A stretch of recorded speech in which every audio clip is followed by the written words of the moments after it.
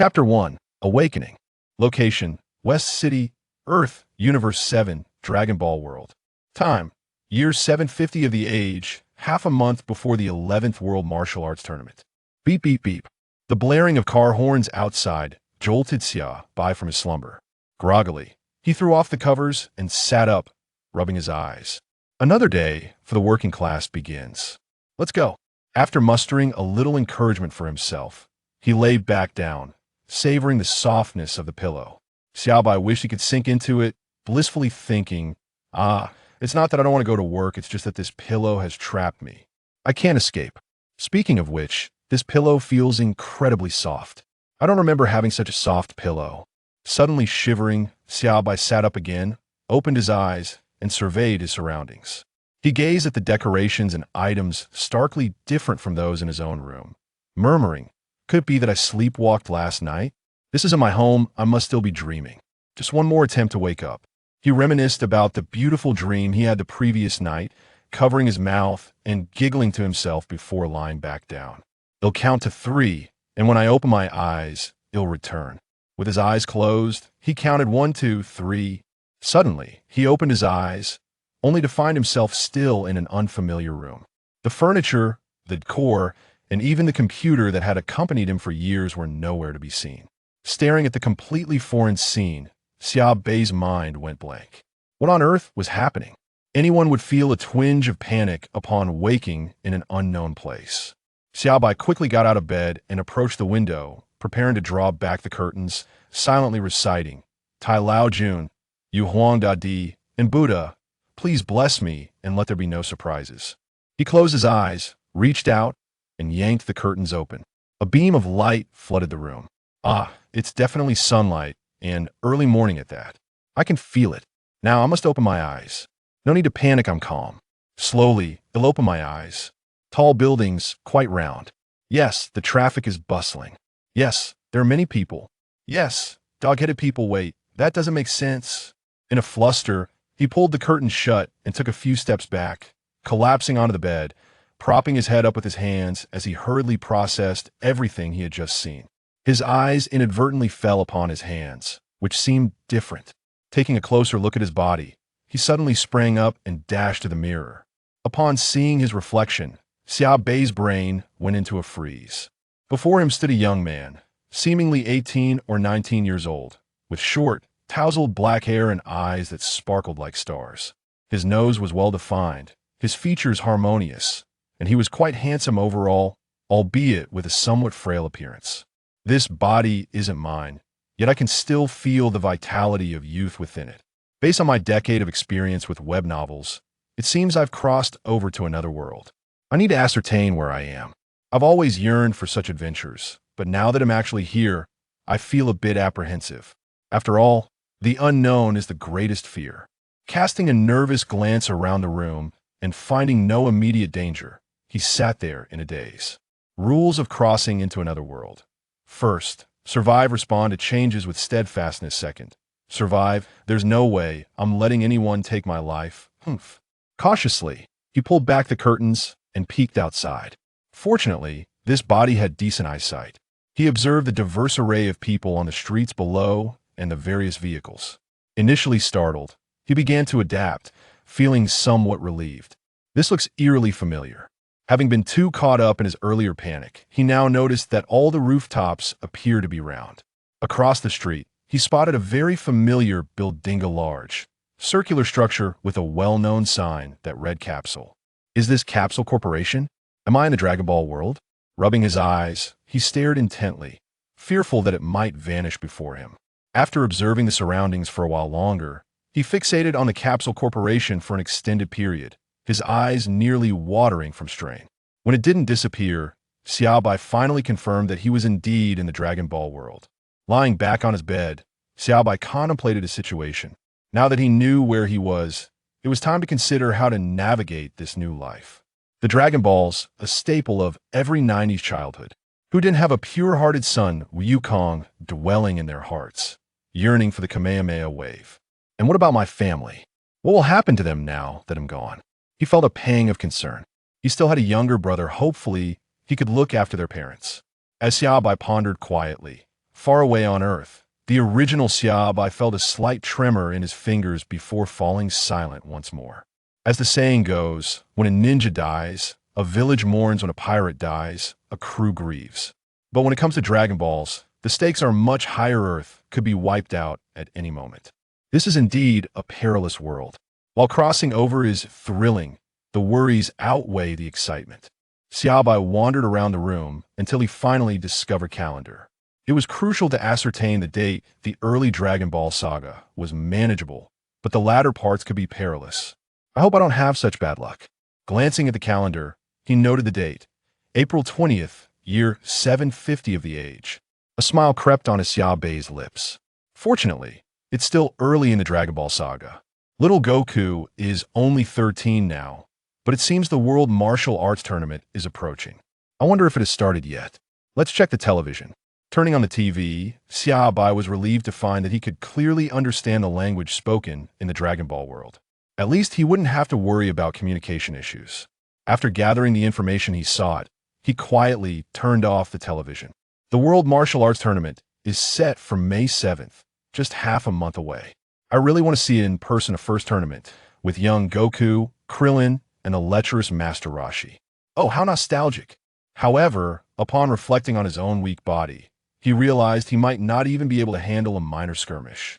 His combat power was likely a meager too, coupled with a rather empty wallet, which made him want to cry. No way. I must attend the first martial arts tournament, even if my wallet is thin. Besides, Bulma lives across the street. With half a month to go, I should be able to establish some rapport. Bulma is quite the flirt. Perhaps I can manage. I feel a bit ashamed of my own thoughts. Xiaobai mused silently. But who knows? Haha, it's settled then. Beep. System has finally located the host. Binding in progress. Beep. Binding successful. Chapter 2. The Little System. The sudden voice echoing in his mind startled Xiaobai, but he quickly regained his composure. This system was quite late, wasn't it? System, what is your name? Beep. This system is named Super Invincible. Hate the heavens. Hate the earth. Thunderous celestial mastery. Earthquake. Unmatched in the world. Transcendent. Peerless. Knowledgeable. And talented beyond measure. Stop. Keep it simple. Oh, Beep. For short, you can call me Super Cheat. Phew. Xiaobai took a moment to calm his racing heart. He thought, I didn't know you were just filling in words. What are your functions? Beep. The main function of the system is to double the host's attributes every day. Isn't that moving? Gulping, Xiaobai swallowed hard. Doubling his power every day. What does that even mean? If today his combat power is 10, tomorrow it would be 20, then 40 the next day, and 80 the day after that. Xiaobai felt a surge of excitement with the timeline still early. In no time, he could overpower Cell, stomp on Bu, and punch Beerus. Xiaobai felt an overwhelming sense of happiness, bursting in a laughter reminiscent of Don Quixote da Flamingo. Beep. Super Cheat feels embarrassed. Super Cheat is reminding you to maintain your image. Ahem. Xiaobai wiped the drool from his mouth, adopting a serious demeanor as he asked, System, do you have a beginner's gift package? Beep. Yes, it's being distributed now. Distribution successful items have been stored in your storage space, accessible through your thoughts. Upon hearing the system's response, Xiaobai focused his thoughts on sensing the storage space. Indeed, he discovered 2 items, a round, unassuming pill exuding a faint glow and a white card. With a thought, both items appeared in his hands, instantly filling the room with a kaleidoscope of light and the fragrance of medicinal herbs. Without Xiaobai needing to prompt, the information about the 2 items flooded into his mind. Super Cleansing Pill. Although its name is as simple as the Super Cheat, its effects are incredibly powerful. Consuming it will transform the host's body into a perfect, flawless, original form. Micro-control card. This allows the host to masterfully control their own strength. Excellent and formidable. Upon awakening, Xiaobai realized his body was weak, and the Super Cleansing Pill could enhance his physique while the card would enable him to control his power more effectively. Setting aside the cleansing pill, Xiaobai didn't rush to consume it.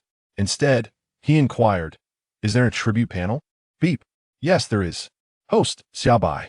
Age. Strength. Stamina. Agility. Spirit. Ability, none. Combat power. Gazing at the attribute panel, Xiaobai felt a wave of despondency wash over him. His body was a mere shadow of its potential, barely registering as a two-star fighter. He couldn't shake the sensation that someone was deliberately targeting him. After a moment of calm, Xiaobai settled cross-legged on his bed, casting a glance at the mesmerizing, multicolored washing marrow pill in his hand. Though its beauty made him reluctant to consume it, the desire to partake was overwhelming. He brought the pill to his lips, and it swiftly transformed into a warm current that coursed through his body. Xiaobai closed his eyes, focusing intently on the sensations as the warmth spread throughout him, akin to a gentle spring rain gradually revitalizing his form. This doesn't hurt at all. It's quite unscientific. Wasn't it said that the washing marrow pill is excruciating? Ding! The time hasn't come, yet keep it up. Damn it! Just as Xiaobai had finished boasting, a searing pain surged from his limbs and every pore, overwhelming him. His buzzing head could no longer withstand the agony, and he promptly fainted. As time passed, the next morning arrived, and Xiaobai slowly opened his eyes, feeling a newfound vitality coursing through him. A sense of satisfaction filled his heart, only to be interrupted by the sight of his body covered in grime, prompting him to rush to the bathroom. After washing up, he stood before the mirror, taking in his newly transformed physique and silently uttering, "I love it." Selecting a fresh outfit from the wardrobe, he marveled at how different he felt. Xiaobai covered his mouth, grinning foolishly, and drew back the curtains to listen to the sounds outside. Yet, no one paid him any mind. Opening the system panel, he reviewed his data. Once more, all attributes had reached a perfect score of 100. Although the numbers were modest, he sensed boundless potential. Finally, I'm no longer a two-star fighter. It's time to use the microcontrol card and learn to harness my power. Grasping the white card, he pressed it against his forehead, shattering it into fragments that surged into his mind like a cascade of light. A torrent of information flooded Xiaobai's consciousness. Had he not consumed the washing marrow pill, his frail body would surely have crumbled under such an overwhelming influx. Microcontrol of power, muscles, and stamina. 3 hours later, Xiaobai opened his eyes once again, experiencing a sensation unlike any other. He could now precisely control the strength of every part of his body, a true metamorphosis that had come astonishingly swiftly. In a world where ki was the norm, Xiaobai took a moment to feel the energy bubbling within him. Surely, he could fly now. He attempted to envelop himself in ki, gradually increasing his strength until he lifted off the ground. Woo, I'm flying. Ugh, I'm so hungry. He patted his stomach, realizing he hadn't eaten all day. Xiaobai tidied up his room and hurried to a nearby restaurant. Wow, I'm stuffed. He sank comfortably into a chair, oblivious to the astonished gazes of the nearby, dog-headed folk. What kind of person is this? They eat so much I can never afford that. A pig-headed creature whispered to its companion, pointing at the mountain of dishes before Xiaobai. Must be a glutton. Unfazed by the remarks, Xiaobai settled the bill and departed. As he walked down the street, he purchased a map, planning to visit Karin Tower in a few days, determined to protect the Senza beans. It pained him to think of the day when he might have to offer them as snacks to the likes of Yachirobe. Yet, he knew he needed to strengthen his combat prowess further. Though his battle power had reached 100, Xiaobai intended to lay low for now. After all, one could never be too careful, especially when encountering formidable foes like Tao Pai Pai. In the meantime, he resolved to study techniques and strategies. Days passed in his small abode, and soon his battle power soared. 200 after 1 day, 400 after 2, 800 after 3, and within 10 days, it reached a staggering 102,400. All right, I'm invincible now. I am Mondo, free to go wherever I please. Ha ha ha. Hiya hiya hiya. Chapter 3. Protecting the Senza Beans. In the span of 10 days, Xiaobai diligently studied techniques inspired by previous animations. The Spirit Bomb, Ultimate Flash, Kamehameha, and more. With a mere flick of his fingers, he could now unleash enough energy to obliterate the earth, and thanks to his mastery over his ki, he had not frightened the green-faced deity who had finally peeked into the mortal realm. After tidying his room and packing his essential capsules, Xiaobai locked the door and set off. Soaring through the air, he reveled in the sensation of the breeze against his skin, gazing down at the lush forests, quaint villages, and winding rivers below. The fluffy white clouds playfully eluded him as they floated by. A feeling of freedom washed over Xiao by humanity had always yearned for flight, giving rise to enduring legends. Eventually, the novelty of flying waned. Xiaobai traversed mountains and seas, wading through throngs of people until he neared Karin Tower, pausing as he recalled that cats only licked their paws they loved fish, and crocodiles were, after all, fish too. He halted mid-flight, surveying the surroundings, and soon spotted a glimmering lake. Standing at its edge, he felt the refreshing lake breeze and admired the natural beauty around him. Xiaobai couldn't help but reflect on how industrialized the Dragon Ball Earth appeared, yet still maintained a commendable level of environmental protection. Observing the myriad bizarre creatures in the Dragon Ball universe, he noted that aside from Goku's incessant hunger, he had rarely seen humans eliminate them. However, a dilemma arose: he couldn't simply fish with his bare hands. If only he possessed superpowers, he could effortlessly deliver live fish to the cats. Observing the clean and tidy garments, Xiao Bai's expression darkened as he surveyed his surroundings, relieved to find no one present. He swiftly shed his clothes and plunged into the lake, creating a spectacle akin to a rain of fish, as a multitude of colorful aquatic creatures flopped onto the shore, desperately wriggling their tails in an attempt to return to the water. "That should suffice," Xiao Bai remarked, emerging with his head above the surface, joyfully addressing the fish scattered along the bank.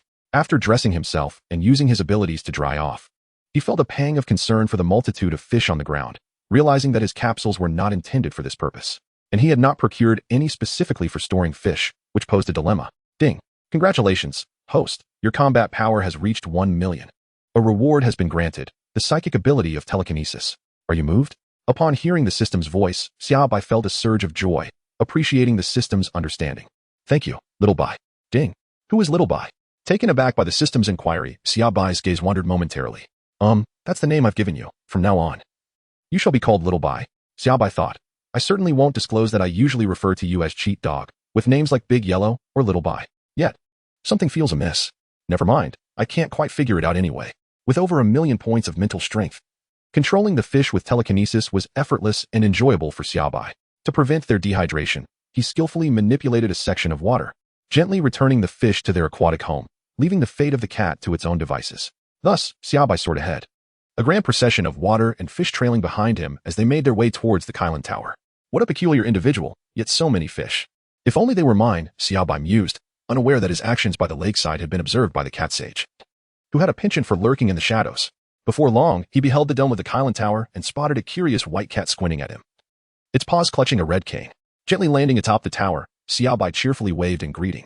Hello, cat sage. My name is Xiao Bai. The cat, intrigued by Xiao Bai's wandering presence within the tower, inquired, Are you here seeking the holy water? With your prowess, it seems unnecessary. I wonder when someone as formidable as you emerged, I can sense your pure heart and immense aura. You can perceive my aura? I thought I had subdued it sufficiently. Indeed, though your control is subtle, I can still sense a tremendous pressure emanating from you. Never mind that, Xiao Bai replied nonchalantly. By the way, do you see what I have behind me? It's a gift for you. The cat had already noticed the vast array of fish swimming in the water, but the sheer intensity of Xiao Bai's presence made it hesitate. Upon hearing Xiao Bai mention the fish, the cat could no longer contain itself and pounced forward. Ah, fish. How delightful. Heaven knows what it feels like for a cat to subsist on beans daily. Those who previously ascended the Karin Tower lacked the courtesy to bring offerings. After all, this cat is a sage and cannot openly express such grievances. Thus, it endured a monotonous diet of beans, planting and harvesting them. With eager eyes fixed on the swimming fish, the cat beamed with joy, unable to contain its anticipation for a feast. Xiao Bai gazed at the cat before him. Though he was quite tempted to pet it, given its adorable appearance, he ultimately decided to let it be, considering its advanced age. Where would you like to place these fish, esteemed feline? Xiao Bai chuckled awkwardly, nearly letting slip his thoughts. Perhaps in that tank over there, thank you very much. Once the fish were settled, Xiao Bai noticed the adjacent tank filled to the brim with mystical beans, an absolute treasure for restoring stamina and healing wounds. Regrettably, these have been misused by Aki Luobe, perhaps deemed too much of a cheat by the universe, leading to Aki Luobe's indulgence. However, now that I am here, the majority of them shall rightfully belong to me, ensuring they do not go to waste. Xiao Bai pointed at the beans and inquired of the cat, What are these? The cat sage sauntered over, gazed at the fish, and replied, These are celestial beans. Consuming one allows you to forego meals for 10 days and can also heal injuries. If you desire, you may take some. Is that so? Thank you, cat sage. May I take a few more? I shall bring you an even larger batch of fish shortly, Xiaobai said with a bright smile directed at the feline. More fish? Splendid. They are of no use to me here anyway, the cat mused, inadvertently salivating at the thought. Then please wait, Xiaobai exclaimed before swiftly darting away, leaving a gust of wind that caused the cat's fur to bristle. In an instant, Xiaobai returned, having gathered an entire lake's worth of fish. The cat beamed with delight at the sight of the overflowing tank, while Xiaobai, cradling a large jar of celestial beans, also smiled with joy. For one could never have too many life-saving provisions. Chapter 4. The martial arts tournament commences. Xiaobai pondered how the cat consumed fish. Did it eat them raw? As he mused, he turned to the cat, which was fixated on the fish tank, and suggested, Cat Sage, would you like me to roast a few fish? Yes, indeed. The cat's whiskers quivered with excitement. Subsequently, the duo, no, one human and one cat, procured several unnamed fish from the tank, meticulously scaling and gutting them, washing them with care. They skewered the fish, preparing for a delightful feast, with Xiaobai having brought all the necessary utensils. The red flames danced joyfully, and the fish on the grill gradually transformed into a golden hue. The pair sprinkled seasonings, cumin and chili powder, while the enticing aroma wafted through the air, perhaps instilling a sense of fear in the fish still swimming in the tank. The cat, comfortably resting on the ground with a belly full of fish bones scattered around, glanced at Xiaobai, who was in a similar state, and squinted his eyes with gratitude. Thank you, Xiaobai. It has been ages since I last savored fish. I feel so content. Shaking his head, Xiaobai realized he was surrounded by water and promised, next time, I shall bring you even more fish. The human and the cat exchanged smiles, perhaps sealing a silent pact in that moment. After contemplating for a moment and finding himself with nothing pressing to attend to, Xiaobai decided to reside in Karinta for a few days, waiting for the martial arts competition to commence before making his appearance. After conferring with the cat sage, he settled down for a brief stay, and thus, the duo spent several days in Karinta, indulging in a rather envious yet languid existence. It was somewhat vexing, as there was no need for training, and time swiftly passed. Aside from registering on the eve of the competition, Xiaobai leisurely occupied himself with playful antics with the cat. On May 7th, the long-anticipated 21st World Martial Arts Championship was finally set to begin. That morning, Xiaobai glanced at his system panel. Strength, 13, 100, 000. Stamina, 13, 100, 000. Agility, 13, 100, 000. Spirit, 13, 100, 000. Abilities, Void Dance, Telekinesis, Death Ray. Observing his attributes, Xiaobai remained calm and composed, aware that soon even scientific notation would become inadequate to express his prowess. However, he felt no anxiety. As long as he could maintain control, he would ultimately emerge victorious, effortlessly overpowering his adversaries.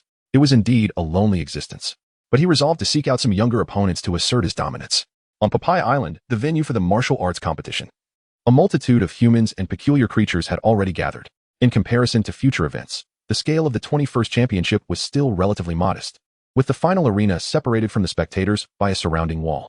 Xiaobai stood quietly in the square, observing the recently arrived Dragon Ball warriors, including the young Goku and Krillin, who were changing into their bright orange Kamehameha uniforms. These outfits had accompanied them for quite some time. Watching them bounce about after changing, Goku's innocent and carefree demeanor contrasted with Krillin's clever antics, while Master Roshi gazed at Bulma with a rather lecherous expression, accompanied by Kaiatsu and two pets. Their small team was beginning to take shape. Little did anyone suspect that on this humble Papaya Island, this child would evolve into a figure who would repeatedly save the world. Xiaobai's gaze was too direct, prompting the astute Master Roshi to turn his head and regard him. Upon meeting the old sage's scrutinizing eyes, Xiaobai wasted no time and stepped forward with a cheerful wave to greet them. What astonishing speed, thought Master Roshi, feeling he had barely registered the boy's movements. The turtle hermit regarded this unexpected guest with a serious expression. When had such a formidable individual emerged on Earth? Yet, observing him closely, Roshi sensed a kind-hearted nature, which alleviated his concerns. Having lived for over 3 centuries, Master Roshi possessed his own methods of discerning character. Despite his lecherous tendencies, his wealth of experience and strength commanded respect. One should not underestimate someone capable of participating in the Universal Power Tournament. Master Wutian, hello, I am Xiaobai. Xiaobai introduced himself, prompting a sudden awakening in Roshi when he recognized that the boy knew his name. It was hardly surprising, given Master Wutian's renowned reputation. Hello. Xiaobai, you possess remarkable strength. I hope to see you in the finals, Roshi replied. Haha, I suppose it's all right. After all, I train diligently every day. You are quite powerful as well, Master Wutian. I can sense an immense energy within you. Xiaobai lied without a hint of embarrassment, understanding that this was merely a form of mutual flattery. As long as he felt no awkwardness, it was others who would feel uncomfortable. Is that so? You truly have a discerning eye, exclaimed Goku, who had been eagerly listening and wagging his tail around Xiaobai. He chimed in. pretending to be experienced as he observed and commented on the exchange. Xiaobai indeed appeared harmless, and given that he had yet to unleash his true power, only Master Roshi was aware of his considerable strength. With the resounding clang of the gong and the announcer's voice, all 138 contestants entered the preliminary combat arena. This year marked the quinquennial World Martial Arts Tournament, welcoming masters from across the globe to determine who would be crowned the greatest martial artist. After the host delivered his opening remarks, Xiaobai discreetly manipulated the drawing lots to avoid facing the Dragon Ball warriors in the preliminaries. Now, let the competition begin. As the host's voice echoed, the martial artists surrounding the four arenas were already brimming with excitement, while whispers filled the venue. Xiaobai leaned casually against the wall, observing the peculiar assortment of martial artists before him: a tiger-headed man, a gorilla-like creature, a werewolf, a monk, and an exceptionally robust individual. Ever since he drew back the curtains to behold the dog-headed beings outside, he felt increasingly acclimated to this strange and novel world. After all, one must possess a resilient heart, regardless of appearances. As Xiaobai watched the match unfold, an unpleasant odor wafted towards him. His sensitive nose could not tolerate it. He doubled over in nausea. The spectators around him mirrored his reaction. A disheveled, burly man approached, a veritable biological hazard, reeking of filth, leaving a trail of discomfort in his wake. Next match, please proceed to arenas 125 and 137, announced the voice.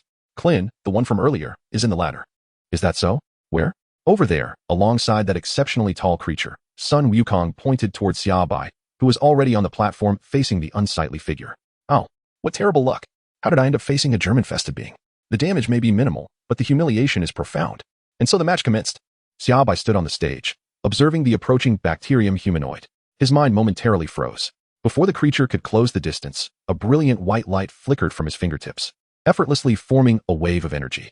Accompanied by a voice, he declared, "Ha! Finger cannon." In an instant, the energy wave struck the bacterium humanoid with astonishing swiftness. Ah! A simple exclamation from a supporting character suffices. The bacterium humanoid desperately attempted to withstand the overwhelming force of the finger cannon, yet its feet remained firmly planted, carving a deep trench into the arena floor.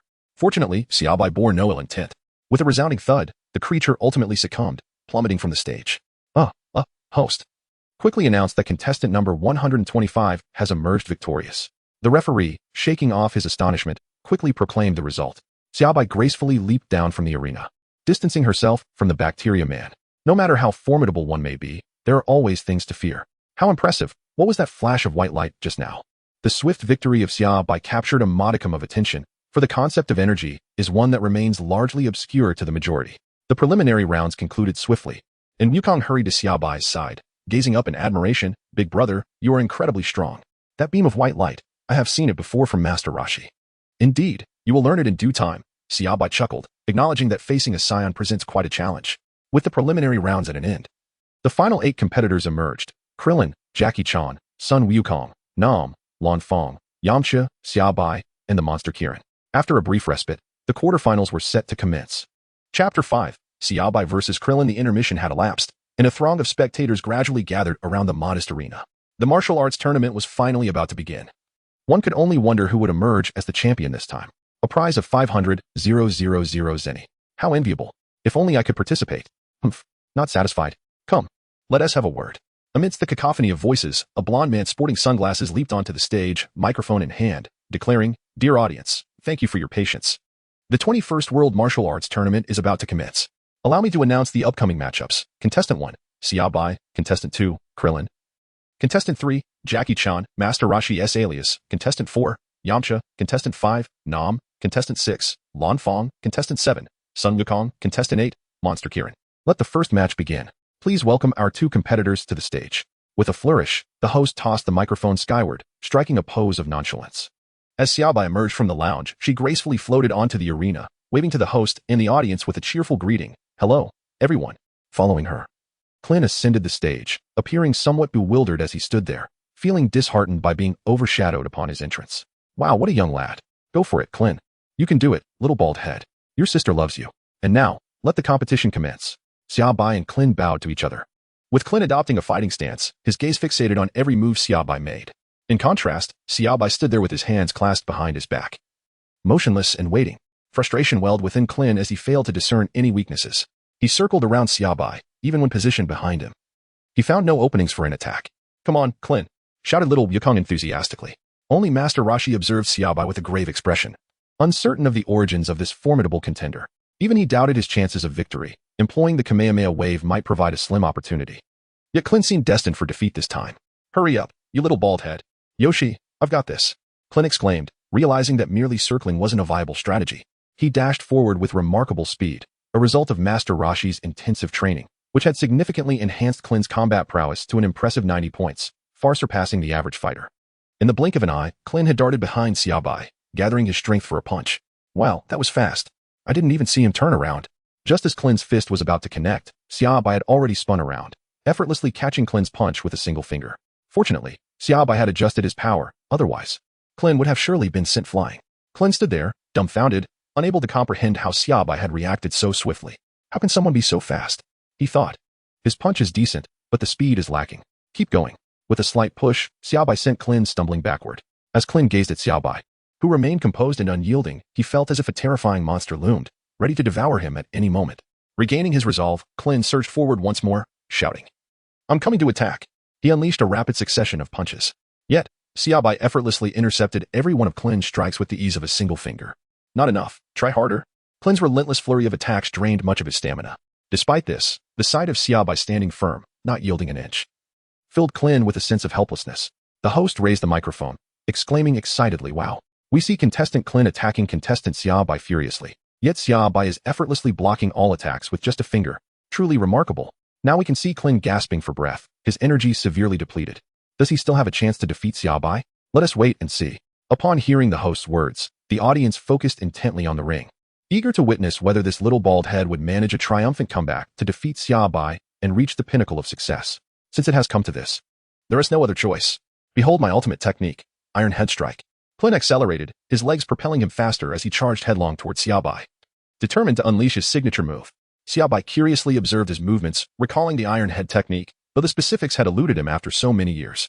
It was entirely normal to forget certain details. However, Krillin's head was indeed quite shiny. He remembered a time when Sun Wukong had transformed Krillin's head into the moon, which was rather amusing.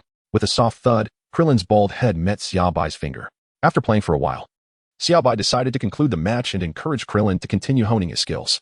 He then exerted a gentle force, flicking Krillin's shiny head, as he felt an irresistible urge to do so. With a resounding pop, Krillin tumbled off the stage. Ouch. That hurt. Krillin exclaimed, clutching his head as he stood up, a red mark forming on his forehead. As Krillin fell from the stage, the announcer declared, "Congratulations to contestant Xiaobai on winning the first match." Next up was the second match, featuring Qinlong against Yamcha. The spectators cheered as Sun Wukong rushed to Krillin's side, offering support. "Are you all right, Krillin?" he asked. "Just a bit sore, big brother." "You're so impressive," Krillin replied, gazing at the two little ones who were now looking at him. Xiaobai cleared his throat and said, "As long as you both commit to daily training, you too shall grow strong. Now let us focus on the match." As he spoke, Xiaobai realized he hadn't done a single push-up himself, feeling somewhat guilty. After all, if he were in their shoes, he would not possess the same determination. In this world dominated by bloodlines, one could hardly compete without an advantage. Just look at the Saiyans. Their battle power skyrocketed with anger.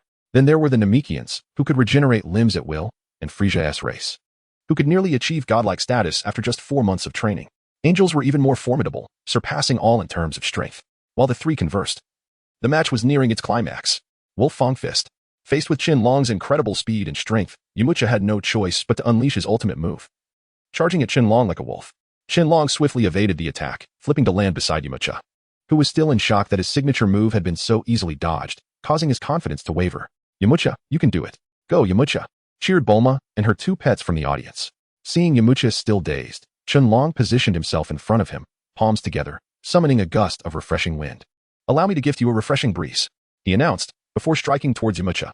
A powerful gust surged forth, propelling the stunned Yamcha off the stage. No matter how hard Yamcha struggled, he could not escape the force, landing on the ground in a daze. "How could I possibly lose to an old man? Yamcha, are you all right?" Qinlong gestured to the audience, signaling his victory. "Yay. Indeed, we have witnessed Yamcha fall from the stage without even striking Qinlong. What an impressive display. I hereby declare Qinlong the winner of the second match. Now, please welcome the contestants for the third match, Namu and Lanfang." Namu and Lanfang? It seems I will be in for a treat soon, Xiaobai mused, focusing intently on the two competitors in the arena, maintaining a serious demeanor. The audience erupted in excitement at the sight of female contestants. "Go, Lanfang. Defeat that emotionless man." Cheering, Lanfang blew a kiss to the crowd, playfully tossing one at Namu as well. Namu's face flushed instantly. Turns out he's quite the innocent man, Lanfang teased, strutting over to Namo. As he clasped his hands together in preparation, she swiftly landed a punch to his abdomen. Ouch. We see Lanfang has struck Namo, who appears to be in considerable pain. Can he endure this? Namo retaliated. Despite being hit, his physical prowess remained intact. He sent Lanfang flying with a powerful punch, causing her to sit on the ground, sobbing. It hurts so much. She cried. Namo, looking bewildered, approached her, intending to help her up. However, seeing him approach defenselessly, Lanfang's eyes lit up, and she launched another surprise attack, landing a punch that contorted Namo's expression. As Lanfang prepared to strike again, Namo quickly intercepted her. If that is the case, I shall take this seriously. From this moment on, I will fight you with all my strength. No longer showing any leniency, Namo engaged in earnest combat with Lanfang. Despite her attempts to entice him with feints, Namo remained stoic, causing Lanfang to grow increasingly anxious. Finally, her gaze sharpened as she resolved to unleash her ultimate move. Xiaobai observed the two sides locked in a tense standoff, her eyes sparkling with anticipation as she murmured, "Is it about to begin?" She then turned her keen attention to the unfolding duel. "Now, I shall unleash my final trump card." Lanfang cast a flirtatious glance towards Nan Wu and whispered softly, "Here it comes, here it comes." Xiaobai's gaze grew ever more radiant. In the midst of the crowd's eager anticipation, as Lanfang's coat slipped from her shoulders, the world fell into an eerie silence. Nan Wu's face flushed a deep crimson, akin to a crab boiled in water. Xiaobai glanced at the turtle hermit, who was truly experiencing a nosebleed, a scene that epitomized classic moments. Xiaobai chuckled, pondering the source of the turtle hermit's courage before the ultimate power tournament. Lanfang pressed forward relentlessly, while Namo lowered his head, retreating step by step on the arena. At last, Namo's foot teetered on the edge of the stage. One more step back, and he would plummet. Thoughts of the parched village, with its drought-stricken crops and the hopeful gazes of its villagers, fueled a powerful resolve within him to fight. Namo realized he could retreat no further. Yet he found it impossible to meet Lanfang's gaze directly. Finally, he slowly closed his eyes, thinking, if I close my eyes, I will not see. Namo no longer regarded Lanfang as merely a woman, but as a formidable adversary. With his eyes shut, he focused intently on the movements of his opponent. Oh, Namo's decision to close his eyes was indeed astute. This way, he could avoid seeing Lanfang. It appeared that the tide of battle had begun to shift, leaving one to wonder how Lanfang would respond to the current predicament. Who would emerge victorious in this contest? Let us continue to watch. As Namo teetered on the brink of the arena, Lanfang felt assured of victory and lunged forward, intending to deliver a decisive blow. Just as she reached him, she was startled to discover that Namo had swiftly evaded her attack and positioned himself behind her. Namo formed his hands into blades and struck swiftly at Lanfang's neck. Her final cry was stifled as she crumpled softly to the ground. Oh, how unfortunate. The audience erupted in exclamations. The host hurried to Lanfang's side to count, remarking on Namo's impressive victory achieved in a single strike. Let us extend our congratulations to Namo. Please, refrain from being too rough with the competitors. After escorting Qin Long off the stage and having Lanfang carried away, the fourth match was about to commence, featuring competitors Sun Wukong and Kirin. Will their duel be particularly intense? Let us await with anticipation. The match between the diminutive Sun Wukong and the towering beast Kirin was about to begin. At that moment, Xiaobai felt raindrops falling upon his nose. Oh, is it going to rain? Never mind, it should hold off to avoid delaying the proceedings. It's raining. Quick, run. Xiaobai cast a glance at the thick cloud cover above and the dispersing crowd around him. He concentrated his energy into a sphere the size of an orange, substantial enough to dissipate the clouds. Under Xiaobai's influence, the glowing orb surged towards the clouds, and moments later, a violent explosion cleared the sky, allowing sunlight to bathe the running crowd once more. How peculiar, it seemed rain was imminent just moments ago. The host awkwardly waved his hand, regaining his composure with the microphone in hand. The weather is splendid. Let us continue our competition and cheer for the contestants. It was indeed strange how the rain had vanished so abruptly, isn't it? But this works out well. We can resume watching the match. By the way, that Nan Wu is incredibly formidable. Indeed, indeed. As the audience gathered once more, the competition was set to commence. Such formidable energy. The turtle hermit, adjusting his sunglasses, had just sensed Xiaobai's small sphere of energy and had been attentively observing him. With a casual wave, Xiaobai dispersed the clouds and flashed a radiant smile at the turtle hermit. He realized I had noticed him. The turtle hermit was consumed by this thought. But after Xiaobai's smile faded, he returned his attention to the match. Go, Wukong. Little one, defeat that monster. The moment his words fell, the battle commenced.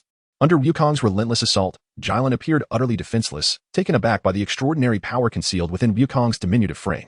Wukong seized Jilin's tail, spun around several times, and successfully hurled Jilin away. The spectators were left in awe, and the host raised his microphone. What a terrifying display of strength. The contestant Wukong has thrown Jilin, who is dozens of times his size, out of the ring. Truly astonishing. Will Jilin return? He has returned, flapping his wings. We witnessed Jilin spitting bubbles. What was this? Oh no, Wukong was ensnared, rendered immobile. Was our young friend about to lose? Jilin approached and slapped Wukong on the head, chuckling. Hey, I'm returning everything you just did to me. Go, Pikachu. Ah, Wukong. The expressions of Bulma and the others changed dramatically. Could it be that he would be defeated just like that? Wukong had been tossed out of the arena. Was this the end? But wait, he returned. Riding on a cloud. What an unexpected turn. The match had truly taken a tumultuous path. After conferring with the referee, it was decided that Wukong's actions this time did not constitute a foul, but there could be no further infractions. Let us continue to watch the contest. Wukong struggled against the rubber ring, yet he could not break free. Jilin, with fists ready, approached menacingly. Little one, I want to give you another chance. This time, I'll finish you with one punch. Watch out. The threat loomed large. Could Wukong muster the strength to escape the rubber confines? Chapter 7. Xiao Bai's Kamehameha Wave. The crisis was imminent. As Wukong gazed at the approaching fist, he refused to surrender, exerting all his might to break free, his indomitable spirit pulsating fiercely. Despite his small stature, he possessed immense power. Ultimately, his tail re-emerged, and the rubber ring shattered under the surge of newfound strength. Ah, Wukong's tail has returned. Let us hope there is no full moon tonight. Bulma and the others recalled the moment they were ravaged by the great ape, their hearts racing with unease. Jilin laughed heartily, envisioning the comical sight of the trapped little one being tossed from the ring, imagining himself basking in applause despite being a monster. Defeating the little one was a duty he felt compelled to fulfill. Just when Jilin believed victory was assured, he suddenly felt an overwhelming resistance against his fist. What is happening?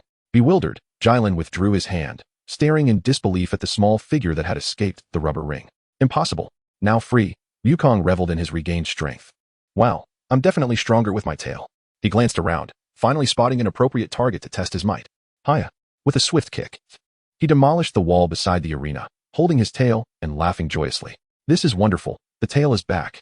Now, let the match begin. Wukong turned to face his opponent Jilin, who was comically waving a small white flag. His stout frame paired with the flag presented an absurd sight. I concede. At the opportune moment, the host raised his microphone. The contestant Wukong is victorious. His tail's return is truly remarkable. Now, I announce the finalists, Xiao Bai, Qianlong, Nan Wu, and Wukong. Let us invite Xiao Bai and Qianlong to the stage. The fifth match begins. As the two ascended the platform, cheers erupted from the audience. The stronger the contestants, the more exhilarating the battles, inciting greater excitement, especially with the stark contrast of an elderly fighter against a youthful competitor. Go, Xiao Bai. Defeat that old lecher. The two competitors bowed to each other, with Qianlong assuming a combat stance, contemplating the strength of the opponent across from him. Logically, he should be the strongest martial artist on earth. From where had this individual emerged? After much contemplation without resolution, he decided to test his opponent's prowess to the utmost. As their energies intensified, the audience gradually fell silent, fixated on the unfolding drama in the arena. In her heart, Xiao Bai quietly contemplated how to ensure that Master Roshi did not suffer an overly humiliating defeat. With a combat power of 139, she resolved to temper her strength, vowing not to overpower him entirely, but rather to maintain her prowess at 500, an approach she deemed fair and considerate. As Xiao Bai gradually released her energy, Master Roshi felt an increasing weight of pressure. Until now, she had withheld her aura, which had led him to underestimate her true capabilities. The energy she now emitted enveloped him in a formidable force. He realized he could not allow her to enhance her strength any further, otherwise, he might lose the courage to respond. Determined to take the initiative, Master Roshi swiftly maneuvered, vanishing from the arena in an instant. Where did he go? I can't see him at all. Another spectator exclaimed. Me neither. Where's that old man? The host, astonished, remarked, This is astonishing. Contestant Qianlong has disappeared from the ring. Was his speed truly that extraordinary? I wonder if contestant Xiao Bai can perceive Qianlong's movements. If not, she may be in grave danger. Host, though I cannot see, it does not impede my commentary. This is a matter of professional ethics. As Master Roshi darted about with incredible speed, Xiao Bai ceased amplifying her aura, observing him as he circled around her rapidly. Oh no, he spotted me. I must exert all my strength now. Afterimage fist. In a bid to evade detection, she created an illusion to confuse him. Master Roshi's speed was indeed astonishing. She left behind a phantom rather than a mere afterimage, and her fist struck out, with the onlookers in stunned silence. Master Roshi's palm was caught by Xiao Bai. He paused momentarily, though he had anticipated this outcome. Had she been unable to intercept his blow, her earlier display of power would have merely been a frightful fade. Gazing at Xiao Bai, who had successfully caught his strike, Master Roshi unleashed a relentless barrage of punches, each appearing as an apparition, transcending the realm of human vision. In the face of such fierce onslaught, Xiao Bai remained unfazed. Her demeanor unchanged as she met his attacks head-on. Throughout the ordeal, she stood resolute, her single hand dazzlingly defending against the blows while her body remained steadfastly planted. Gradually, Master Roshi's assault intensified, causing the very ground of the arena to buckle under the strain, cracks spreading across the floor. Ultimately, realizing that his efforts were futile against Xiaobai, he halted his attacks. Goodness, this is no martial ethics. In Dragon Ball, when one gathers energy, aren't others supposed to observe? Xiaobai leaned in and whispered, Master Wu Tian, your speed could be accelerated further, and your strength could be augmented as well. With a sudden motion, the turtle hermit exerted force through his legs, propelling himself back to his original position. It became evident that ordinary attacks were futile against him. His speed was simply too formidable. Furrowing his brow, Xiaobai realized that the Kamehameha wave was imminent, and he could only hope that the turtle hermit, being relatively young, possessed a limited repertoire of techniques. With that thought in mind, he proceeded to take action. The turtle hermit stood firm, his aura rapidly intensifying. His emaciated frame swelled as his muscles became sharply defined, and his gaze turned piercing.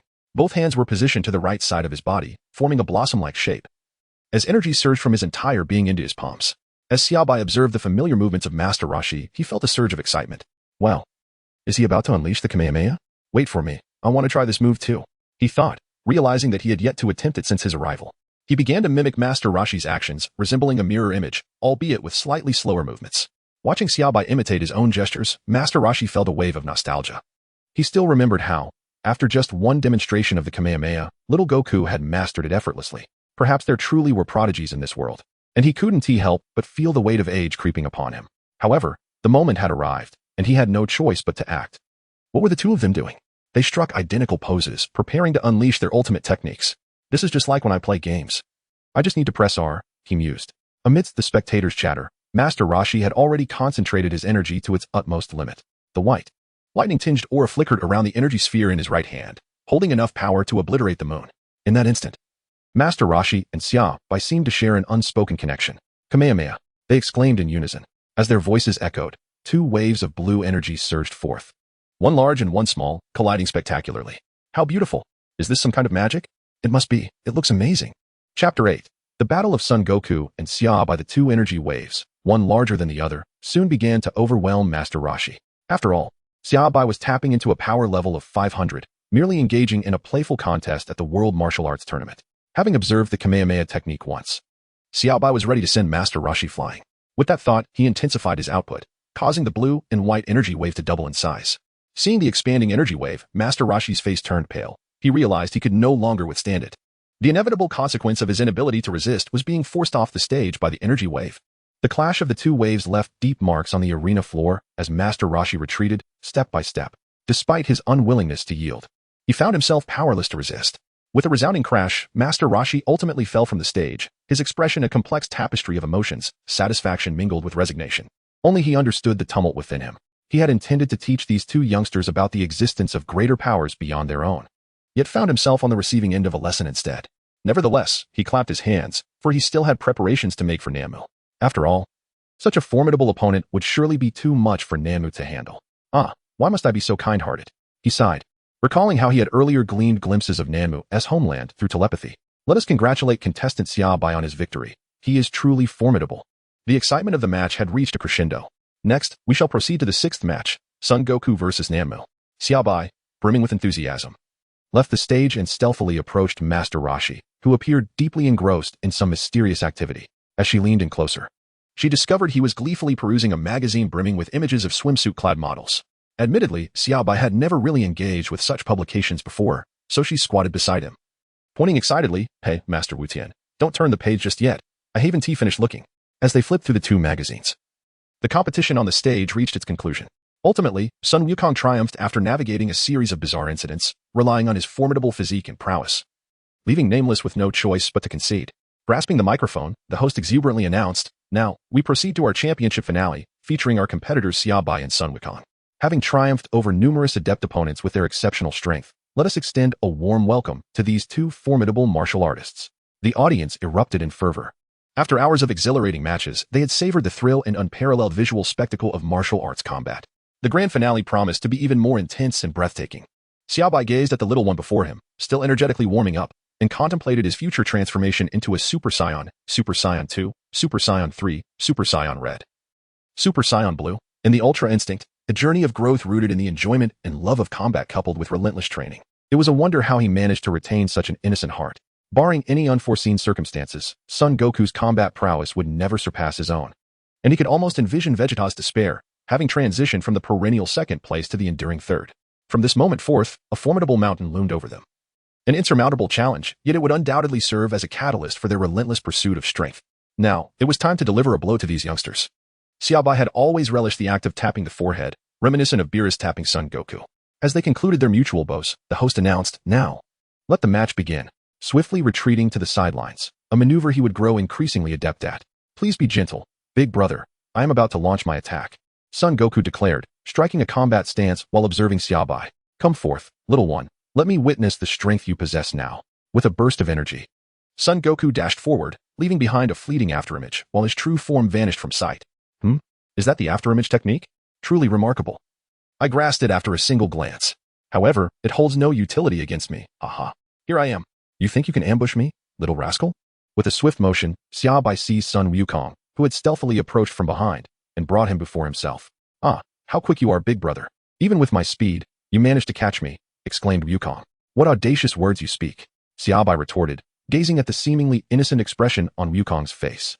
Grasping Wukong with his left hand, he raised his right index finger and, with a decisive tap on Wukong's forehead, applied a slight force before casting him aside. In an instant, a large bump formed on Wukong's forehead. "Ouch, ouch, ouch," little Wukong cried, hastily covering his head. The moment he touched the bump, the pain intensified. Observers noted that Wukong appeared utterly defenseless against Xiaobai's assault. Was he on the brink of surrender? After a brief pause, during which the pain subsided somewhat, Wukong regained his stance. His speed was astonishing. He had swiftly pinpointed my location and seized me. Now, I must avoid close proximity and attempt the Kamehameha wave instead. With a leap back, he assumed the stance for the energy wave. "Kamehameha," he shouted, preparing to unleash his attack. Xiaobai felt a sense of helplessness. Extending a finger, he conjured a burst of energy that surged directly into Goku's Kamehameha wave, completely dispersing the energy emitted by him. The violent impact sent Goku tumbling aside, creating a crater in the arena. As dust swirled through the air, once it settled, no figure could be discerned, as if Goku had vanished into thin air. "Where is he? Why can't we see Sun Wukong? Indeed, where has that little boy gone? Look, over there. It appears he has taken to the sky." The spectators in the plaza turned their gazes upward, realizing that Goku had seized the opportunity amidst the dust to leap into the air, intending to launch a Kamehameha wave from above. Kamehameha. This time, the energy wave was unleashed with remarkable swiftness, aiming to catch Xiaobai off guard. A blue and white column of energy descended from the heavens, wreaking havoc upon the arena. The platform was nearly obliterated, with stone slabs flying in every direction, and the center transformed into a deep chasm. "Look, Xiaobai is right next to Sun Wukong. When did he get there? That was incredibly fast. Wow, indeed." Just as the energy wave approached, Xiaobai swiftly ascended, positioning himself beside Goku. However, Goku, in his rapid descent, was intently surveying the arena. Where is everyone? Where did my big brother go? He can't be dead, can he? Xiaobai stood by, listening with a furrowed brow, before delivering a sharp slap to Wukong, exclaiming, "I am right beside you." The slap sent Wukong tumbling onto the arena, while Xiaobai remained afloat, suspended in the air. "Wow, this person can fly. Is it some kind of trick?" "Indeed, you are correct. It must be an illusion. How could anyone truly fly? Is this the aerial technique of the crane hermit? How did he master it?" Master Rashi pondered, observing Xiaobai hovering above. "Hey, big brother, you're cheating. You're flying in the air." Wukong shouted at Xiaobai. "Oh, that is indeed true. Since you cannot fly, I shall descend." He gracefully landed on the now dilapidated arena, curious about how Wukong planned to confront him. Wukong, feeling somewhat troubled, realized he might genuinely be at a disadvantage, with no apparent strategy to counter Xiaobai. However, surrendering now would be an utter shame. His stamina was robust, and he should be able to endure a bit longer. Chapter 9. Wukong transforms into a giant ape resolute. Wukong swiftly moved beside Xiaobai, executing a series of punches and palm strikes in rapid succession. At this stage, Wukong had yet to fully grow into his form, with short limbs that, despite appearing fierce, merely cast fleeting shadows as he attacked. In response to this combative child, Xiaobai employed a singular technique. He firmly pressed his finger against Wukong's forehead, rendering him immobile. Thus, Wukong's short arms and legs flailed in futility. A cacophony erupted among the spectators, as the events unfolding in the arena were undeniably entertaining. To them, Wukong, immobilized by Xiaobai's finger, seemed to be locked in a battle of wits with the very air itself. After all, he was not yet the taller version of himself that would emerge 6 years later. Xiaobai realized the advantage of his height was overwhelmingly beneficial. While Wukong struggled to land a hit, Xiaobai found it exceedingly easy to avoid him. Observing Wukong's futile efforts, Xiaobai's index finger, which was pressing against Wukong's forehead, slightly bent, and with a swift motion, he delivered a sharp tap. Wukong was abruptly sent staggering back over 10 meters. A sizable bump forming on his head from the impact.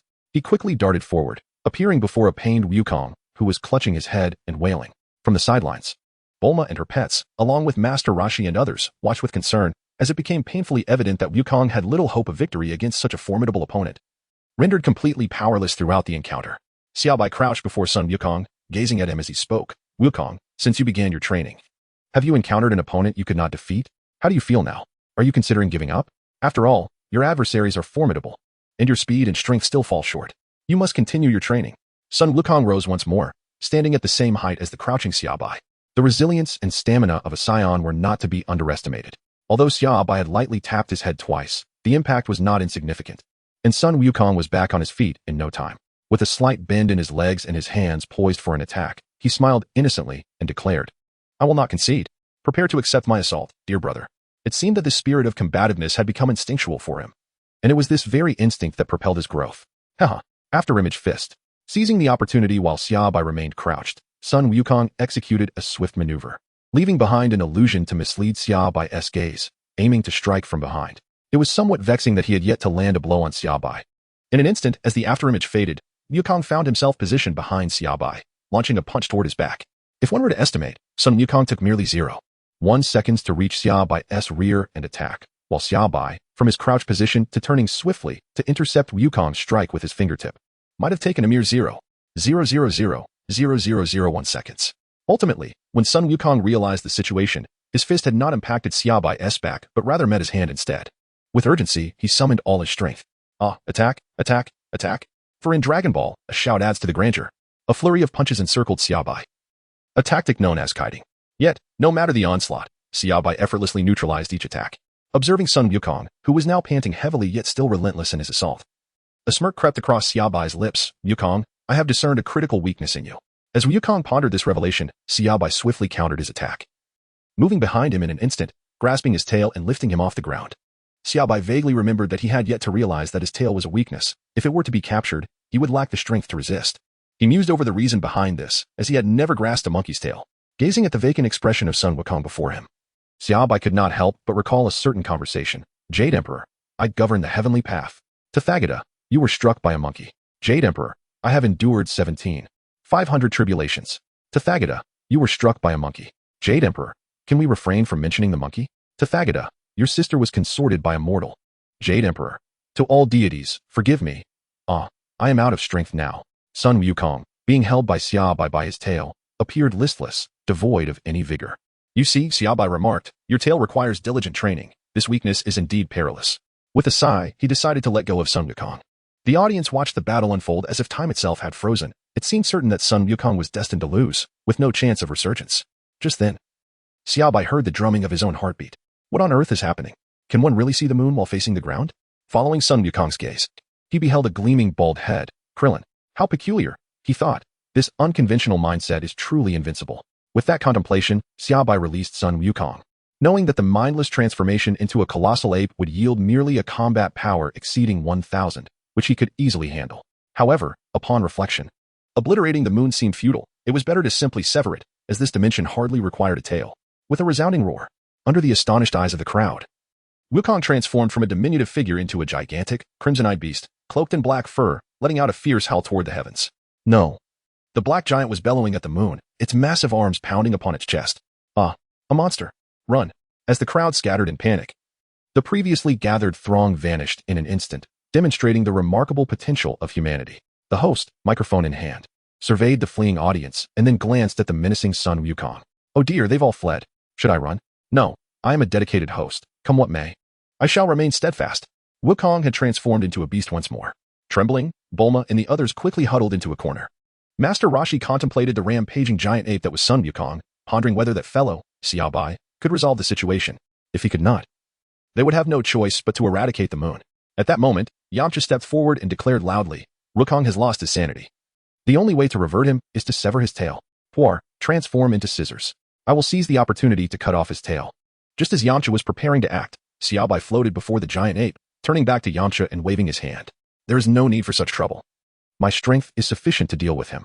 Upon hearing this, Yamcha crossed his arms and silently observed, wow, I despise it when someone shows off in front of me. I shall see how you intend to handle this. If you fail, I'll be sure to mock you mercilessly, only to then take up the scissors and save the day. Striking a pose and tossing my hair for good measure. After Xiaobai proclaimed his intention, Master Roshi and the others stood together, quietly watching him display his bravado. The giant ape's crimson gaze had already locked onto the diminutive figure before him. Roar. Chapter 10. The time for farewell has arrived. Roar. Observing the minuscule existence before him, the giant ape swung a massive paw, creating a tempestuous wind that tousled Xiaobai's hair. With a swift motion, Xiaobai extended his hand, effortlessly intercepting the colossal force of the giant ape's attack, his body remaining perfectly still. The collision of their hands generated a shockwave that shattered the martial arts arena beneath them. Seeing the tiny creature effortlessly withstand his assault enraged the giant ape, prompting it to unleash a frenzied barrage of strikes against Xiaobai. Enough of this madness. Down you go. In an instant, Xiaobai soared above the giant ape, extending a foot and delivering a powerful stomp. The battle-worn arena could no longer withstand the force, resulting in a massive crater. The giant ape was struck with tremendous impact, lying motionless in the pit, gasping for breath, clearly severely injured. Is this the resolution? Still lost in self-indulgence, Yamu Cha gazed wide-eyed at the giant ape, which had been thoroughly overwhelmed, and inwardly cried out in despair, "Get up. Fight back. How can you just lie there so limply?" Yamu Cha felt an overwhelming sense of disappointment. Amidst the shattered fragments of the arena, Xiaobai glanced at the immobile giant ape and called out to Master Roshi and the host in the distance, urging them to approach, assuring them that there was no longer any danger. Is it truly safe now? The host inquired cautiously. Memories of the terror imposed by the giant ape still fresh in his mind as he surveyed the ravaged battleground. Observing the wary demeanor of the group, Xiaobai couldn't help but break into a radiant smile, reassuring them, "Rest assured, there is no peril." Only then did the group approach with caution, sneaking behind Xiaobai to peek into the pit. Upon seeing the giant ape lying there in a state of despondency, they finally emerged boldly. "Hurrah!" Yamucha exclaimed. "My moment of grandeur has arrived." Young Master Yamucha. He had never anticipated that the title of Young Master could bring him such immense joy. It was remarkably perceptive, and his spirit soared like the refreshment of a chilled drink on a summer's day. "You may be stronger than I, but you lack a pet." He provocatively glanced at Xiaobai, leaving him bewildered. "Transform into scissors. I shall sever his tail." "Yes, Young Master Yamucha." "Hey, transform." Xiaobai gazed curiously at Puyalla's transformation, marveling at its utility. It made him ponder the idea of attending a kindergarten in the southern region, but then he chided himself, realizing the absurdity of such a thought. Was that a placement for someone like him? If he were to go, it would have to be in secret, under the expectant gazes of the crowd. Yamucha treaded lightly, cautiously, like a startled little sparrow, always poised to flee. With a crack, the formidable task was finally accomplished. As the robust tail of the giant ape was severed, Xiaobai initially intended for him to train with his tail.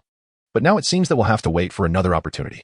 Who could have anticipated that besides the moon, a bald head could also trigger his transformation if he encounters another bald individual while out adventuring? Given his peculiar thought process, a transformation would be inevitable, potentially leading to unforeseen chaos. It would be futile to eliminate the moon, better to eradicate the root cause. As the tail was severed, the giant ape gradually diminished in size, and soon, a bare-bodied little Wukong emerged, albeit without his tail. Suddenly, a shriek pierced the air, drawing everyone's attention to Bulma, who, with her hands covering her eyes, peeked at the little Wukong. After a moment of speechlessness, Krillin approached to rouse Wukong and provide him with a change of clothes. Upon awakening, Wukong touched the spot where his tail once was and realized it was gone. Fortunately, his positive outlook kept him unconcerned, spotting Xiaobai still on the arena. His competitive spirit reignited, and he prepared to engage in a match. The turtle hermit and his companions were at a loss on how to proceed, while the host wiped his brow in a state of anxiety, bewildered by the desire to continue fighting despite the circumstances. Xiaobai, unwilling to squander any more time as darkness enveloped the surroundings, approached with determination. Before Sun Wukong could retaliate, he deftly seized the back of his neck, rendering him incapable of mounting an attack. With a gentle yet firm motion, he carried Wukong to the edge of the arena and, with a decisive thrust, cast him onto the ground. In the eyes of the onlookers, the victory was achieved with remarkable ease, leaving them to ponder the earlier antics as mere child's play. Subsequently, Xiaobai's gaze fixed upon the host. The host, still reeling from the earlier shock, had yet to regain composure. It was only upon meeting Xiaobai's kind, gentle, and unthreatening eyes that he hastily raised the microphone, exclaiming, "Congratulations to our champion, Xiaobai, for winning the title at the 21st World Martial Arts Championship. Let us celebrate this triumph." The competition concluded, and the host presented Xiaobai with a prize of 500,000 Sony dollars. Soon after, the head of the Martial Arts Association approached, bestowing upon Xiaobai an extravagant red envelope. At that moment, a rumble echoed from Sun Wukong's stomach, drawing the gaze of all present toward him. "Oh dear, I seem to be quite hungry," he exclaimed. Xiaobai flicked the large red envelope he had just received. casting a glance at his childhood companions from Dragon Ball, and smiled gently. Let us go. I'll treat you all to a meal. Hooray. With that, the group of 6, accompanied by 2 pets, made their way to a nearby restaurant. Before long, under the incredulous gazes of the diners, Goku had amassed a towering stack of plates before him and continued to devour his food, holding a bowl the size of a wash basin and eating voraciously. One could only wonder how Chi-Chi managed to sustain such a voracious eater like Goku. It must have been primarily through the meat of monsters. After the meal, Xiaobai approached the counter to settle the bill. Upon seeing the lengthy receipt and the owner's beaming smile, reminiscent of an emperor, he felt a pang of despair as he paid the hefty sum of 500,000 zeni, leaving him with not a single coin to his name. As night fell, a familiar sound echoed in the air. Xiaobai listened intently. Ding. Congratulations, host. You have acquired the ability, creation from nothing, unable to create living beings or entities that surpass the host's capabilities. As the host's strength continues to grow, the method of microcontrol can no longer perfectly govern your powers. Please enter a deep slumber to adapt to your newfound strength. Contemplating the system's words, Xiaobai realized that his power was multiplying daily. Although his strength in various aspects was growing in tandem, if left unchecked, he might inadvertently destroy the universe with a mere turn of his body in a few years. How long must I sleep? Ding. An estimated 12 years. Thereafter, you need not worry about controlling your strength. All right, I will comply promptly. The following day arrived, marking the moment of parting. The group stood at the entrance of the martial arts tournament. Yamcha addressed everyone. It's time to part ways. Will you continue training together? Upon hearing this, Master Roshi exclaimed, No way. I plan to send these 2 little rascals away and lead a blissful yet mundane life with launch. He quickly added, Goku, Krillin, I have taught you everything I can. From today onward, you must forge your own paths and train independently. I believe in your potential. Yes, Master Roshi. I will search for the 4-star ball left by my grandfather. Bulma looked at Goku in astonishment. Are you truly going to seek the Dragon Balls? Indeed. And the journey will also serve as further training. Oolong and Puar chimed in unison. We want to accompany you on your quest for the Dragon Balls. It's too perilous. Goku scratched his head and laughed. I'll manage on my own. Noticing Goku's determination, Master Roshi turned to Krillin and asked, What about you? Where do you plan to go? I'll sneak off the train on my own, keeping my distance from you. Krillin replied, I'm not sure where to go, so I'll just train alongside the master. Hearing this, Master Roshi quickly countered, No, you are already a mature child. You can train by yourself. I have faith in you. No, I'm not mature enough. I can't be independent yet, so I need to train with the master. Master Roshi grumbled, Damn. My delightful days with Launch Haven Tea even begun and already they're over. Bulma, Yamcha, what about you? Where will you go next? Yamcha and I are heading to West City. Do visit us whenever you can, Goku. Goku then turned to Xiaobai and asked, Big brother, where are you off to next? Well, before I answer that, allow me to gift you something. What is it? Goku and Krillin gazed at him with anticipation. Xiaobai closed his eyes, and after a moment, a large box materialized before them. Given Xiaobai's current strength, creating something from nothing required considerable effort. The group watched in awe as the box suddenly appeared. Their curiosity piqued as they gathered around to inspect it.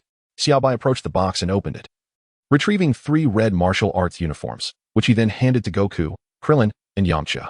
Once they had accepted the garments, he spoke. These are 3 martial arts uniforms of my own design. You can manipulate their weight with your thoughts, with a maximum weight of 10,000 kilograms. Furthermore, unless it exceeds my combat power, damaging them will prove exceedingly difficult. Feel free to try them on. Wow, really? I want to give it a go, Yamcha exclaimed, gazing in awe as Goku and Krillin changed clothes right before him. In no time, the 2 little ones stood proudly in their new outfits. Now we can test them out, Xiaobai said with a smile. 500 kilograms. 300 kilograms. As Goku and Krillin shouted, their garments suddenly became immensely heavy, pinning them to the ground. They struggled for a moment, but could not rise. How does it feel? It should last you both for quite a while, Xiaobai remarked, observing them. Once the weight of the uniforms was removed, Goku and Krillin's eyes sparkled as they admired their outfits, realizing they were essential for training. Thank you, big brother, they chorused. No need for thanks, Xiaobai replied with a wave of his hand. Master Roshi, this is for you. Please take a look, he continued, pulling out a hefty stack of magazines weighing a full 100 kilograms and handing them to the turtle hermit. Curious, Master Roshi opened one and, as a torrent of blood rushed from his nose, he quickly closed it, cradling the 100 kilograms of books as if they were treasures, laughing heartily. Xiaobai couldn't help but smile, recalling the classics of many teachers from his previous life. Ahem. Bulma, Oolong, Puar, the box is filled with your contributions. Really? That's wonderful. Thank you. Each person has 2 pets, and I thought they were irrelevant, but it turns out they truly belong to us. Bulma and the 2 pets rushed to the side of the box, their eyes sparkling at the sight of it brimming with exquisite desserts and delicacies. Can we eat? They turned to Xiaobai, inquiring eagerly. Yes, of course, this is the finest food in this world. Then we shall not hold back. Subsequently, Xiaobai called over Wu Tian, Yamcha, Goku, and Krillin, speaking with gravity. Wu Tian, Yamcha, Goku, Krillin, do you see me as exceptionally powerful? Indeed, big brother. You are truly formidable. That is certainly the case. Although I am reluctant to admit it, your strength far surpasses mine. Xiaobai extended his hand, concentrating his energy to form an enormous sphere of power, proclaiming, behold this orb. When unleashed, it possesses the capability to obliterate the earth and all its inhabitants. The four individuals gazed at the luminous white sphere in Xiaobai's grasp. Although they were still unfamiliar with the concept of combat prowess, they could distinctly sense that should the sphere erupt, it would leave no trace of life. Observing the tension etched on their faces, Xiaobai gently retracted the energy sphere, allowing the four to finally relax. The turtle hermit, with a grave expression, inquired, what message do you wish to convey? Xiaobai gazed at the four of them and declared, on Earth, I now stand as the most formidable. I can sense that there is no one among its inhabitants who can surpass me. Thus I harbor no doubts regarding the safety of our planet at present. His tone then grew somber. However, Master Wu Tian, you must understand that the universe is vast beyond comprehension. I can intuitively feel that there are those within it who are indeed stronger than I, embodying both benevolence and malevolence. Therefore, Wu Tian, Yamcha, Goku, and Krillin, you must intensify your training. Do not wait idly for formidable adversaries to wander by, intent on annihilating Earth, while you remain utterly defenseless. At that point, both you and the planet may vanish without a trace. Thus, exert yourselves diligently in your training and strive to become the warriors who safeguard Earth. Is what you say true? Wu Tian inquired with a tremor of apprehension in his voice. I assure you, it is true. However, do not be afraid. They are not currently fixated on Earth, as it is relatively remote. So long as you commit yourselves to training earnestly, all will be well. Upon hearing this, Wu Tian and the others exhaled in relief, having thought themselves the strongest in the world, only to have their notions swiftly overturned by Xiaobai. Except for Goku, who remained unaware of the gravity of the situation. The other three had varying degrees of understanding. After a moment's contemplation, Wu Tian curiously inquired, what prompted you to explain this to us all of a sudden? Xiaobai let out a helpless sigh and remarked, my current strength is overwhelming, and it will only continue to grow. Therefore, I must enter a deep slumber to acclimate myself to my power, preparing for future adversaries. Observing their palpable anxiety, Xiaobai smiled and reassured them. As long as you dedicate yourselves to training and wear the garments I provide, your abilities will become even more formidable. I say this to ensure you do not become complacent. Perseverance in your cultivation is essential. How many years will you need to sleep? I estimate around 12 years. When the time comes, should you encounter a formidable foe, you may summon me at the Karin Tower. The Karin Tower? Is that the one where the immortal resides? Indeed. It is. My dwelling is susceptible to disturbances, so it is best for me to slumber within the Karin Tower, where that cat immortal can tend to my needs. Are there truly immortals in this world? Is it real? Yamcha inquired curiously. Xiaobai nodded. Ah, we shall remember this. In 12 years, we will awaken you. Very well. I have nothing further to convey. Oh, and it would be prudent for you to learn how to fly. It is quite convenient. Master Wu Tian can teach you. It's rather simple. Well then, I shall take my leave. Until we meet again. With that, Xiaobai floated into the air, swiftly departing towards Karin Tower amidst the farewell calls of the onlookers. Chapter 11. Xiaobai's Starlit Sky. Xiaobai elder brother is left, so I must set forth as well. Nimbus Cloud. Sun Wukong shouted towards the sky. Just as Wukong summoned the Nimbus Cloud, the group noticed Xiaobai returning once more. Touching down awkwardly, Xiaobai scratched his head and looked at the crowd, saying, I left too hastily and forgot to give you something. Under the curious gaze of all present, both human and beast alike, Xiaobai solemnly retrieved a handful of green beans from his pocket. Although he did not glance at their expressions, he could sense their bewilderment. After all, he had returned solely to present a mere bean. As if such a thing were commonplace. Do not be anxious, he reassured them. Teacher Wu Tian, you must have encountered this bean before. It is the celestial bean cultivated by the divine plants of Kalinta, and its yield is exceedingly rare. Wu Tian examined it closely and confirmed that it was indeed a celestial bean, capable of sustaining one for 10 days without hunger. Xiaobai continued, stating that the celestial beans, apart from keeping one satiated for 10 days with a single consumption, possess another remarkable efficacy. If one suffers grave injuries but still clings to life, consuming these beans can result in a complete revival. Moreover, even severed limbs can regenerate, rendering these beans an indispensable asset for martial artists. Is that true? Everyone gazed at Xiaobai with curiosity. Indeed. Is anyone willing to volunteer for a trial? Xiaobai tossed the beans in his hand as he spoke. Master Wu Tian, you surely understand the significance of the celestial beans. If adversaries approach in the future, these could prove to be lifesavers. Observing their lack of comprehension regarding the bean's true value, Xiaobai empathized. For it is human nature to underestimate peril until it looms directly overhead. As he held the celestial beans, he noticed the puzzled expressions of his two disciples. The turtle hermit bravely stepped forward. Allow me to conduct the experiment. Very well, brace yourself for the pain. Everyone, pay close attention. Goku, Krillin, Yamcha, and Bulma, let us observe. The group focused intently on Xiaobai's forthcoming actions. With the turtle hermit prepared before him, Xiaobai conjured a beam of blue and white energy, roughly the thickness of a thumb. With a flick of his finger, it shot forth rapidly towards the turtle hermit. Upon impact, it effortlessly pierced through the turtle hermit's abdomen. Thud. The severely injured turtle hermit collapsed to the ground, prompting the others to rush to his side. Master Wu Tian, don't panic. Xiaobai held a celestial bean in hand and fed it to Master Rashi, who swallowed it despite the severe injuries he had sustained. Remarkably, Rashi's mouth was still able to move, as Xiaobai had managed the force delicately, as he swallowed the celestial bean. The onlookers watched in astonishment as the wound on Rashi's abdomen healed rapidly, allowing him to stand upright. The sight was truly astonishing. I have suffered greatly, Rashi exclaimed, looking at his abdomen as if it had never been harmed, instantly grasping the significance of the celestial beans. Now, do you comprehend their importance? Xiaobai asked, observing the eager gazes from the others, nodding in satisfaction. As the supply of Dragon Ball celestial beans dwindled, it was undoubtedly a measure to prevent cheating.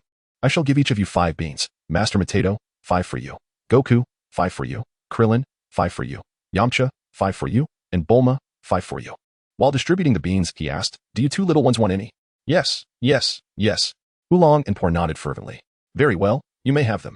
However, these celestial beans are precious. Their annual yield is quite limited, so do not waste them as mere sustenance. They are meant for life-saving purposes, especially you, Goku.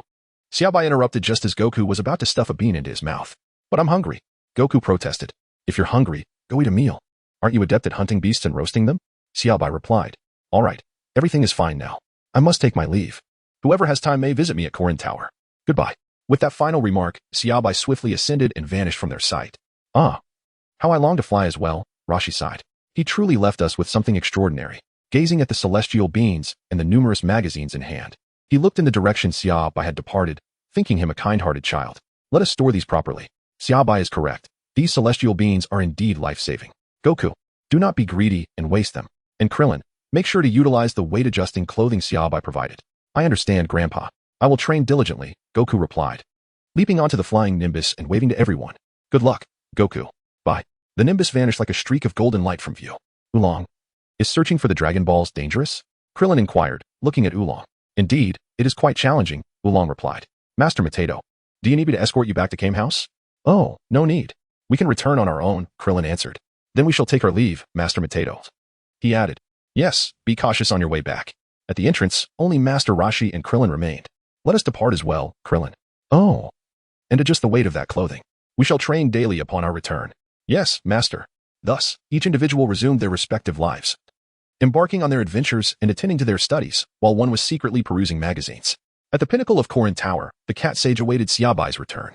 Having seen him on the path back with an abundance of fish, I feel so fortunate. The sensation of being fed is delightful.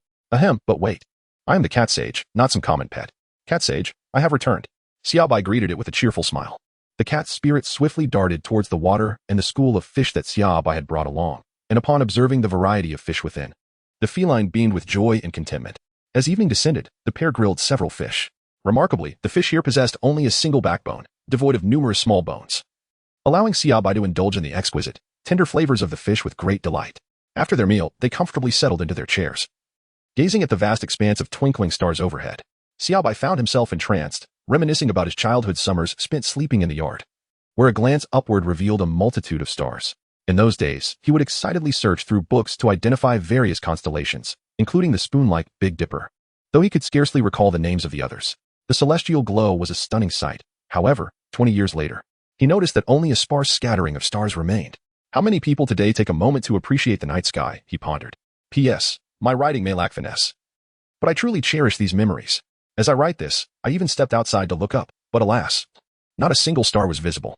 Chapter 12. The Happy Cat. The pair, one human and one cat, lay upon the ground beneath the starry sky. As time silently drifted away, the stars continually shifting. They soon fell asleep, heads resting together, while the cat's nose held a tiny bubble, its soft purring adding a hint of noise to the tranquil night. Gradually, Xiaobai felt a plush sensation in his dream, prompting him to reach out and embrace it. Seeking warmth against the gentle breeze, the bubble on the cat's nose popped, and the feline nestled deeper into Xiaobai's embrace. Thus, they continued to sleep peacefully. P.S. I implore a talented artist to depict this scene, the Karin Tower under a sky full of stars, with one human and one cat cuddled together in slumber. As time flowed, the next morning arrived, with warm sunlight pouring down, illuminating the vibrant life below. At Karin, Xiaobai basked in the sun's rays, feeling a cozy warmth envelop him. With eyes closed, he indulged in a moment of laziness, reluctant to rise. Wait a moment, he hadn't even slept in a bed last night. Upon reflection, he realized he had been sleeping on the ground of Kalinta, which explained the firmness beneath him. What was this soft, plush sensation in his arms? Had he acquired a plush toy unbeknownst to himself? Xiaobai opened her eyes in confusion, and at that precise moment, the cat also opened its eyes. Their gazes met, and upon further observation of their current posture, it resembled the way a master cradles their feline companion to sleep. Xiaobai gently released her grip, and the cat's face instantly flushed a vibrant crimson. Following that, it leaped away from Xiaobai. A moment of silence ensued, prompting Xiaobai to take the initiative to greet the feline. After all, as long as I remain unembarrassed, the embarrassment will befall others. Furthermore, it is merely a cat, albeit one that has lived for a considerable time and is revered as a celestial being. Nevertheless, it is still just a cat, and a rather adorable one at that. Good morning, cat sage. Good morning, Xiaobai. I am off to find something to eat. After searching for a while, the only options available were fish and celestial beings, as cats primarily subsist on such fare. Stretching lazily, Xiaobai consumed a celestial bean and felt an instant surge of vitality. Approaching the edge of the tower, she gazed at the billowing clouds below. Xiaobai cupped her hands into a trumpet shape and shouted into the clouds, roar. In truth, Xiaobai harbored a desire to master the art of foresight. However, it appeared to be a skill reserved for deities. Fortunately, she was about to enter slumber. Otherwise, would she spend each day at Karin Tower merely gazing at the clouds? Little by, what will happen if I become hungry or thirsty while I am asleep? Beep, came the elementary school card's cough. No worries, host. Even in slumber, you can rely on your capable system for all else. Very well.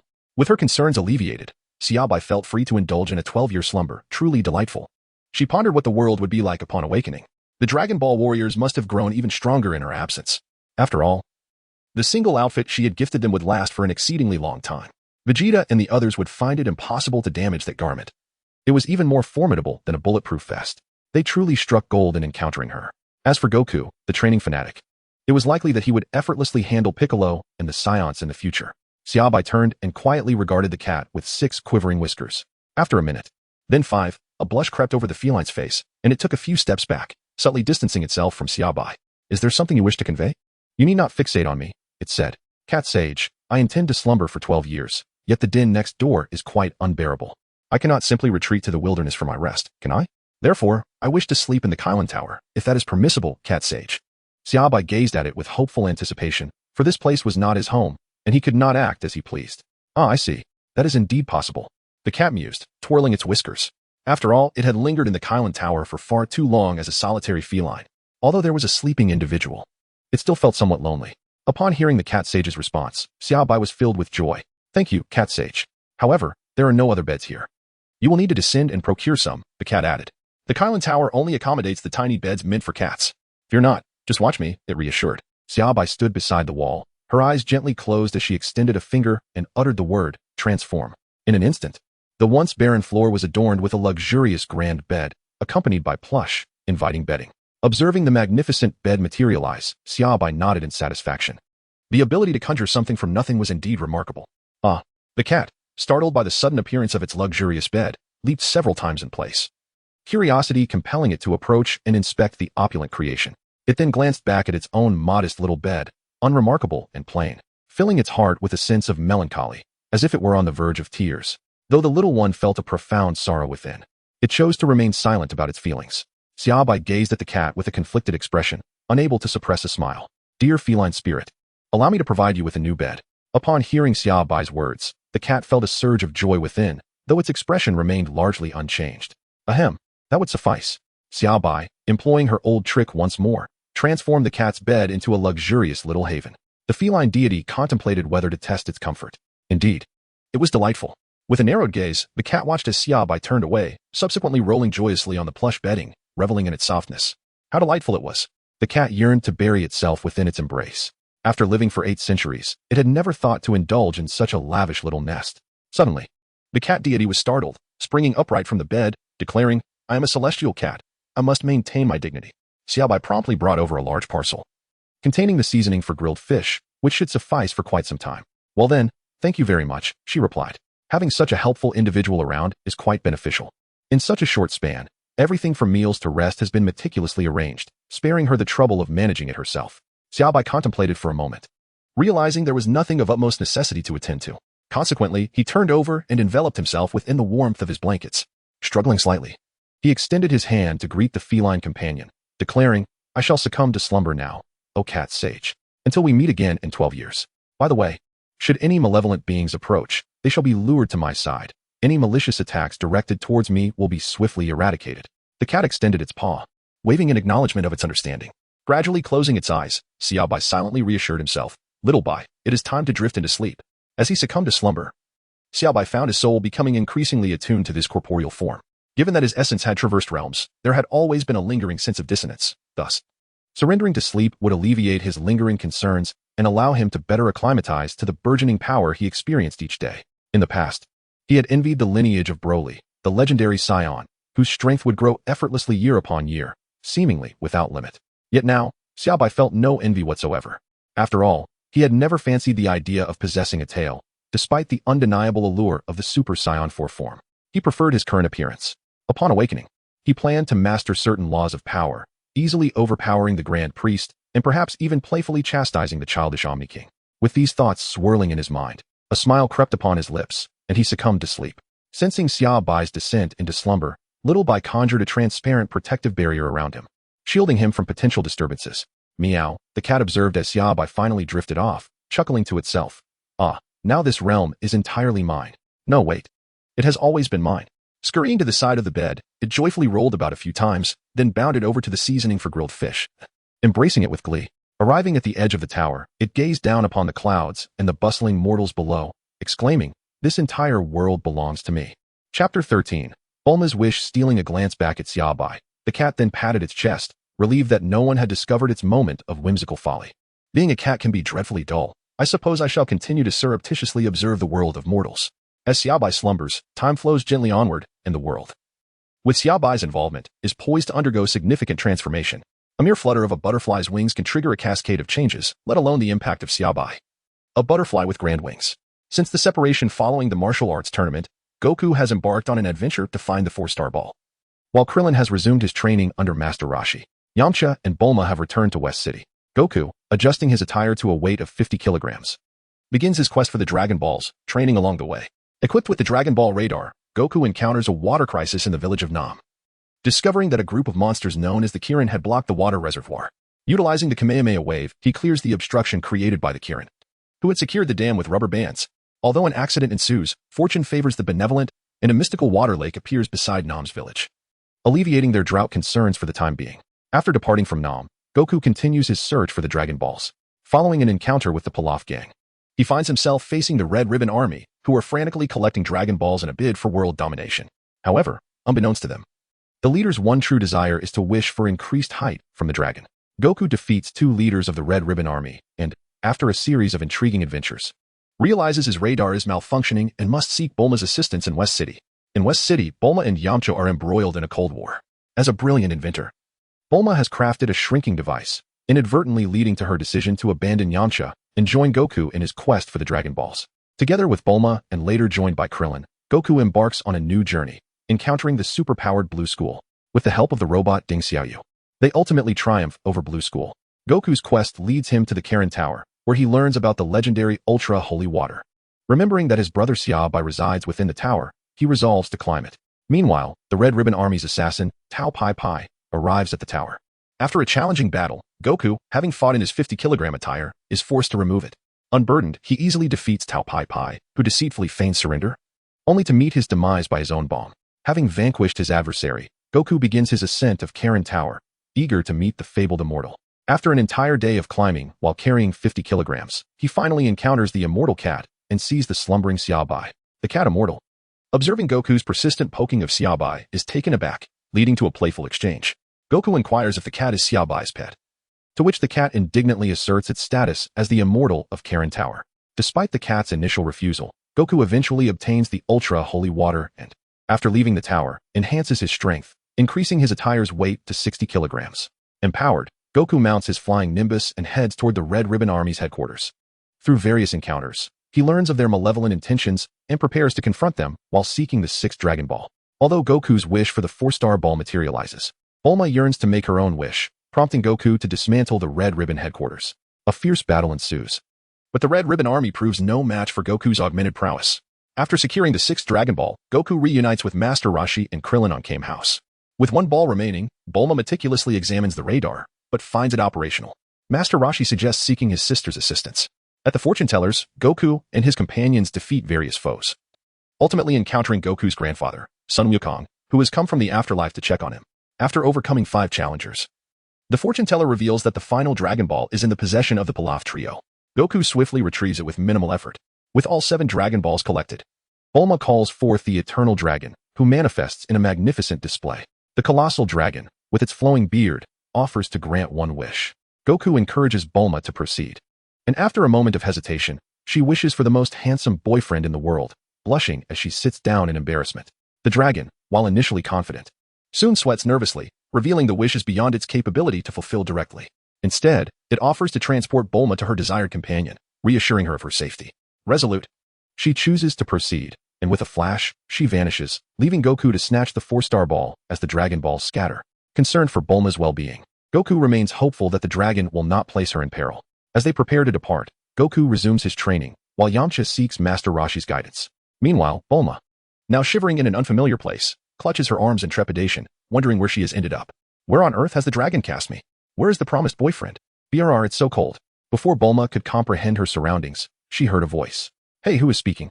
Bulma glanced around, but saw no one, causing her hair to stand on end, and suddenly, she no longer felt cold. The cat sage, observing Bulma turning in circles without spotting him, wore a perplexed expression, internally conflicted about how to react. Although she was tall, that was no reason to disregard my presence. After all, I am a sage. Shouldn't I be afforded some respect? Hey, the cat sage tapped Bulma's leg with his cane, hoping she would finally notice him. Bulma felt the tap and looked down, startled to discover it was merely a cat.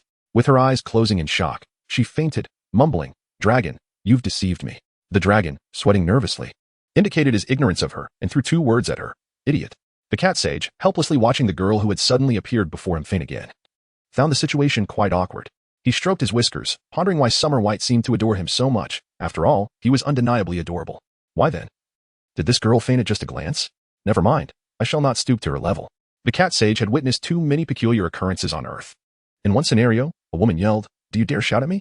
The man replied, "I did not." She insisted, "You just spoke loudly." The man conceded, "Well, I did shout at you." The woman declared, "You dare shout at me? Let us break up." The cat sage casually tossed the unconscious Bulma onto his small bed, her head pointing downwards. Oh well, he thought, as he prepared to spy on the human realm, tossing a small blanket over her. As night fell, Bulma stirred, propping herself up on her hands, yawning and rubbing her eyes. Taking in her unfamiliar surroundings and reflecting on the previous day's events, she began to sob, her hands covering her face. The most handsome boyfriend I wished for turned out to be a cat. I can never trust the dragon again. Hey, little girl, how did you end up in the Karin Tower? Karin Tower? Is this really the Karin Tower? The cat sage, witnessing Bulma's astonishment, decided against questioning her further and opted to delve into her thoughts instead. Meow, I see. Bulma, look behind you. Without overthinking, as there was too much information to process, Bulma obediently turned around. Before her stood a magnificent bed with a figure lying upon it. She instinctively walked closer, scrutinizing the features of Summer White, whom she recognized from the martial arts tournament, where he was known for his unparalleled strength and kindness. She had always admired him, handsome, humble, and benevolent. Bulma clapped her hands together, thinking, "Dragon, I trust you again." She mused to herself, "First, the dragon granted my wish to come here. And next to me is this strikingly contrasting cat. And look, he is sleeping, much like a reverse sleeping beauty. Perhaps a kiss would awaken him, just like in fairy tales, and I would be the princess rescuing the prince." Ahem. The cat sage, seeing Bulma lost in her fantasies, cleared his throat, preparing to rouse her. Suddenly interrupted from her daydream, Bulma glared with fierce determination, causing the cat sage to shiver. Bulma was no ordinary woman. She had dared to slap Beerus, even if she later retreated. Just as the cat sage began to speak, Bulma stood up, tossed a capsule onto the ground, and a plane materialized. She hurried inside, and as the plane took off, she declared, "I will return." The cat sage, dumbfounded, watched her go. What a tempestuous woman. He mused. I just saw a pair of humans playing a game, which I could not comprehend, but it was amusing nonetheless. Bulma piloted the plane straight home, rummaging through her belongings before dashing to the market for a shopping spree. Upon returning, she declared, "I'm off." "Where are you going, Bulma?" her parents inquired, sharing a knowing smile. "Just off to have some fun," Bulma retorted, sticking her tongue out before taking off in her plane. As Bulma soared away, her mother produced a tray bearing 2 cups of wine. "Would you like some?" Dr. Brief stroked the black cat on his lap, raising his glass to share a silent toast with his wife, reminiscing about their daughter growing up. That afternoon, back at the Karin Tower, the cat sage was grilling fish when he heard a rumble. Turning to look, he saw Bulma's plane landing, which transformed back into a capsule upon touchdown. Bulma rushed to the cat sage, pulling out a capsule from her pocket, tossing it onto the ground. As the smoke cleared, a massive fish tank appeared, teeming with fish. Leaning in closer, she said, "Cat sage, I want to stay here for a while and bring you fish from around the world regularly. What do you think?" "Fish from around the world? Regularly?" The cat sage shook his head. "No, it needs seasoning." "Not a problem. Just tell me what you want, and I shall reside here," Bulma declared, ignoring the cat sage's drooling over the fish. She then approached Summer White's bed and tossed a blue capsule onto the ground, revealing a cozy little room just big enough for her. After unpacking, Bulma stretched and declared, "All right, I'll stay here for now." Chapter 15, The Top 8 Bulma. "Are you really planning to just watch him all the time?" the cat sage timidly inquired. "Well, one cannot bite the hand that feeds, especially when the benefactor is so affluent," he mused, feeling somewhat pampered. "True. Next time I can wish for the dragon to teach me how to enter dreams," Bulma decided, clapping her hands. "You truly are a genius." "Of course, I am a super genius," Bulma proclaimed proudly, hands on her hips, grinning widely. She disregarded the cat sage, moving tables and preparing tea and snacks, settling down beside Summer White. Soon, the 22nd World Martial Arts Tournament was approaching. On May 6, 753 AD, after a series of bizarre events, Goku finally arrived just before the registration deadline, joining Master Roshi and the others who had already gathered. "Bulma, where did the dragon send you?" Krillin curiously asked, noting Bulma's noticeable height. Feeling the attention of the group, Bulma blushed and replied, "The dragon sent me to the Karin Tower." "Karin Tower?" The mention of the tower reminded everyone of the sleeping Summer White. "Is he all right?" "It is quite pleasant, yet I have been in a state of slumber. Thus, this time I wish to use the Dragon Balls to enter the dreams of others. Goku, Krillin, and Yamcha, you shall assist me, won't you?" Bulma clasped her hands together and addressed the group. "Indeed, Bulma," Goku replied, exchanging glances with the others. "Once this martial arts tournament concludes, we shall embark on a quest for the Dragon Balls together." "That would be splendid, Goku. Thank you all. By the way, how have you fared with the adjustable weight clothing that Xiaobai gifted you after the last tournament? Have you been diligently training? Xiaobai has put in considerable effort on your behalf." "Huh. My current attire weighs a staggering 300 kilograms. What about you, Krillin?" Goku scratched his head as he turned to Krillin. 300 kilograms? That is truly remarkable, Goku. You even swam over from Earth." Upon hearing Goku's declaration, Master Roshi and the others gazed at him in astonishment. "I am merely wearing 230 kilograms. It pales in comparison," Krillin remarked, rubbing his bald head. In comparison, it seemed Goku had indeed been the more diligent one. "I have observed Krillin's training over these 3 years. He has been quite industrious," Master Roshi affirmed. "And Yamcha?" Bulma inquired. "I am at the same level as Krillin now," Yamcha replied, demonstrating his commitment to training, particularly under Master Mateto. Puar, standing nearby, cheerfully added, "Yamcha has been working hard." "Well, it appears everyone has devoted themselves to training over these past 3 years," Master Roshi nodded in satisfaction. "Registration has concluded, and the competition begins tomorrow. Let us dine," he announced, leading the way. "Ah, splendid. I have been famished for quite some time. This time, I shall eat until I am 80% full." The group banded together and made their way to the restaurant. Upon reaching for his wallet, Master Roshi discovered it was empty. Observing the lively group ahead, he felt a pang of bitterness in his heart, resigned to follow them. As they began their meal, Master Roshi felt as though his heart were bleeding. The next day, the tournament commenced, with 8 contenders emerging from the preliminary round: Yamcha, Tien, the werewolf, Shenlong alias of Master Mateto, Din, Krillin, Puar, and Son Goku. Fighting power statistics: Yamcha, original plot 102, now 240, Tien, 145, techniques 210, werewolf, 19, Shenlong, 139,280, Din, 94, Krillin, 115258, Puar, 62, Son Goku, 150320, the upcoming Demon King Piccolo, 260. Note, the fighting power will increase with the use of skills, which I have not included. The werewolf and Puar are merely for word count. To provide a clearer perspective, Xiaobai has gifted them training items, so it would seem improper for their power to not exceed their previous levels. The familiar arena and host returned. "Greetings, esteemed audience. Welcome to the quarterfinals of the 22nd World Martial Arts Tournament. As the number of participants has increased, the tournament will now be held every 3 years. Let us introduce the first match between Yamcha and Tien, who will advance to the semifinals. Let us wait and see." With that, he adeptly leaped from the stage. Yamcha and Tien made their way to the arena. "Go, Yamcha. You can do it. Cheer up, Tien." As their gazes met, the combatants had not yet begun, but Din and Puar were already igniting sparks of excitement from the sidelines. The match commenced, and after a few probing exchanges, they launched into a fierce assault. In a state without energy release, Tien's combat power was nearly half that of Yamcha's. Despite executing the solar flare and four-way fist, Tien gradually found himself on the defensive against Yamcha's relentless onslaught. Tien, sensing the difficulty of the match, unleashed all his energy, aiming for a decisive blow. Want to end this in one strike? Very well, Yamcha responded, recognizing Tien's readiness to unleash his ultimate technique. He too concentrated his energy. Kamehameha, energy wave. The two brilliant waves of energy collided. Both fighters exerted tremendous effort, yet ultimately, Yamcha gained the upper hand, as his combat power, even after energy release, remained higher than Tien's. In the end, Tien was sent flying from the ring, sustaining some injuries. Din immediately rushed to his side upon witnessing Tien's injury. Wiping the blood from the corner of his mouth, Tien replied, I am fine, but I did not expect to lose in the first match. He approached Master Roshi, lowering his head in shame. What a failure! Master Roshi remarked with a fierce expression. If Din loses the next match, I shall have no choice but to eliminate you all. Chapter 16. The DD Wave. The second match featured Qianlong against the werewolf. Due to Xia Bai's arrival, the moon had not vanished, allowing the werewolf to retain his human form at each full moon.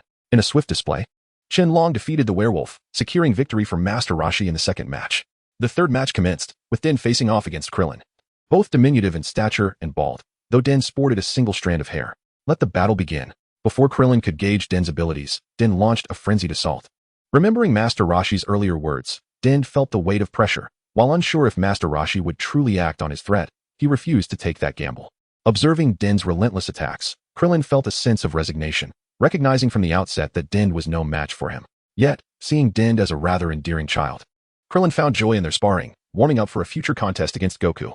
As Din's efforts were effortlessly thwarted by Krillin, his urgency grew. Tien, observing from the sidelines, noted the dynamics of the battle with keen clarity, understanding that Din's chances of victory were slim to none. Krillin's combat power bore a striking resemblance to that of Yamcha, whom he had just fought. Go, Krillin! Defeat that little one! Realizing his basic attacks were ineffective, Din retreated from Krillin's assault range, ascending into the sky. Extending his right hand, he formed an energy sphere. DD Wave. The energy ball shot forth, racing towards Krillin like a bolt of lightning. DD Wave? That seems familiar, Goku mused. Oh, I remember. That was the technique used by Tao Pai Pai, the assassin I defeated. What? You mean you killed Tao Pai Pai? Tien. Yamcha and Master Roshi, who were anxiously watching from behind the wall, were taken aback by Goku's words. Indeed, it happened at Karin Tower. I defeated Tao Pai Pai. Remarkable. Goku. Tao Pai Pai was the world's most notorious assassin. It was nothing much. After all, he attempted to kill me with a bomb, Goku replied, scratching his head, feeling somewhat bashful at the praise from Master Roshi and Yamcha. At that moment, Tien approached. You claim you killed Tao Pai Pai? That is impossible.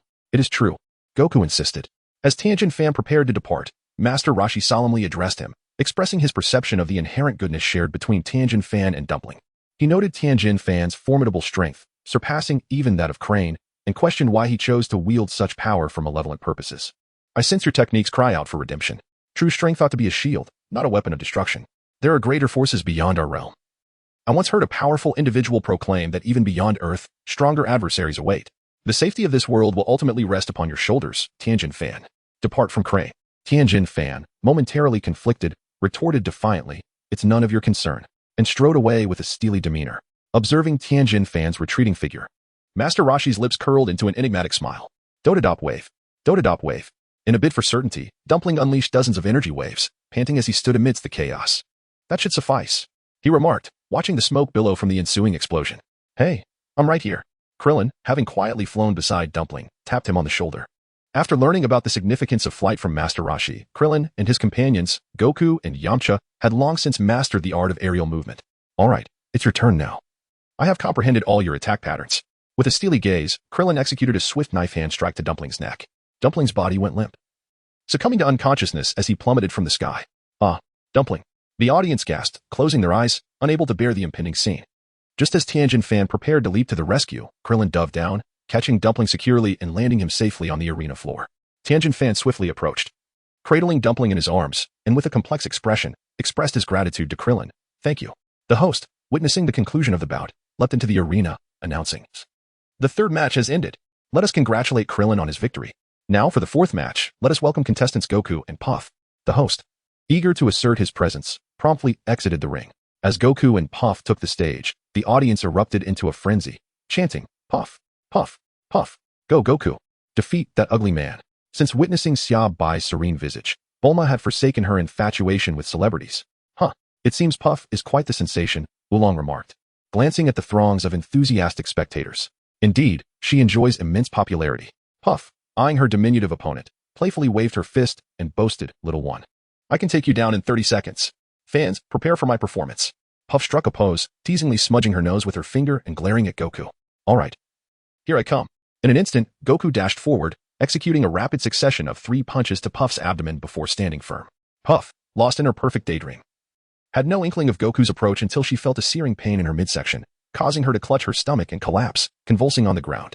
The host, observing the scene, leapt into the arena for a closer look, raising his microphone to declare, foaming at the mouth, "Unconscious, victory goes to contestant Goku." Humph. So it was merely a FA day of strength. From this point on, I shall no longer support him. Puff's manager, watching the medical team carry her away, felt as though he were witnessing a fortune in gold sprout legs and flee. In utter despair, he shouted, "No, due to time constraints. The subsequent matches will be held tomorrow. Please exit in an orderly fashion and prioritize your safety." Incredible, Goku. Haha, we have triumphed. It seems our 3 years of training have borne fruit. Let's go celebrate with some food. Chapter 17. A clash among brothers. What? You claim that little Brad is responsible for my brother's death? Crane's fury was palpable, his whiskers bristling. To think that his brother, the world's most formidable assassin, could be slain by an unknown child was beyond belief. Yet, witnessing Tianjin Fan's unwavering conviction ignited a blaze of vengeance within him. Aware of Tianjin Fan's formidable prowess, Crane knew that a direct confrontation would likely meet with resistance. He needed a cunning plan. Under the cover of night, Crane donned stealthy attire and stealthily approached the room where Goku and his companions resided. He aimed a lethal strike at the sleeping Goku, but alas, he missed. However, the commotion roused the others, and the Turtle Hermit and his disciples swiftly surrounded the masked Crane, delivering a thorough beating. It was only when they unmasked him that they realized it was Crane. "Crane, why did you ambush me?" Tianjin Fan demanded. "Because you killed my brother, Tao Pai Pai. I seek vengeance." "Humph, he brought his demise upon himself," Crane retorted. Sensing the odds were stacked against him, he began to retreat, declaring, "You will regret this. I shall have my revenge." He tossed a smoke bomb and vanished into the night, disregarding Tianjin Fan and Dumpling, whom he deemed useless for failing to defeat a mere child. Crane felt an undeniable premonition that his brother had not perished so easily. Back at the tournament arena, the charismatic host reappeared, addressing the audience. "Hello, dear friends. Welcome to the semifinals. Today, we shall crown a champion among these 4 contestants, with a grand prize of 500,000 Sony. Let us now welcome the 5th match, featuring Yamcha and Qianlong." As the contestants took the stage, the host quickly exited to provide commentary. Master Roshi and Yamcha exchanged wary glances from across the arena, both acutely aware of the formidable prowess each possessed. Master Roshi felt a sense of pride as he recognized that only he and 3 of his students remained in the competition. Yamcha, eyeing the seasoned warrior before him, understood well that this old man, though aged, was not to be underestimated. As the battle commenced, Yamcha unleashed his full might upon Master Roshi, who maintained a serious expression. Realizing the remarkable speed at which his students had evolved. 3 years prior, he had been hailed as the world's greatest martial arts teacher. Yet he nearly found himself overwhelmed by the youthful Goku. During their clash, Master Roshi refrained from utilizing his full strength, preoccupied with the thought of encouraging his students from the sidelines. Lost in contemplation, he inadvertently left an opening, and Yamcha seized the opportunity, delivering a powerful blow that sent Master Roshi tumbling from the ring. "What? Huh, I lost." Yamcha was momentarily bewildered. Just as he processed the situation, Master Roshi stood, addressing Yamcha with a proud gaze. "The future belongs to you, young warriors. Strive diligently in your training." With that, he melded into the crowd, disappearing from sight. Congratulations to contestant Yamcha on his victory. Until the moment he stepped onto the stage, Yamcha had yet to fully comprehend the situation. Although he had already resolved in his heart to diligently pursue his training, the next match featured Krillin and Goku, and he found himself eagerly anticipating his own confrontation with them. Yamcha, the young master, was truly impressive. It seemed that Poir's reaction lagged slightly. Goku and Krillin had taken their positions on the stage, and these brothers-in-arms were finally set to battle it out. At that moment, the Turtle Hermit, having completed his costume change, returned to Bulma and Launch S side. "Master Roshi, where have you been?"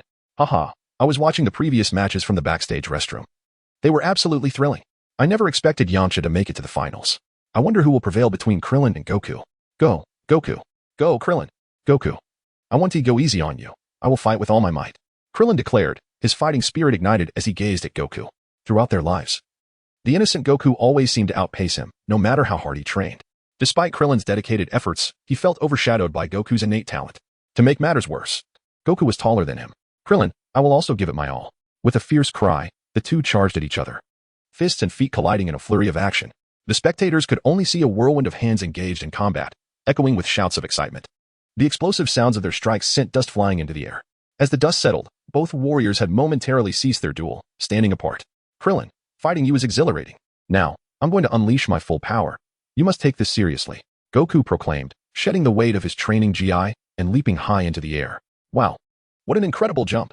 The audience shielded their eyes, gazing upwards. I see. You've removed your weight. I'll do the same. Krillin followed suit, shedding the weight of his GI and leaping into the air. Goku, let us battle with all our strength. Ah, I'm looking forward to it, Krillin. Krillin landed a punch squarely on Goku's face. Hey, Krillin, that was a sneak attack. Take this. Haha. No one said I couldn't sneak attack, Goku. The two figures darted through the air, their movements becoming increasingly difficult for the audience to follow. However, the resonant sounds of their clashes and the occasional flash of their silhouettes indicated the intensity of the battle. Eventually, they descended to the stage, both sporting bruised and battered faces, a testament to the ferocity of their fight. Ha! Krillin and Goku shared a hearty laugh at their disheveled appearances. Goku, I had a great time fighting you. Me too, Krillin. Now let us settle this once and for all. They assumed identical stances. Two brothers in arms preparing to unleash the powerful Kamehameha wave in a climactic showdown. Chapter 18, the champion of the martial arts tournament Kamehameha. Two brilliant waves of white energy collided, carving a deep trench into the stage. The force of the impact generated a whirlwind that sent spectators reeling. These kids are truly remarkable. Thankfully, I had the foresight to take cover. Now we witness both contestants unleashing the Kamehameha wave simultaneously. Who will emerge victorious? Let us find out.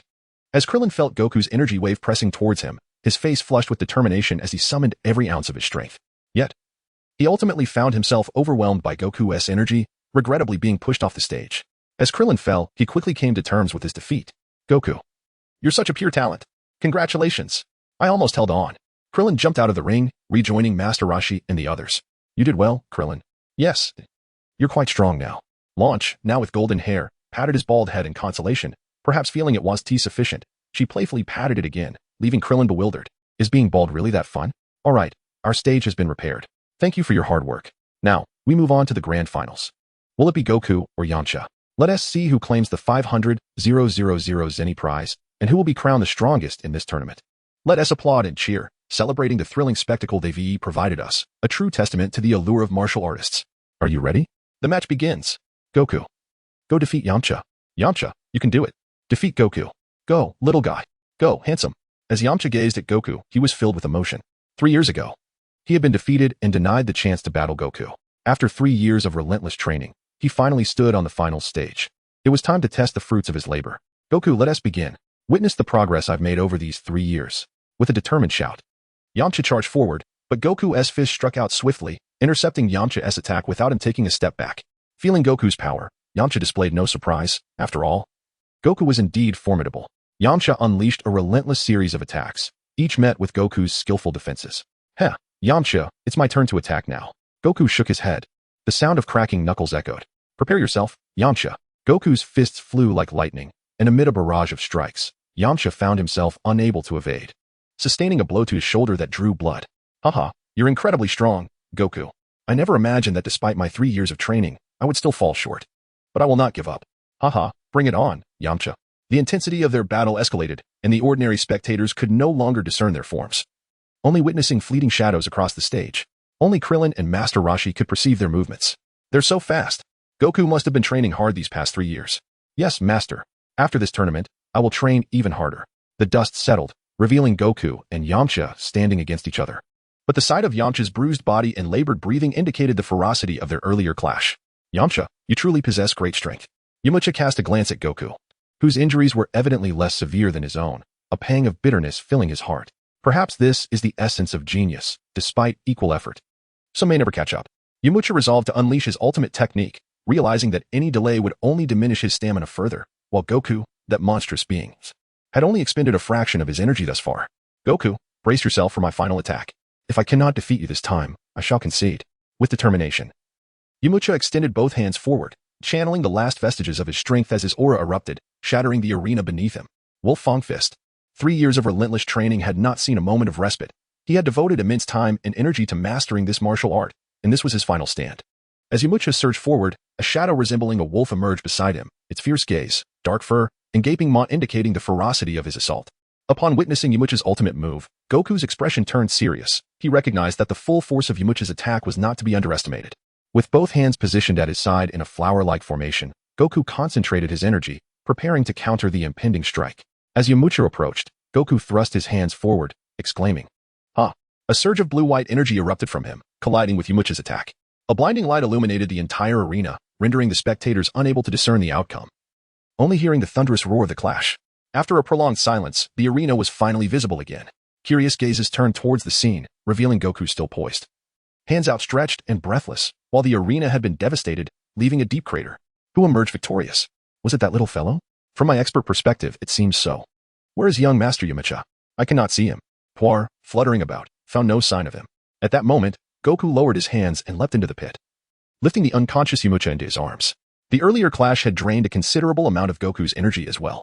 The referee, having navigated the ravaged arena, checked on Yamcha before raising the microphone to announce, "Yamcha has fainted. Congratulations to contestant Goku for his victory. Remarkable. Truly remarkable." Thunderous applause erupted as the crowd cheered for the small warrior. "Goku is incredible." The turtle hermit and his companions waved enthusiastically from below. "Now, let us invite contestant Goku to claim his championship prize." Meanwhile, Tien and Kaiotsu, who had silently observed the battle from the crowd, prepared to depart. "Let us go, Kaiotsu. We must strive to train harder from now on." Indeed, Tien. Unbeknownst to them, the turtle hermit's attention had already been drawn to their presence. Chapter 19. The Quest for Dragon Balls. Tien, Kaiotsu, where are you headed? The turtle hermit hurried over to inquire, his movements catching the attention of Krillin and others. Tien and Kaiotsu turned to meet the gazes of the onlookers, including the turtle hermit. "Kaiotsu and I plan to find a place to train," Tien explained. Seeing potential in them, the turtle hermit replied, "If you don't mind, you are most welcome to join us. I would be delighted to have you." "Absolutely. I would be thrilled to have you," Launch exclaimed, her cheeks flushed yet maintaining her spirited demeanor. Tien, slightly embarrassed, glanced at her and stated, "Regardless, we were once disciples of Master Roshi. We cannot impose on you, so Kaiotsu and I intend to seek a training ground." "Ah, I see," the turtle hermit remarked, his eyes twinkling. "There is an island not far from our turtle island that is perfect for training. Moreover, you cannot confine your progress to solitude. Living nearby would allow you to spar with Krillin and the others, which I believe would greatly benefit both you and Kaiotsu." "That does make sense," Tien conceded, scratching his head.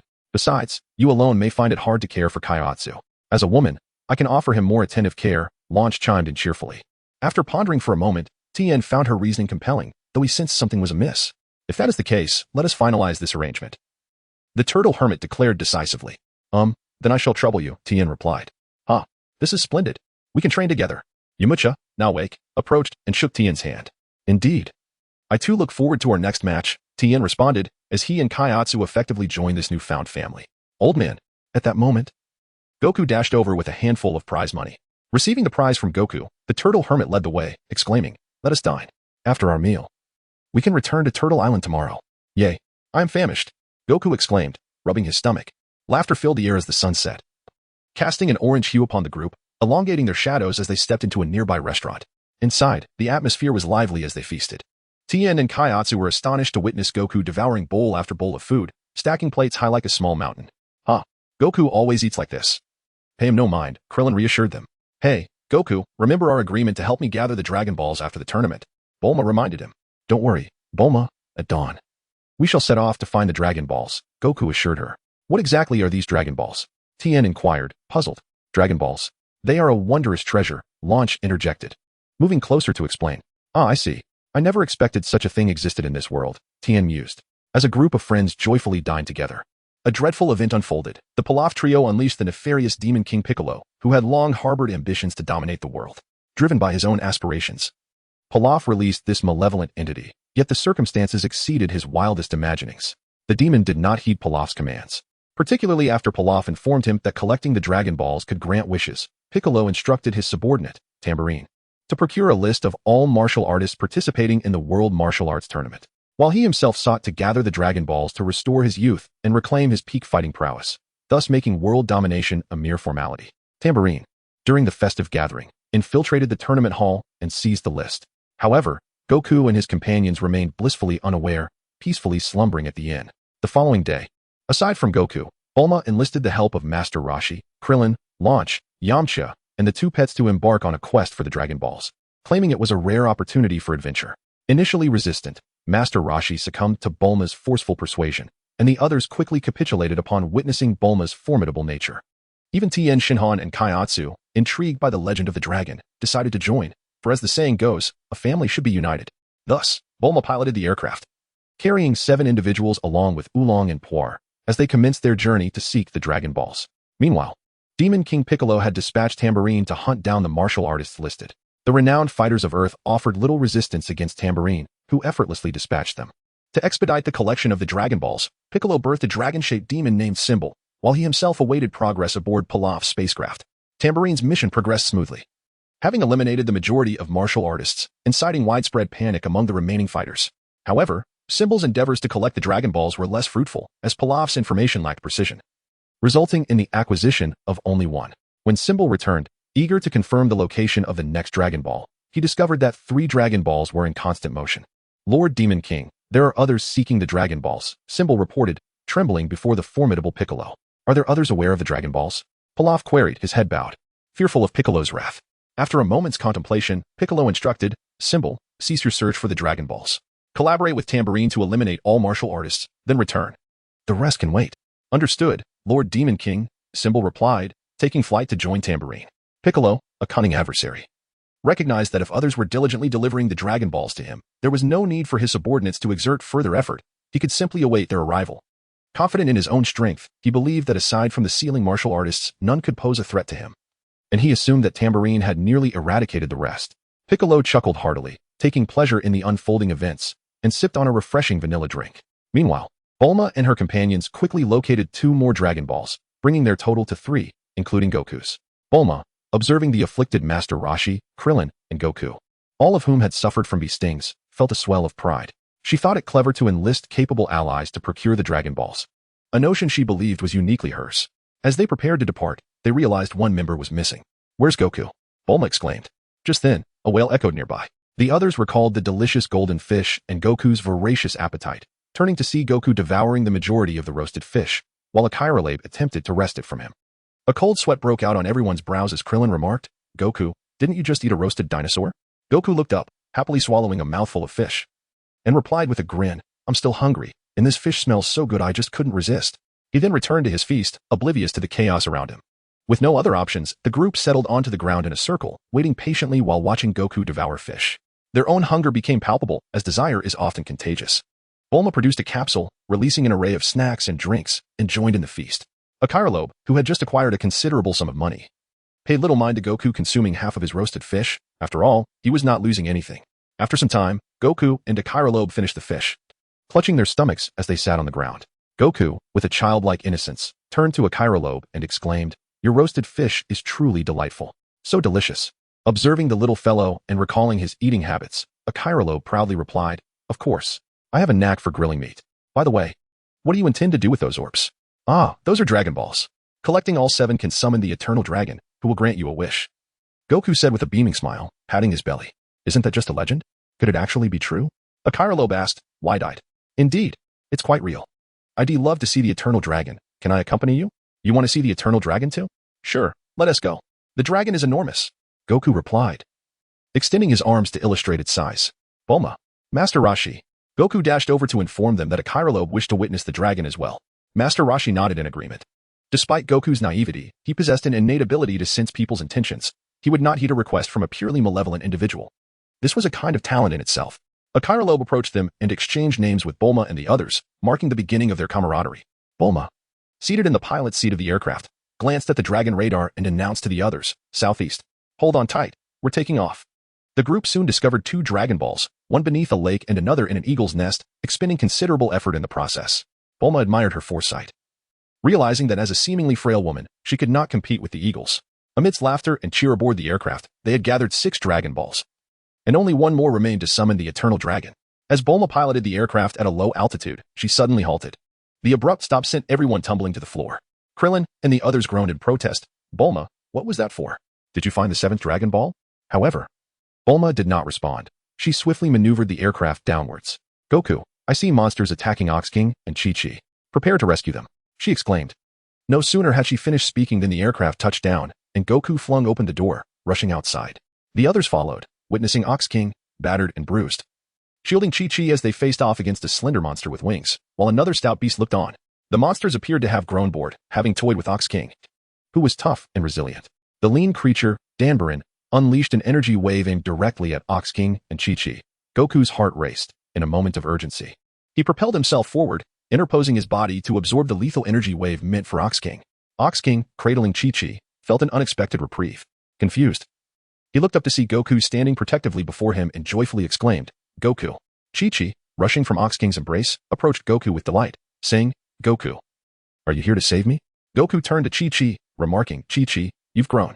At that moment, Master Roshi and the others arrived at Ox King's side. What on earth happened? Ox King? Master Roshi inquired.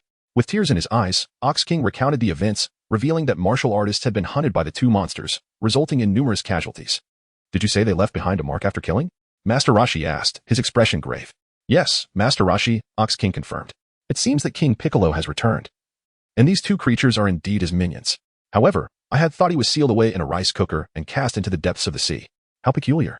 In the past, combating King Piccolo would have been a daunting task. However, Master Roshi felt the might of Krillin and Goku at his side and realized that the timing was not in King Piccolo's favor. Perhaps this time, they could eradicate this menace once and for all, igniting a fervor within Master Roshi. Master Roshi, Krillin called, gently nudging him back to reality. Master Roshi finally came to. What were you pondering, Master? Danbarin and Sinbaro, startled by the sudden appearance of Goku and his companions, regarded Ox King with indifference. For in their minds, humans were hardly a challenge, merely playthings to be toyed with. What could be more entertaining than toying with ants, watching them squirm in despair? Hey, Danbarin. Look. Sinbaro squinted closely at Goku and Krillin, noticing their resemblance to the pictures on a list. What is it, Sinbaro? Sinbaro handed over the list, stating, Look. These individuals match the names on the list, the martial artists we sought but didn't find. We had assumed they had fled. It seems we have come upon them effortlessly. Indeed. Sinbaro, it appears they have chosen the wrong path. Let the games begin. The two monsters glared at Goku and the others, as if they were merely lambs awaiting slaughter. As the standoff continued, Master Roshi shouted, Goku, take them down quickly. Many martial artists have already perished, and King Piccolo has resurfaced. If we do not eliminate these threats, this world will be in peril. Krillin, Tien, Yamcha, you must assist as well. We need to locate King Piccolo post-haste. Understood, Master Roshi. The others echoed. I'll handle the slender one. You can divide the stout one among yourselves. Goku declared, charging straight at Danbarin. Hey. As Goku engaged his opponent. The remaining three eagerly prepared for their own fights. How should we split this? Perhaps we could draw straws? Yamcha suggested to Krillin and Tien. Sounds good. It's fair enough, they agreed. Rock, paper, scissors. Sinbaro, witnessing Danbarin engage with Goku while the others decided their matchups, felt his frustration rise. It dawned on him that he was left with no choice but to face the remaining opponent, his forehead pulsing with frustration as his green face turned darker with rage. Aha, I won. I get the fat one. Yamcha exclaimed, having triumphed in the game, and immediately charged towards the stout monster. While Krillin and Tien could only exchange resigned glances. In an instant, Yamcha stood before the stout beast. You all seem to be having a grand time. Killing so many people is utterly unforgivable. Yamcha raised his fist and struck the rotund monster squarely on the head. Sinbaro, unable to evade in time, was sent flying, crashing into the ground and creating a deep crater. Truly, he was no match at all. Yamcha then soared over, gazing coldly at the struggling Sinbaro. How formidable Yamcha is. Yamcha, please finish him off, came the urging voice. Goku, don't delay any longer. Resolve this swiftly. We must find King Piccolo. Oh, I wanted to warm up first. But if that's the case, let us end this quickly. Your strength is utterly weak. You scoundrel. Observing Goku's nonchalant demeanor, Danbarin glanced at his own injuries and then at the elderly man and several women watching from afar, who appeared quite feeble, narrowing his eyes. A scheme formed in his mind. Moving stealthily towards them, he said, Goku, I never expected there to be someone as strong as you among martial artists. I truly underestimated you. However, do not be overly optimistic. The great Demon King could defeat you with just a flick of his finger at this very moment. Danbarin had drawn alarmingly close to Master Roshi and the others. According to his calculations, capturing a hostage would grant him the upper hand. He bolted towards Bulma's direction. Kamehameha. At last, Goku realized Danbarin's intentions and rushed frantically towards Master Roshi. Seeing Danbarin racing towards them, Bulma, Oolong, and the others quickly ducked behind Master Roshi. Once I seize a hostage, you can await your demise, Goku. His wicked hands were about to reach for the women behind Master Roshi. Bang, bang, bang, as Danbarin approached. Master Roshi lifted his leg and delivered a powerful kick to his chest, following up with a swift series of 3 kicks. He arrived quickly and departed even faster. Danbarin, bewildered by what had transpired, felt a sharp pain in his chest and was sent flying, landing several dozen meters away, motionless, eyes filled with disbelief. Goku landed beside Master Roshi, receiving a scolding.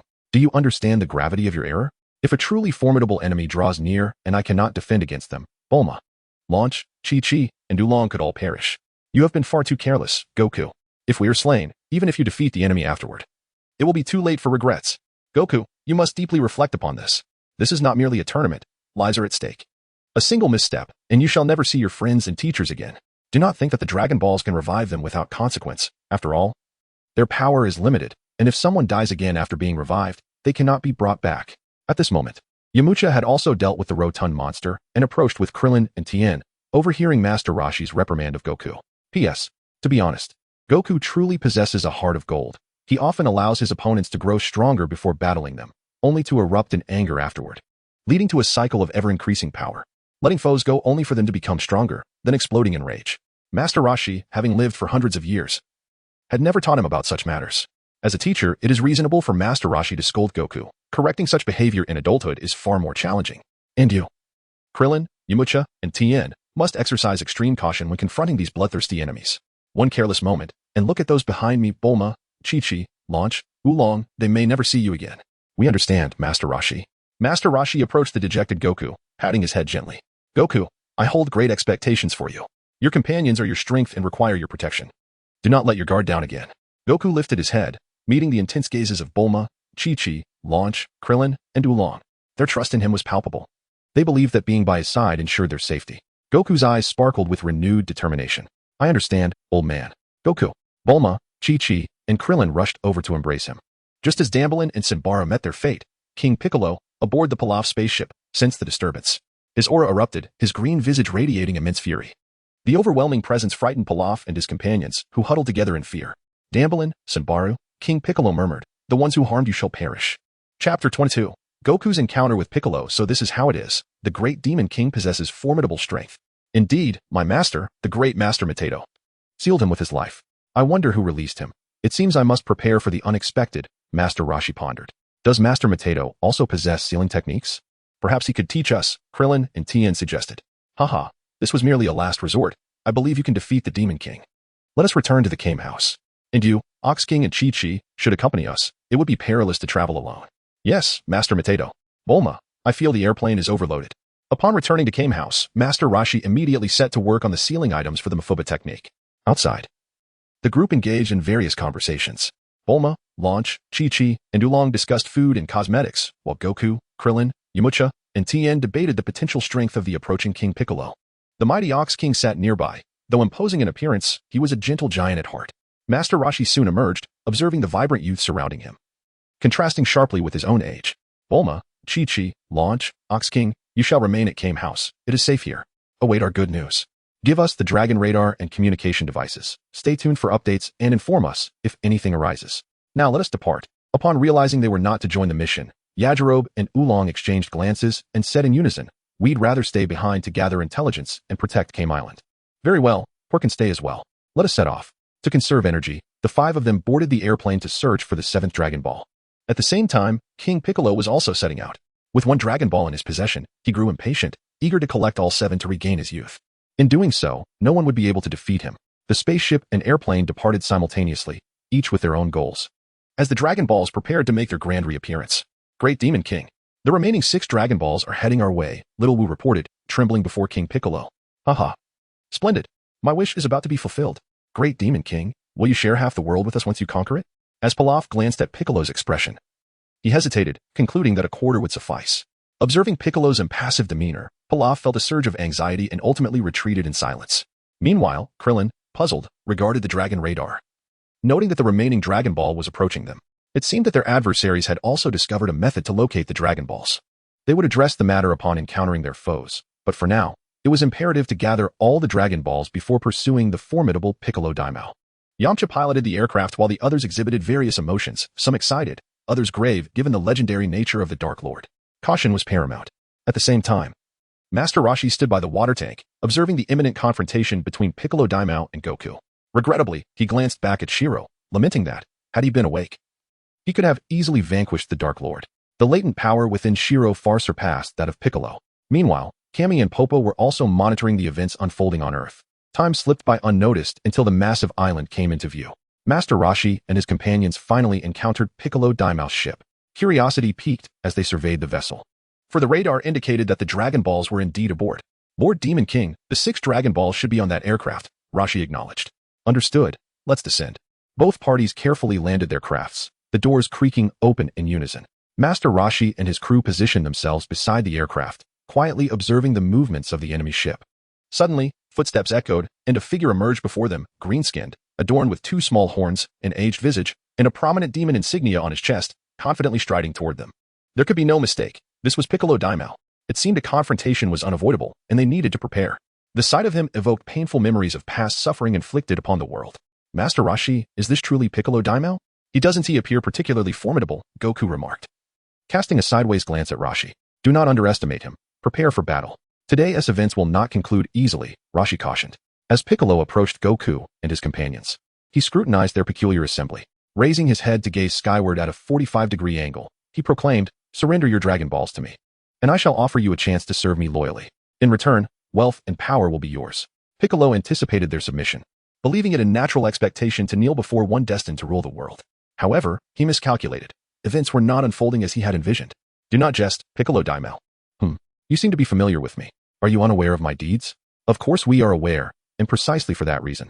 We shall not grant you the opportunity to ravage this beautiful world. Piccolo's expression darkened, realizing they had abandoned their last hope for survival.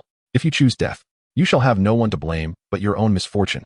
Master Roshi and his companions swiftly assumed a defensive stance, 5 of them lining up in preparation to confront the enraged Piccolo. Ah, so you've resolved to embrace death. Very well, I shall oblige. Piccolo, furious, discarded his cape with flair, fixating his gaze upon them. Meanwhile, Pilaf and his companions cautiously observed the unfolding situation, aware that Piccolo Daimao was not one to honor promises. We should flee, Lord Pilaf, one suggested. Patience. This is a rare opportunity to dominate the world. We cannot relinquish it so easily. At Karin Tower, the heavenly temple, all eyes were fixed on the scene, pondering how events would unfold. Would Piccolo Daimao subjugate the world, or could they triumph over him and save it? Chapter 23. The battle between Piccolo and Goku. Before him stood a vigilant assembly, prompting Piccolo Daimao to cross his arms, a smirk gracing his lips. I grant you an opportunity, come at me together, and perhaps you may last 2 minutes. A gentle breeze stirred, ruffling Piccolo's attire and horns, as the demon emblem on his chest swayed, emanating an aura of invincibility. You need not join forces. I can handle you alone, Goku declared, stepping forward, crouched. Left hand clawed, right hand poised into a fist, adopting a fighting stance. Goku, be cautious, Roshi warned, recognizing Goku's battle-hungry nature. Everyone, remain alert. Have you made your choice? Just this little brat? Piccolo remarked, flicking the dust from his nails. 10 seconds to defeat you. Let us hope so, Goku retorted, launching himself at Piccolo, closing the distance in an instant. To Piccolo's surprise, the boy was surprisingly swift. However, I am invincible, he thought, extending a finger to intercept Goku's incoming attack. As Goku approached, he noticed Piccolo's defensive posture and deftly shifted to strike at Piccolo's side with all his might. Piccolo, utterly unprepared for Goku's sudden change in attack, realized too late that he could not evade the blow. Goku's powerful fist connected, sending him hurtling away. Pain seizing him as blood vessels burst in his eyes and he spat out bile. His body collided with a small mountain, causing the ground to fracture and dust to billow into the air. Impossible. How can this little brat possess such strength? Damn it, I am the Dark Lord. Master, is it just me, or does Piccolo Daimao seem less imposing than expected? Krillin questioned, bewildered. Surely, it is your years of arduous training alongside Shiro that has strengthened you. Roshi mused, torn between joy at their growth and concern over potential arrogance. Perhaps I need not worry. Once Shiro, that anomaly, arrives, he should be able to subdue them effortlessly. Above, the cat and deity watched in astonishment as the so-called Dark Lord was swiftly overwhelmed. Goku, do not be careless.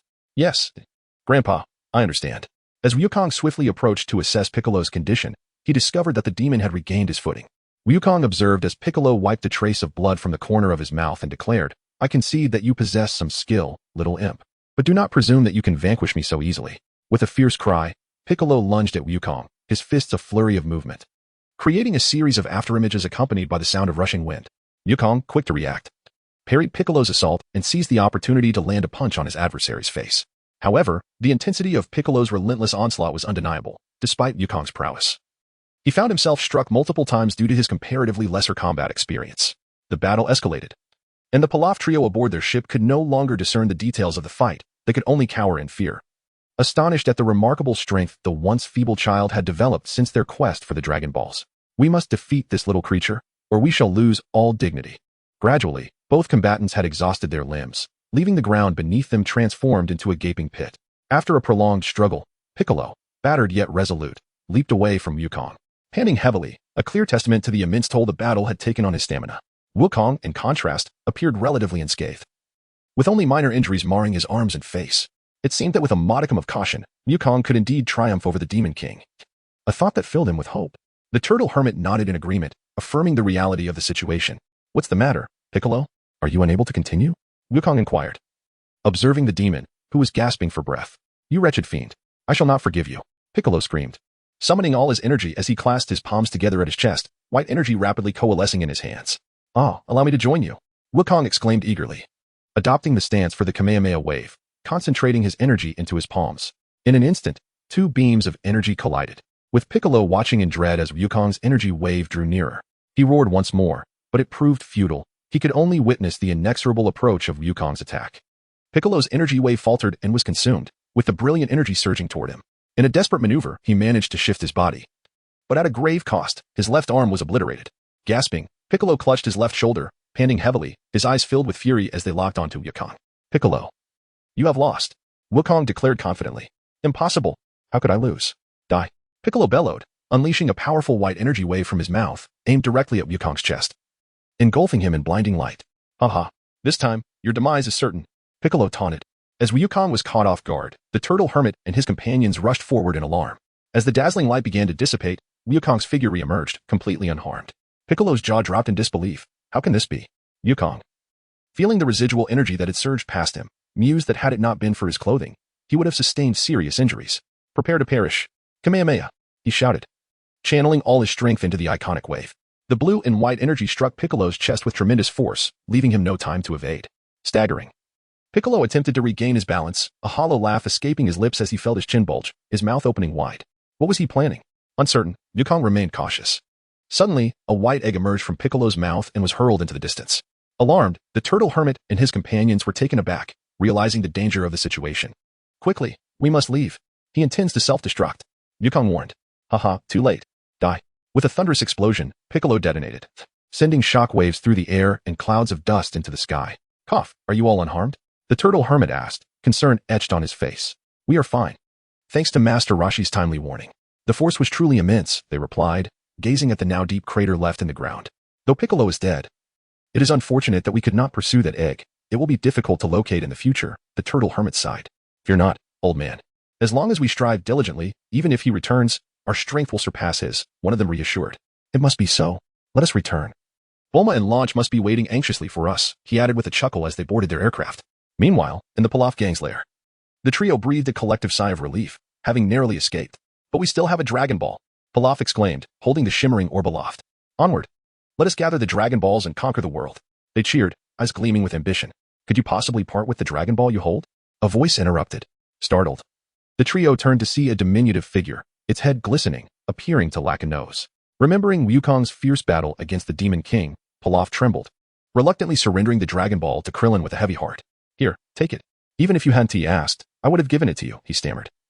Then hurriedly returned to his companions, weeping. As Krillin accepted the Dragon Ball, he looked at the weeping trio and said, Thank you. No need to mention it, they replied, tears still streaming down their faces. Feeling pity for them, Krillin returned to the aircraft and fetched some money, placing it beside them. Consider this a reward for giving me the Dragon Ball, he said before departing. Pilaf, this is money, the trio exclaimed, their tears drying as their eyes fixated on the cash. Silence. I see it, one shouted. Wow, Pilaf, can we buy ice cream with this? Another mused. We can at least buy 3 to sample, Pilaf replied, excitement bubbling over. Meanwhile, on Turtle Island, Yamcha piloted the ship gently to the ground, where the passengers eagerly awaited their return. Wukong, Krillin, have you defeated the Demon King? Bulma and the others eagerly awaited the return of the group. Defeated. Goku was truly remarkable. The Dark King was no match for him. Haha. Upon hearing the praise, Goku scratched his head, feeling bashful. Goku is amazing. Moreover, we have successfully gathered all the Dragon Balls, which allows us to summon Shenron to grant us a wish. The 7 Dragon Balls lay on the ground, and many who had never seen Shenron before looked forward to the celestial dragon's appearance. Bulma, are you going to wish for Shenron to let you enter Shibate's dreams this time? After a moment's contemplation, Bulma replied, let us skip that for now. We have seen many martial artists die on television. Perhaps we should see if Shenron can resurrect them. Bulma, your wish might be something my sister can resolve. If not, We can always wait until the next time to wish upon Shinron. Goku and Krillin will help you find the Dragon Balls then. Come forth, Shinron, and grant my wish. The 11 individuals and 2 pets focused intently on the sky as darkness enveloped the surroundings. A stream of golden light shot up from the 7 Dragon Balls, and as the golden glow flickered, a verdant dragon materialized. Tianjin, Shinron is truly magnificent. Tianjin fan, stroking the dumpling's head, remained silent. Chi-Chi stood beside Goku, her face aglow with excitement. Goku, what a huge dragon. Indeed, it's great to see Shinron once more. Is this truly Shinron? I wish I could make a wish too. Yachirobe gazed upward at the immense dragon. State your wish, I can grant one. No matter what it is. Shinron, can you resurrect the martial artists who were killed by the Dark King Piccolo's minions these past few days? After a brief silence. The wish was simple. Shinron's eyes glowed red, and streams of light shot out in all directions. It can indeed be done. Wonderful. Your wish has been granted. Farewell. With a hum, Shinron dissolved into nothingness, and the 7 Dragon Balls scattered. Goku spotted the 4-star ball and soared into the air to capture it. All across the globe. The martial artists who had perished abruptly sat up from their coffins, smashing through the wooden lids, causing those nearby to flee in panic. This chapter concluded a segment of events. After the martial arts tournament, they had not paused for a moment, but now they could finally gather together. Launch had prepared an abundance of food, and everyone sat at the table, relishing the delicious meal.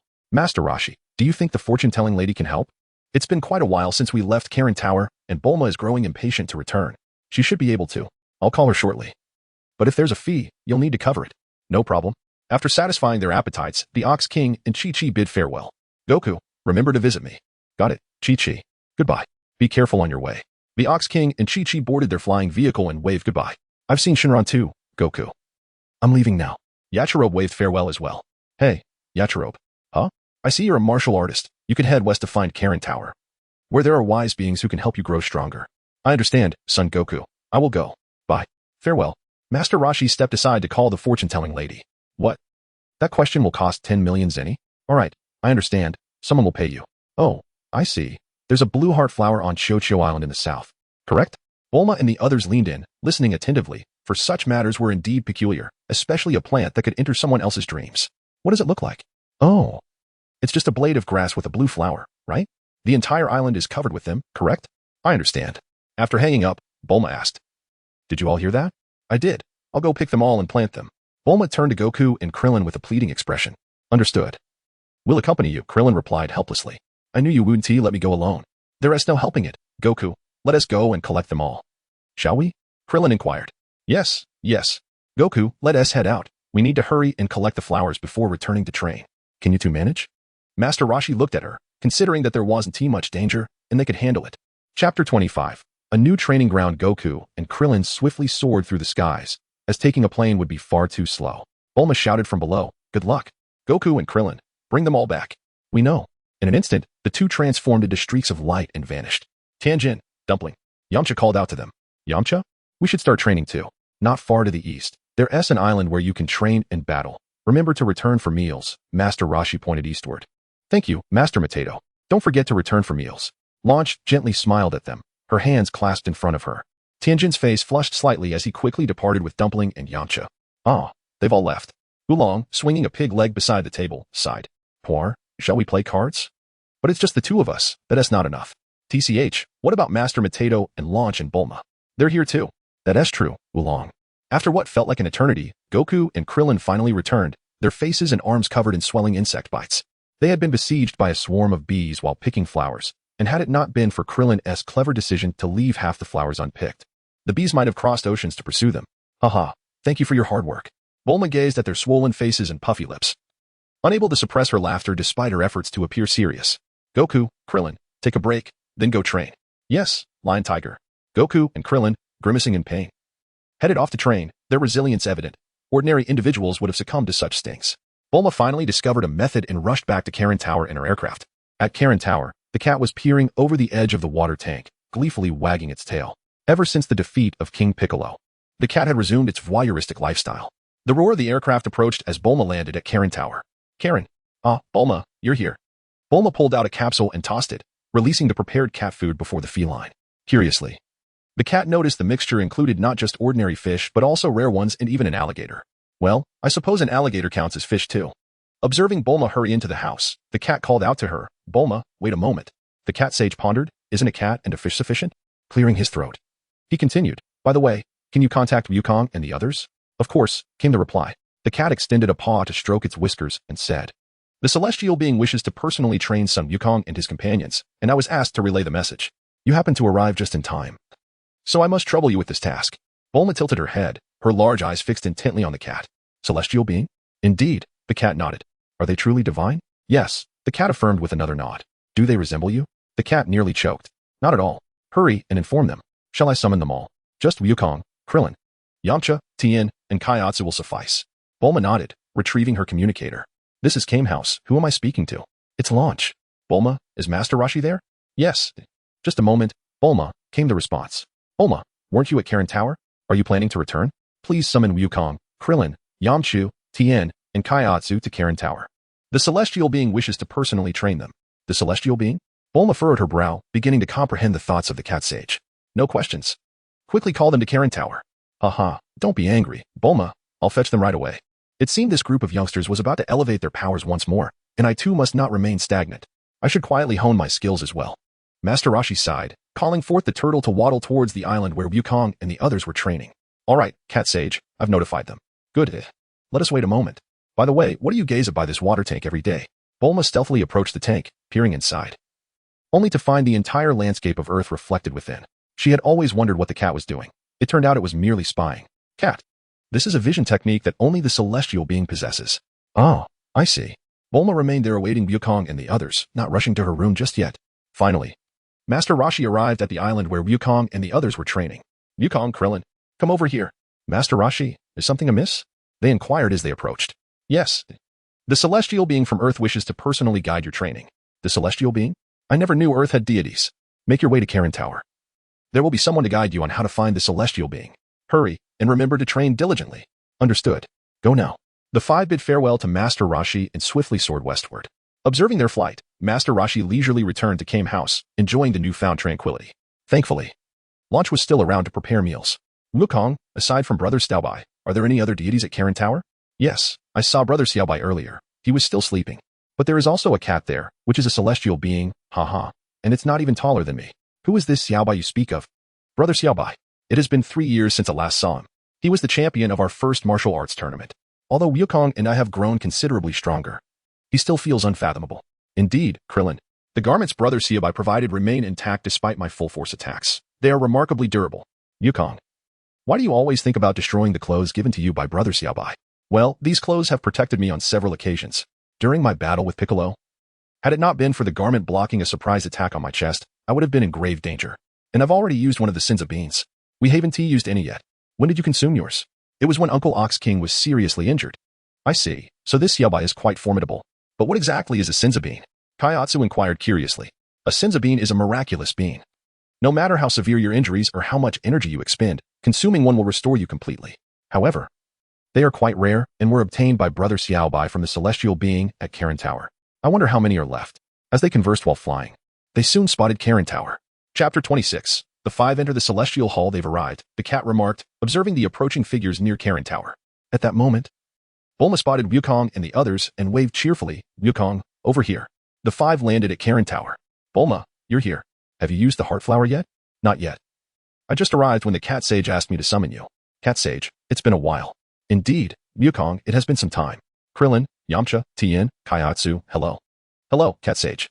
The cat had never felt such a lively atmosphere before, narrowing its eyes and raising its whiskers in delight. Cat sage, you mentioned the celestial being is looking for us? Who is this celestial being? Seeing the puzzled expressions on their faces, the cat stepped forward, standing at the edge of Karin Tower, and explained, the celestial being is the true deity of Earth. The dragon you summon using the Dragon Balls was created by the celestial being. How impressive. They can create even the dragon. But why would the celestial being suddenly want to train us? Krillin asked. Well, during your battle with the Demon King Piccolo, both I and the celestial being were watching. The celestial being sensed the goodness in your hearts and believes you can protect Earth. To enhance your strength, they have decided to train you. Moreover, you should be aware that the egg Piccolo spat out at the end is also his offspring. To confront him in the future, you will need greater power to avoid being caught off guard when he returns. Yes, we all know that, but unfortunately we couldn't find him afterward. That means the celestial being must possess extraordinary power. Wukong, you must understand that your current strength is merely brute force. You still do not comprehend how to wield your power effectively. Your combat style is too straightforward, filled with superfluous actions. Thus, The celestial being will primarily focus on training you in these aspects. Well, the specifics are best left for the celestial being to explain. Cat Sage. Where does the celestial being reside? The cat pointed to its head. The celestial being resides in the temple just above Karin Tower. Is it higher up? The group looked around, but saw nothing. Follow me. The cat, leaning on its cane, took deliberate steps forward, with Wukong and the others trailing behind, while Bulma curiously followed. Upon reaching the pinnacle of Karin Tower, the cat squinted and pointed to a cylindrical fixture at the center of the tower's summit. Wukong, take out your Rui Bang. Taking hold of the red Rui stick, the cat sage inserted it into place. This Rui stick was originally a conduit connecting the Karin Tower and the Heavenly Temple. Serendipitously acquired by your grandfather, son Wukong. Now you should know how to proceed, right? Aha. So that's how it is. I recall your Rui stick can extend, correct? Wukong? Yes, we understand what to do now. Subsequently, the five of them grasped the Rui stick, awaiting it to elongate. Wukong turned to Bulma and said, Bulma, when you see Big Brother Xiaobai, tell him that next time we meet, I will surely defeat him. Thus, a vow was made. Yes, I will convey your message. You all must diligently train. Bulma encouraged them, raising her hand in support. Indeed, we shall, Cat Sage. We take our leave now. Farewell. They waved goodbye with their paws. The cat sage silently mused that Wukong would be quite astonished upon seeing the heavenly god. Rui stick, extend. It seemed to have comprehended Wukong's command. Swiftly elongating and carrying the five of them higher into the sky. Wukong, Krillin, everyone, give it your all. Train hard. Bulma was aware that they would not meet for a considerable time. Their next encounter would likely be at the venue of the World Martial Arts Tournament. Sigh, indeed. Only a boyfriend can accompany one for the longest duration. Standing beside Xiaobai, Bulma gazed at his face, her spirits lifted considerably. Next. I should be able to enter your dreams. I wonder what you are doing in them. The cat mused. This is my home. This is my home. Maintain a smile. Oh, how vexing, yet it must be so. After all, both have nurtured each other. Wow, it's really high, Krillin. The Rui stick has been extending for quite a while, yet we haven't reached the Heavenly Temple. Be patient, Wukong, after all. The Heavenly Temple is not a place one can simply access. Given our altitude, it shouldn't take too long now. Haha. Who would have thought I would one day meet the Heavenly God of Earth? I wonder what he looks like. That is true, Yamcha. As our strength increases, we will encounter more formidable beings. Now that even the Heavenly God has appeared, who knows, perhaps one day a cat will come forth claiming to be an angel. And I would believe it. Tianjin Fan made a light-hearted jest. Ah, I see something ahead. It seems we are nearing our destination. Yes, I see it too. A massive island. It's truly wondrous, such a large island floating so high. The Rui stick finally connected with the Heavenly Temple. Retracting the Rui stick, the five of them swiftly climbed the ladder. Upon arrival, they beheld an expansive circular arena, where a figure, a man of African descent clad in white trousers and a red vest, stood before them. His head was wrapped in white cloth, his skin entirely black, revealing only his silhouette, with his eyes and mouth as the only visible features, making him quite distinctive. Wukong approached the figure and inquired, Are you the Heavenly God? You must be Son Wukong. I am Bobo, the servant of the Heavenly God, responsible for many matters within the Heavenly Temple. Bobo, where is the Heavenly God? I don't see him. The Heavenly God is within the temple. Follow me. Remember to show him respect upon meeting. Understood. They followed Bobo towards the temple. Their curiosity piqued as they examined everything around them, for it was all quite novel to them, aside from a structure on the side. The area was covered with a smooth, even surface, adorned with several trees, creating a very pleasant atmosphere, undoubtedly an excellent place for cultivation. Upon reaching the temple, Bobo halted and announced, The Heavenly God is about to emerge. Son Wukong and the others stood behind Bobo, their anticipation for the Heavenly God's appearance palpable. In the Karin Tower, Bulma stood beside Xiaobai, holding the heart-link flower. She gazed at him for a long while before laboriously dragging a bed over. Slowly lying down, tentatively she extended her hand, recalling what the cat sage had said about a protective barrier around Xiaobai. However, after numerous attempts, she found no obstruction. Finally, shyly, she entwined her hand holding the heart-link flower with Xiaobai's palm. His hand felt so large and warm. This was Bulma's first impression upon grasping Xiaobai's hand. She lay quietly on her side, observing the slumbering Xiaobai, her mind gradually calming, all trivial thoughts dissipating, leaving only a pure consciousness. Slowly, her eyelids grew heavier. This was the effect of the heart-link flower. Holding it together would hasten their slumber and allow them to enter one another's dreams. However, the flower could only be used once for 4 hours. And to dream again, another heart-link flower would be required. Hence Bulma tended to her collection with care. As Bulma's eyes closed, she soon fell into a deep sleep. The cat came over to observe the two, stroking its whiskers, finding the scene quite fitting. Before extending a paw to cover Bulma with a blanket, after closing the door, it gazed at the empty Karin Tower, sighed, and resolved to observe the mortal realm. Chapter 27. Encountering in dreams, Bulma felt herself floating, light and joyful, her body entirely relaxed. Upon opening her eyes, she found herself enveloped in darkness. Yet her heart was serene. A voice within assured her that she was entirely safe, with no need for fear or hesitation. She simply needed to follow her heart's direction. Thus, Bulma continued to float forward, the passage of time unknown. Eventually, she perceived a bright light ahead, filling her with joy, prompting her to quicken her pace. As she approached, Bulma sensed the presence of Xiaobai. Once she saw him, her heart would be at ease. Upon reaching the light, it appeared small from a distance, but upon closer inspection, it was indeed vast. Bulma tentatively touched the glowing orb, discovering her hand could effortlessly pass through, feeling a comforting warmth radiating from within. No longer hesitating, she stepped forward and entered the light. The brilliant illumination flooded her vision, revealing a moderately sized planet, towering mountains, a vast sea, and flat land adorned with flowers and grasses. Upon closer inspection, she spotted rare and exotic beasts. Just as she was about to continue observing, a beautifully plumed bird flew before her, small yet exquisite. Bulma instinctively extended her hand, and the bird landed gracefully, chirping softly and gently pecking her finger before soaring in front of her. After flying a few steps, it turned back to Bulma, calling her with soft chirps, as if inviting her to follow. "Do you want me to come with you?" Bulma softly inquired. To her surprise, the bird nodded. Thus, Bulma began to trail behind the bird, following it as it chirped invitingly. As Bulma obediently followed behind, the bird continued to flap its wings and soared away. Bulma trailed after the bird, observing the serene little planet, feeling an extraordinary sense of comfort as if she were luxuriating in a warm bath after a long day of toil. After a brief flight across the diminutive world, she soon spotted the bird coming to a halt, revealing Xiaobai standing before her, adorned with a radiant smile. Gazing at Xiaobai, Bulma was captivated by his gentle demeanor, which harmonized beautifully with his ethereal presence. The word celestial spontaneously came to her mind, though she could not quite grasp its origin. Nevertheless, it resonated perfectly with the current image of Xiaobai, particularly if his hair were to grow a touch longer.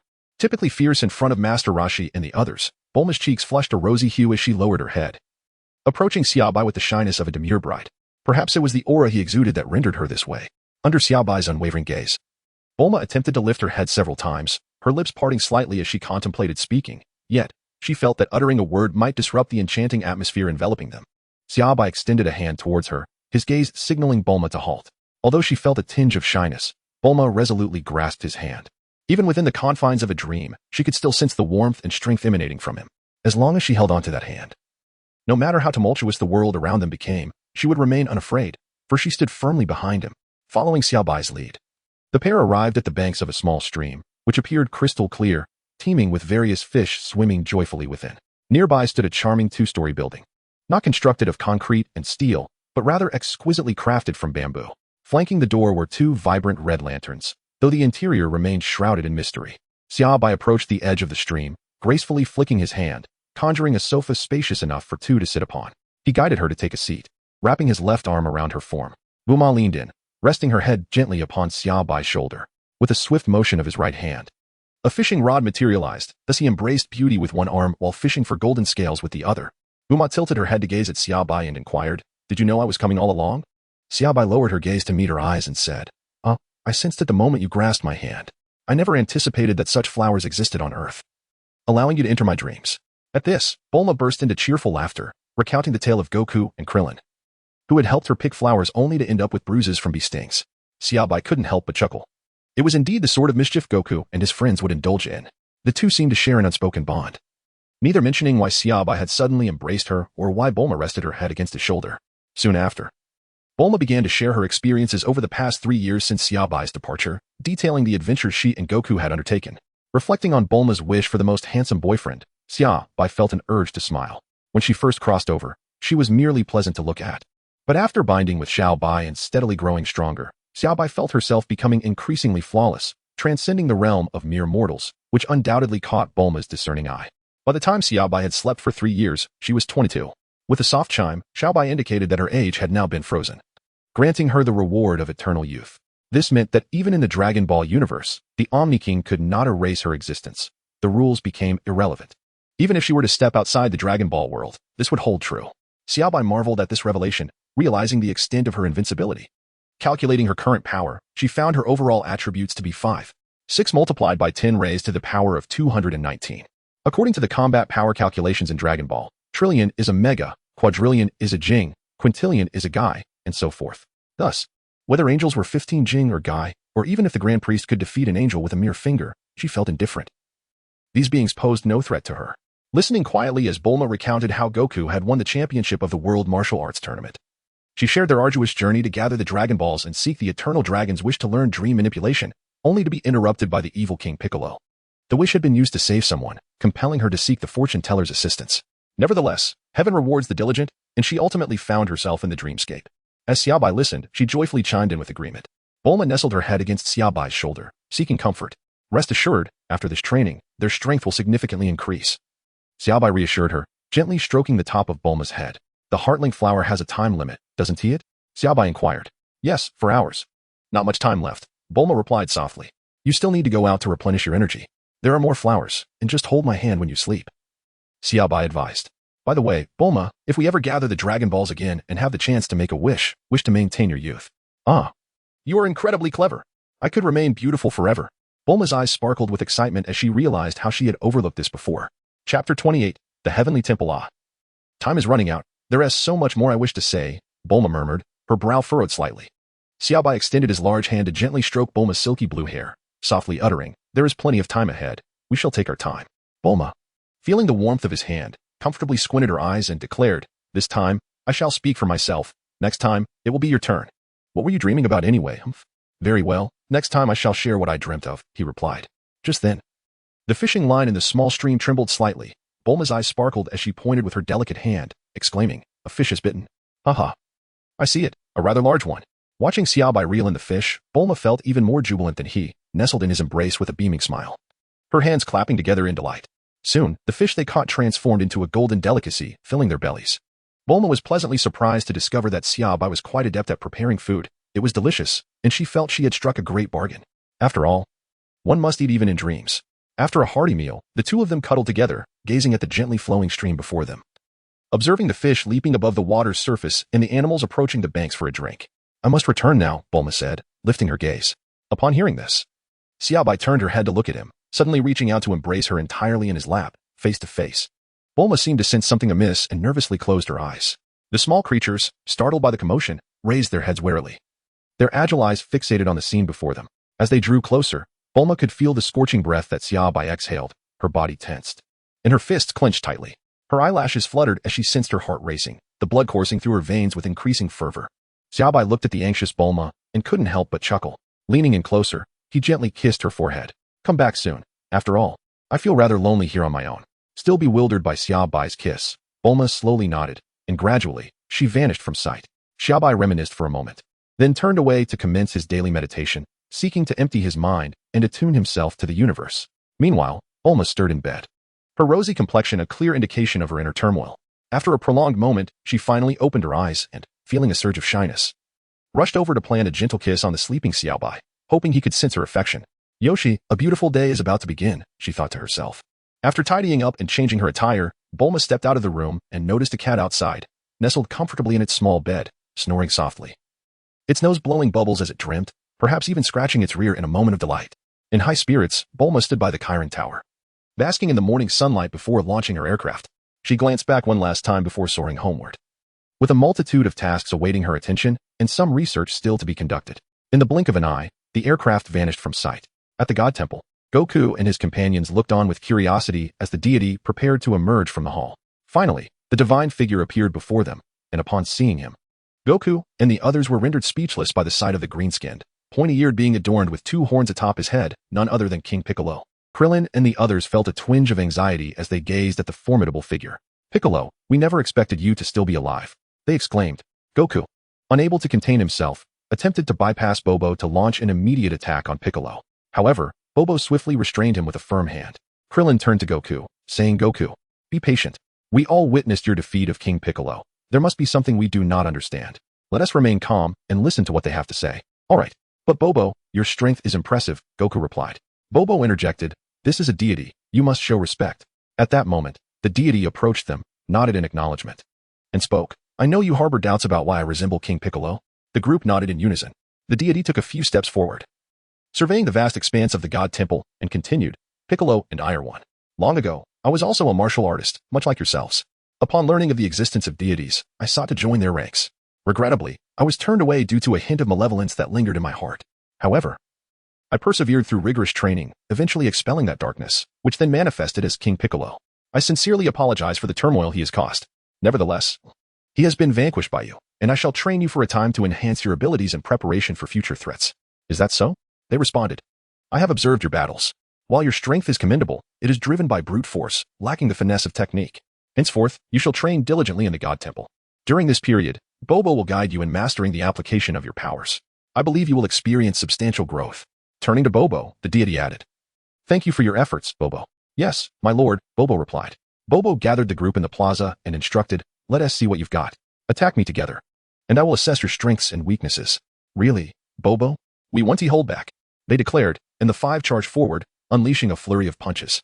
Bobo remained expressionless as their attacks approached, vanishing just in time to evade their strikes, leaving them to collide with one another and tumble to the ground in a heap.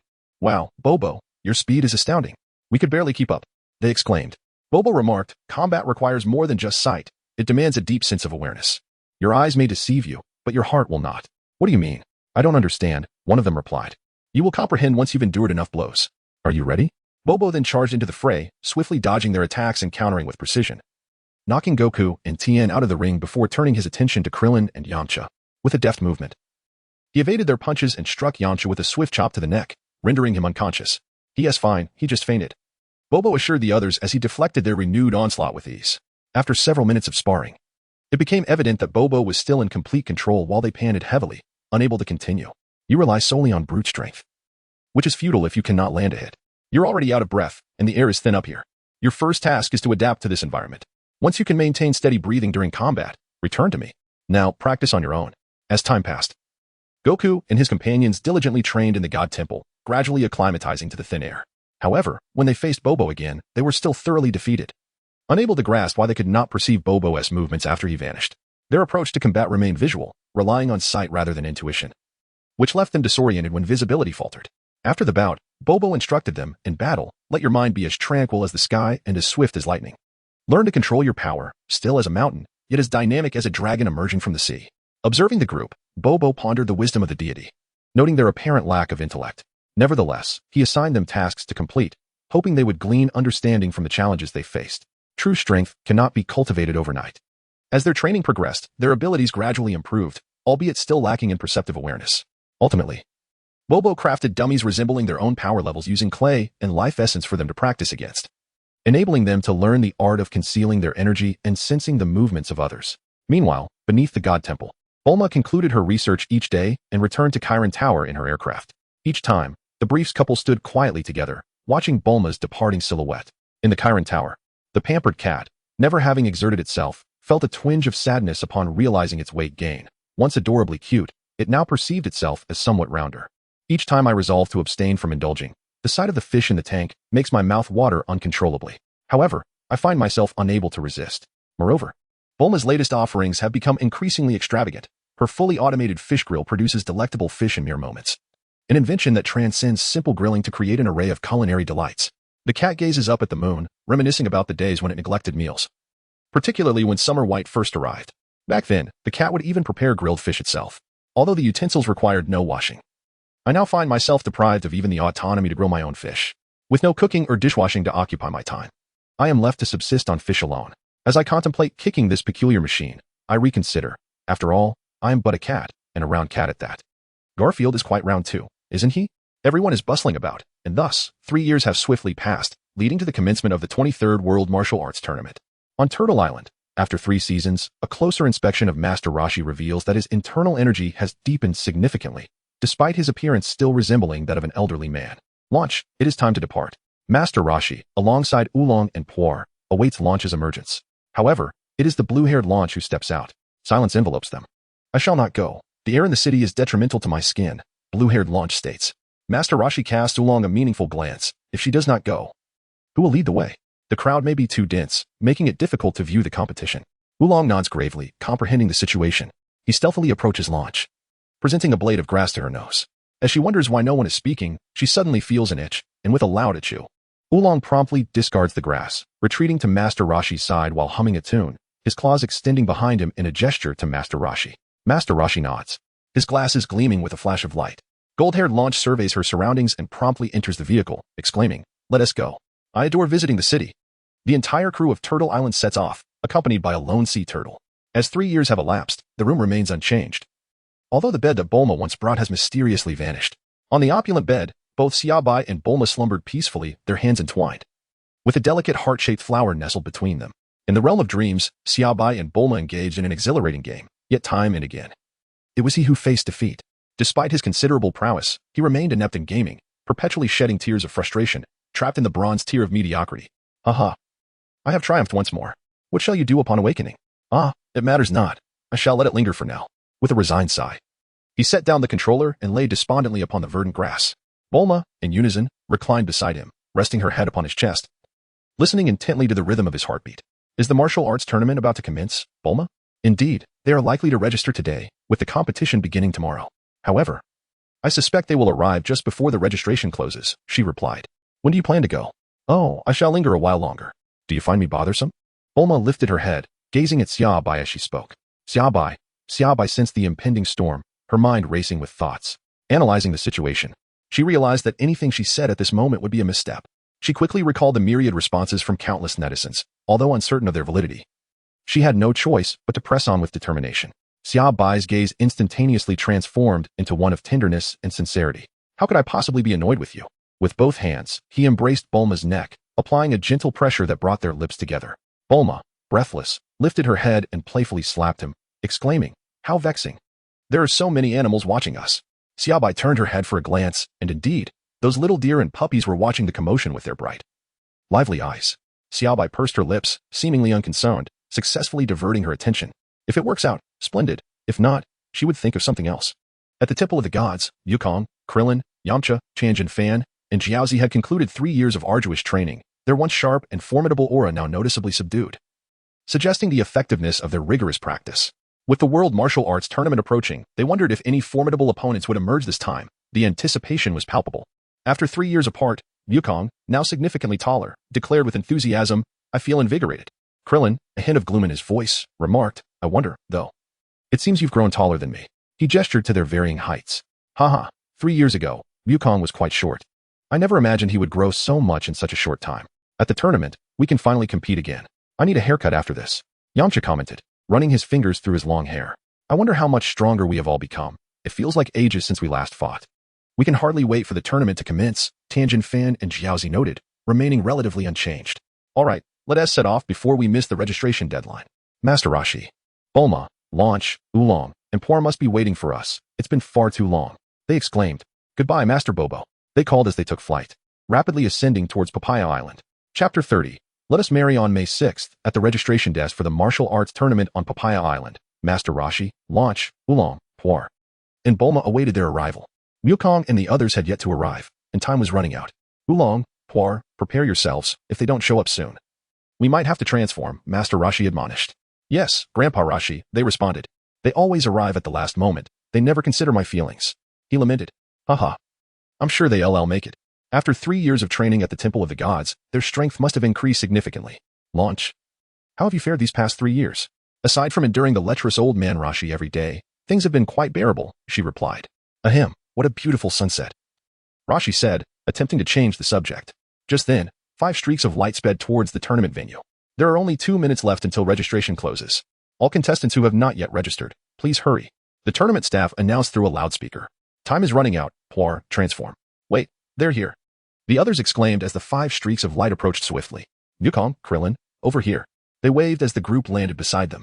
Quick, go register. Time is running out. We'll talk later, they urged. Yes, we'll go now, they replied. Was that Yukong just now? It must be. He has grown so much in just 3 years. Krillin added, noting his own growth as well. As they marveled at the changes, Yukong and the others finished registering and approached them. Yukong, Krillin, you're both so tall now. Haha, I feel like I've grown too. Yukong replied. What was the Temple of the Gods like? I've only heard tales, but have never been there. Master Rashi asked curiously. Master Wu Tian, we were taken aback when we first encountered the gods. We thought Piccolo had been resurrected. Bulma and Launch were equally intrigued. As they chatted, they entered a nearby restaurant, where the owner immediately recognized them and welcomed them with great enthusiasm, being accustomed to serving high-profile clients who could spend considerable amounts. The sight of the sumptuous feast before them made Yukong and the others' eyes sparkle. Although the Temple of the Gods had its own dining offerings, they were not as exquisite. After indulging in a lavish feast, they settled in for the night. The following day, as fireworks heralded the commencement of the tournament, the preliminary rounds began. Yukong, Krillin, Yamcha. Give it your all. I'll be cheering for you, Tianjin Fan. Yes, We know. Don't worry. Outside. Master Roshi and the others enjoyed refreshments while awaiting the conclusion of the preliminaries, confident that their friends would easily advance to the top 8. Once they entered the arena, Wukong was unexpectedly tapped on the shoulder by a charming girl. Hey, Wukong. Chi-Chi greeted him with enthusiasm. Who are you? He replied, puzzled. You don't remember me? She asked, slightly offended. I'm sorry, I can't recall, he admitted, scratching his head in confusion. Humph. She pouted and walked away. Hey, Wukong. When did you get to know such a lovely girl? Krillin and the others expressed their envy. I truly don't remember. She seems familiar, though, he replied. The atmosphere was electric as Jiaozi successfully defeated the robot-turned-Potifu and advanced to the top 8. Unfortunately, Yachirobe, masked in his participation, was defeated by the and failed to qualify.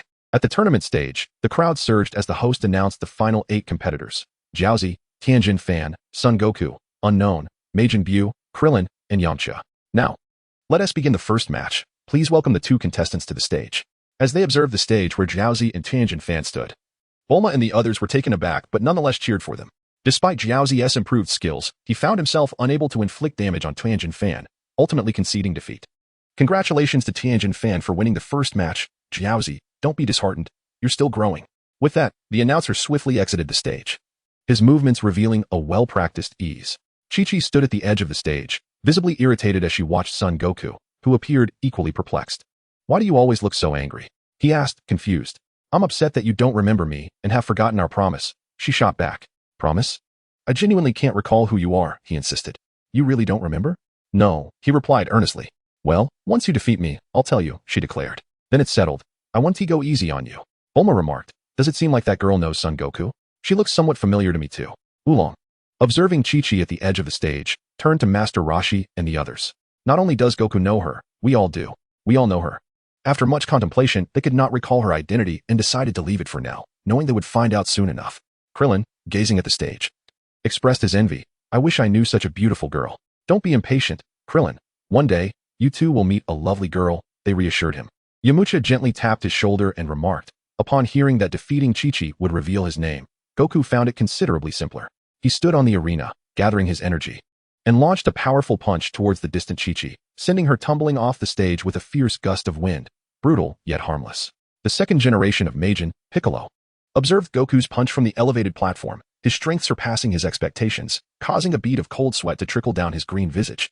Unharmed, Chi-Chi swiftly regained her footing, leaped back onto the stage, and exclaimed, truly worthy of my affection, your power is remarkable. It's time for you to reveal your name. Bowing her head, she continued. I am Chi-Chi, the daughter of the Ox King. Do you remember our promise? Chi-Chi. Goku recalled how, in his youth, she had declared her intention to marry him when they grew older, to which he had agreed. I can't believe it, Chi-Chi, you've grown up. Below the arena, Master Roshi, Bulma, Launch, and even Krillin, Yamcha, and Tien were taken aback by Chi-Chi's name, their expressions a mix of astonishment. It made sense why she seemed familiar.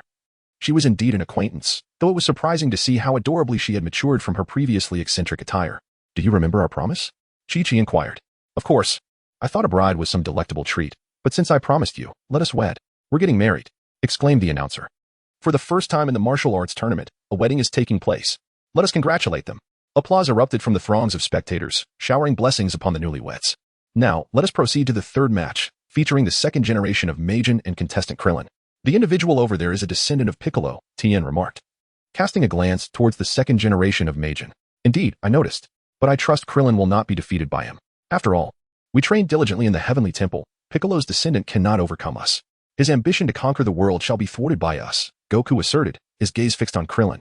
That's true. Our current strength can handle any crisis, Tien affirmed, clenching his fists tightly. In the arena, the match between the second generation of Majin and Krillin commenced.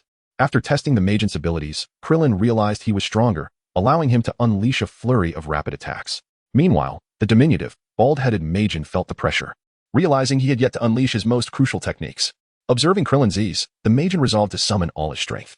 If he could not secure victory, he would retreat to train and await another opportunity. With that thought, he stood firm on the arena, clenching his fists, channeling all his energy. His aura intensified by the dark clouds gathering above. As the formidable energy radiated from the Majin, Krillin became more focused.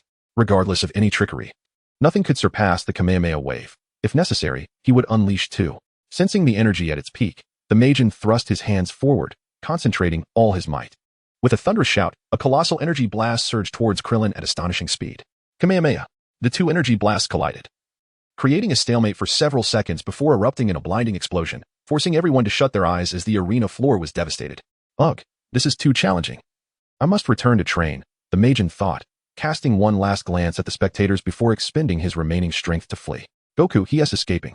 I'll chase him down. Eliminating him would mean no threat for Earth, Yamcha declared, rising to pursue. Goku restrained him, saying, Yamcha, let him go. Without opponents in this world, we may lose our drive. With the Majin constantly pursuing us, even if we wish to neglect training, it will be difficult. As long as our strength exceeds his, he cannot conquer the world. That makes sense, Yamcha conceded, halting his pursuit. As the brilliance faded, the announcer, perplexed by the vanishing Majin, spoke into the microphone, congratulations to Krillin for winning the third match. Let us welcome the next contestants. Having distanced himself from the tournament, the Majin glanced back, noting no one was in pursuit. Silently, he vowed, I will return, before soaring towards his training grounds. The fourth match concluded swiftly. The heavenly god, who had intended to confront the second generation of Majin, found himself alone, having been outmatched by Yamcha's superior strength. Congratulations to contestant Yamcha for his victory. Next, please welcome Tien and Goku to the arena. Initially, Tien and Goku exchanged blows evenly.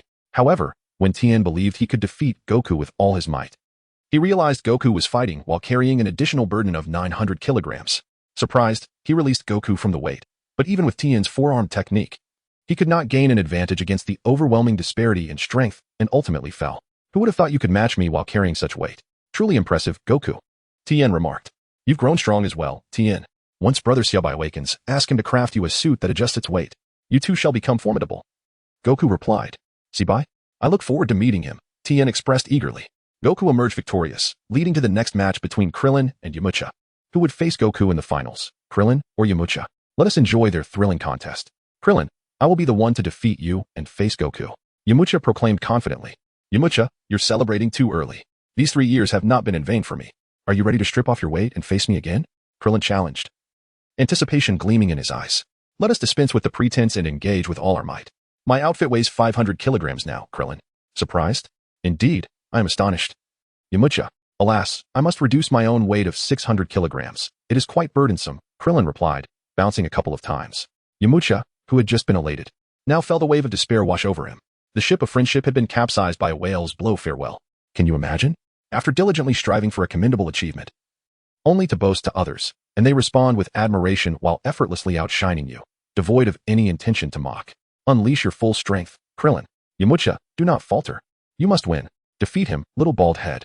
The cheers from the surrounding spectators filled the air, each rallying for their favored contender. Step aside from the opening match. The disparity in combat prowess between the two is not particularly vast. Yamcha, even while being pummeled, can still retaliate.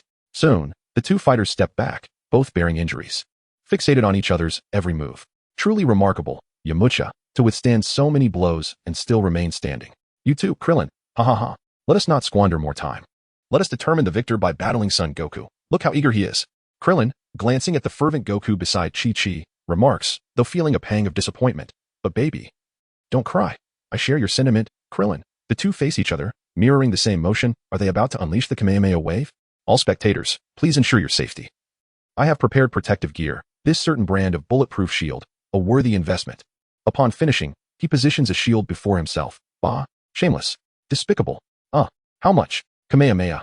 The moment the words leave his lips, two white energy waves collide, creating a chasm in the arena's ground, the air sizzling with heat. Chapter 32, Kamehameha. The two energy waves are locked in a stalemate, akin to a tug of war, neither yielding ground. The center of their clash has utterly ravaged the arena's surface. Krillin and Yamcha, veins bulging, exert their full strength, awaiting the moment the other falters and concedes. The audience watches with bated breath, their hands involuntarily clenching, acutely aware that the first to relent will be the one to lose. Yamcha, you can do it. Krillin, hold on. Their companions continually cheer them on. Krillin suddenly grins. Yamcha, I will not be defeated by you. With that, he intensifies his output, a tremendous energy residing within his small frame. As Krillin amplifies his energy, Yamcha feels the strain increase. Gritting his teeth, he declares, Krillin, I shall not surrender easily. Yamcha's energy wave surges slightly, yet it pales in comparison to Krillin's. Furthermore, Yamcha senses a waning strength, helplessly watching as Krillin's energy wave swiftly engulfs his own, drawing ever closer. Seeing this, Krillin's spirits lift, seizing the moment while he still possesses energy. He channels all his might, his energy wave's cylindrical form expanding dramatically. Yamcha can only watch in vain as Krillin's energy wave propels him off the stage. his body collapsing onto the ground, utterly spent, not even a finger wishing to move. Young Master Yamcha. Poor flies over to support the weakened Yamcha. Yamcha, are you hurt? Krillin and their friends look on with concern. Yamcha chuckles. I'm fine. Krillin, you truly are strong now. Krillin scratches his bald head sheepishly. Yamcha has fallen. The victor is Krillin. We thank them for their marvelous match. Cheers erupt from the crowd, the thrilling battle providing them with unparalleled visual delight. Next, we ask the staff to repair the arena. Our Krillin shall take a brief respite before facing the reigning champion, Son Goku, in the finals. Who will emerge as the champion of this martial arts tournament? We shall see shortly. Just as the host concludes, he is bombarded with an avalanche of fruit, coins, and even a bra. Before he can react, a variety of items bury him, and when he finally excavates himself, he spots a bald old man hurriedly concealing something.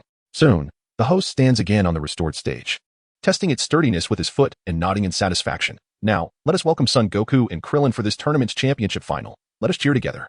Having participated in 3 tournaments, Krillin finally stands on the championship stage, competing against Son Goku. The two assume their stances, gazing at one another. Krillin observes how much taller Goku has grown over the 3 years. They were nearly the same height before, and to add to his frustration, Goku has a charming wife. Feeling the fullness of his own strength, Krillin is brimming with confidence, believing he can hold his own against Goku and has a chance to claim the championship. Master Roshi watches from below, filled with nostalgia as he recalls the days when the small Goku and Krillin trained diligently on Turtle Island. Astonished by their efforts to lift that small mountain, now witnessing Goku and Krillin as grown men brings him immense joy. Little do they know, Master Roshi has also been secretly training hard over the years, not for himself, but to support his disciples when faced with formidable adversaries. The match begins. As Krillin unleashes a series of powerful punches, Goku deftly evades with nimble sidesteps, rendering Krillin's attacks futile. Seizing an opening, Goku swiftly counters with a punch to Krillin's abdomen, sending him staggering backward. Wiping away the blood from the corner of his mouth, Krillin looks at Goku and says, "Goku, I had no idea how much you've grown in these 3 years, but now I shall unleash my full power. Krillin, feel free to give it your all. I too wish to see the fruits of your labor over these 3 years. Then let us proceed, Goku." Krillin sheds the weight of his clothing, his speed noticeably enhanced. He rushes towards Goku, leaving behind several afterimages to confound him. Even knowing the impact might be minimal, he understands that in battle, no detail is insignificant. Goku, momentarily careless, is struck by Krillin's punch, crashing to the ground. Krillin is incredible. Their friends below exclaim in astonishment, confident in his punch. Krillin believes that Goku would at least feel some pain from his full strength. However, when Goku rises, he appears completely unfazed, his energy undisturbed. "Ha, Krillin, your punch truly packs a sting," Goku laughs. "Just a bit painful," Krillin muses, suspecting Goku may not be from Earth. After all, that was his full strength. And even Yamcha and Tien wouldn't be so unscathed. Yet, after a moment's reflection, Krillin dismisses the thought, knowing how resilient Goku has always been. Looking at the standing Goku, he remarks, "Goku, I genuinely question your earthly origins. Your stamina is extraordinary." I've pondered that too, since you all lack tails while I possess one. But that matters not. Prepare yourself, Krillin, for I shall launch my attack," Goku says, ever with that innocent smile. For him, the presence of a tail was of no consequence. In an instant, Wukong darted towards Krillin, swiftly delivering a powerful slap to his back. Krillin, taken completely by surprise at Wukong's remarkable speed, stumbled forward from the sheer force of the blow. Once he regained his footing, Krillin turned to face Wukong, wiping the blood from the corner of his mouth, and leapt into action, launching a full-force assault on Wukong. His swinging arms transformed into a multitude of afterimages, eliciting excitement from the audience below the stage. Wukong, undeterred by Krillin's onslaught, skillfully blocked all of Krillin's attacks while simultaneously seeking opportunities to counterattack. Minutes later, Krillin, panting heavily, retreated from Wukong, his face marked with injuries and his eyes resembling those of a panda. In contrast, Wukong appeared to maintain considerable stamina, effortlessly absorbing Krillin's strikes. "Come on, let's continue, Krillin," Wukong encouraged. "Here it comes, Wukong," Krillin declared, swiftly positioning his hands in the signature stance of the Kamehameha. This was the Kame House's energy wave, and it was evident that Krillin was serious this time. "Let me see if I can catch it," Wukong thought, eager to test his skills. As Krillin unleashed the energy wave, a brilliant surge shot forth from his hands, hurtling towards Wukong with incredible speed. Upon seeing the energy wave hurtling towards him, Wukong quickly spread his arms wide, crossing them defensively over his chest to withstand the force of the impact. The tremendous thrust of the wave pushed Wukong backward, carving deep grooves into the arena floor. Just as he neared the edge of the stage, the wave's energy was finally exhausted, allowing Wukong to come to a halt. Krillin, gasping for breath, observed Wukong, who stood with his arms crossed in front of him. Though pushed to the brink of the stage, Wukong bore no significant injuries. Looking at his own hands and clenching his fists in disbelief, Krillin exclaimed, "How is this possible?" Yamcha and Tien, watching from below, were equally astonished at Wukong's unscathed condition and exchanged glances, lamenting, has Wukong truly grown this strong? It seems we must train even harder, lest we fall even further behind. Ha! I really blocked the Kamehameha, Wukong exclaimed, positioning his left and right hands forward in an attacking stance. All right, my turn, Krillin. I concede, I have no strength left, Krillin said, promptly hopping down from the stage. Seeing this, Wukong rushed over, saying, Hey, Krillin, why are you giving up? I haven't even had a proper chance to fight yet. At least let me land a few hits. The host surveyed the surroundings and, finding no further threats, swiftly ascended the stage, microphone in hand, announcing, Krillin has stepped down. Wukong is the victor. Congratulations to Wukong for winning the 23rd World Martial Arts Tournament. The audience erupted into applause, their cheers filling the air as they witnessed this small figure rise from being the runner-up in the 21st tournament to becoming the champion of the 23rd. They watched in awe as he continued to grow, cherishing the memories they would recall in their later years. Once the crowd dispersed, Wukong and his friends gathered together. Congratulations, Wukong, you were amazing, Krillin praised, and the others echoed his sentiments. Wukong, Chi-Chi exclaimed, tightly wrapping her arms around his, her joy radiating from her. Wukong, I wish to appoint you as the next god of the heavens. Your kindness and wisdom truly qualify you for this title. And you and Chi-Chi could reside in the heavenly palace together, the god of the heavens stated as he approached Wukong. Wukong, puzzled, pointed at himself. Me? Yes. I believe there is no one else more deserving of this honor, the god assured him. Don't joke around. I would be bored to death up there, Wukong replied, making a face at the god before soaring off on his nimbus cloud, pulling Chi-Chi along. Farewell, everyone, they called out as they waved goodbye, the nimbus cloud lifting them into the sky. A month later, the once tranquil Buns Mountain buzzed with activity, as numerous colorful planes and vehicles crowded the area. It was the day of Wukong and Chi-Chi's wedding, with Bulma flying in from Karin Tower. Master Roshi, Launch, Krillin, Yamcha, Tien, Kaiatsu, Oolong, and Por all took flights from Turtle Island to Buns Mountain. The mountain, previously home to Wukong alone, was now filled with laughter and joyous friends gathered to celebrate the union of Wukong and Chi-Chi. Truly, fate had smiled upon them, granting them a life filled with love and camaraderie. The joyous day faded into evening as Wukong and Chi-Chi bid farewell to their friends from Turtle Island and Bulma before returning to their home.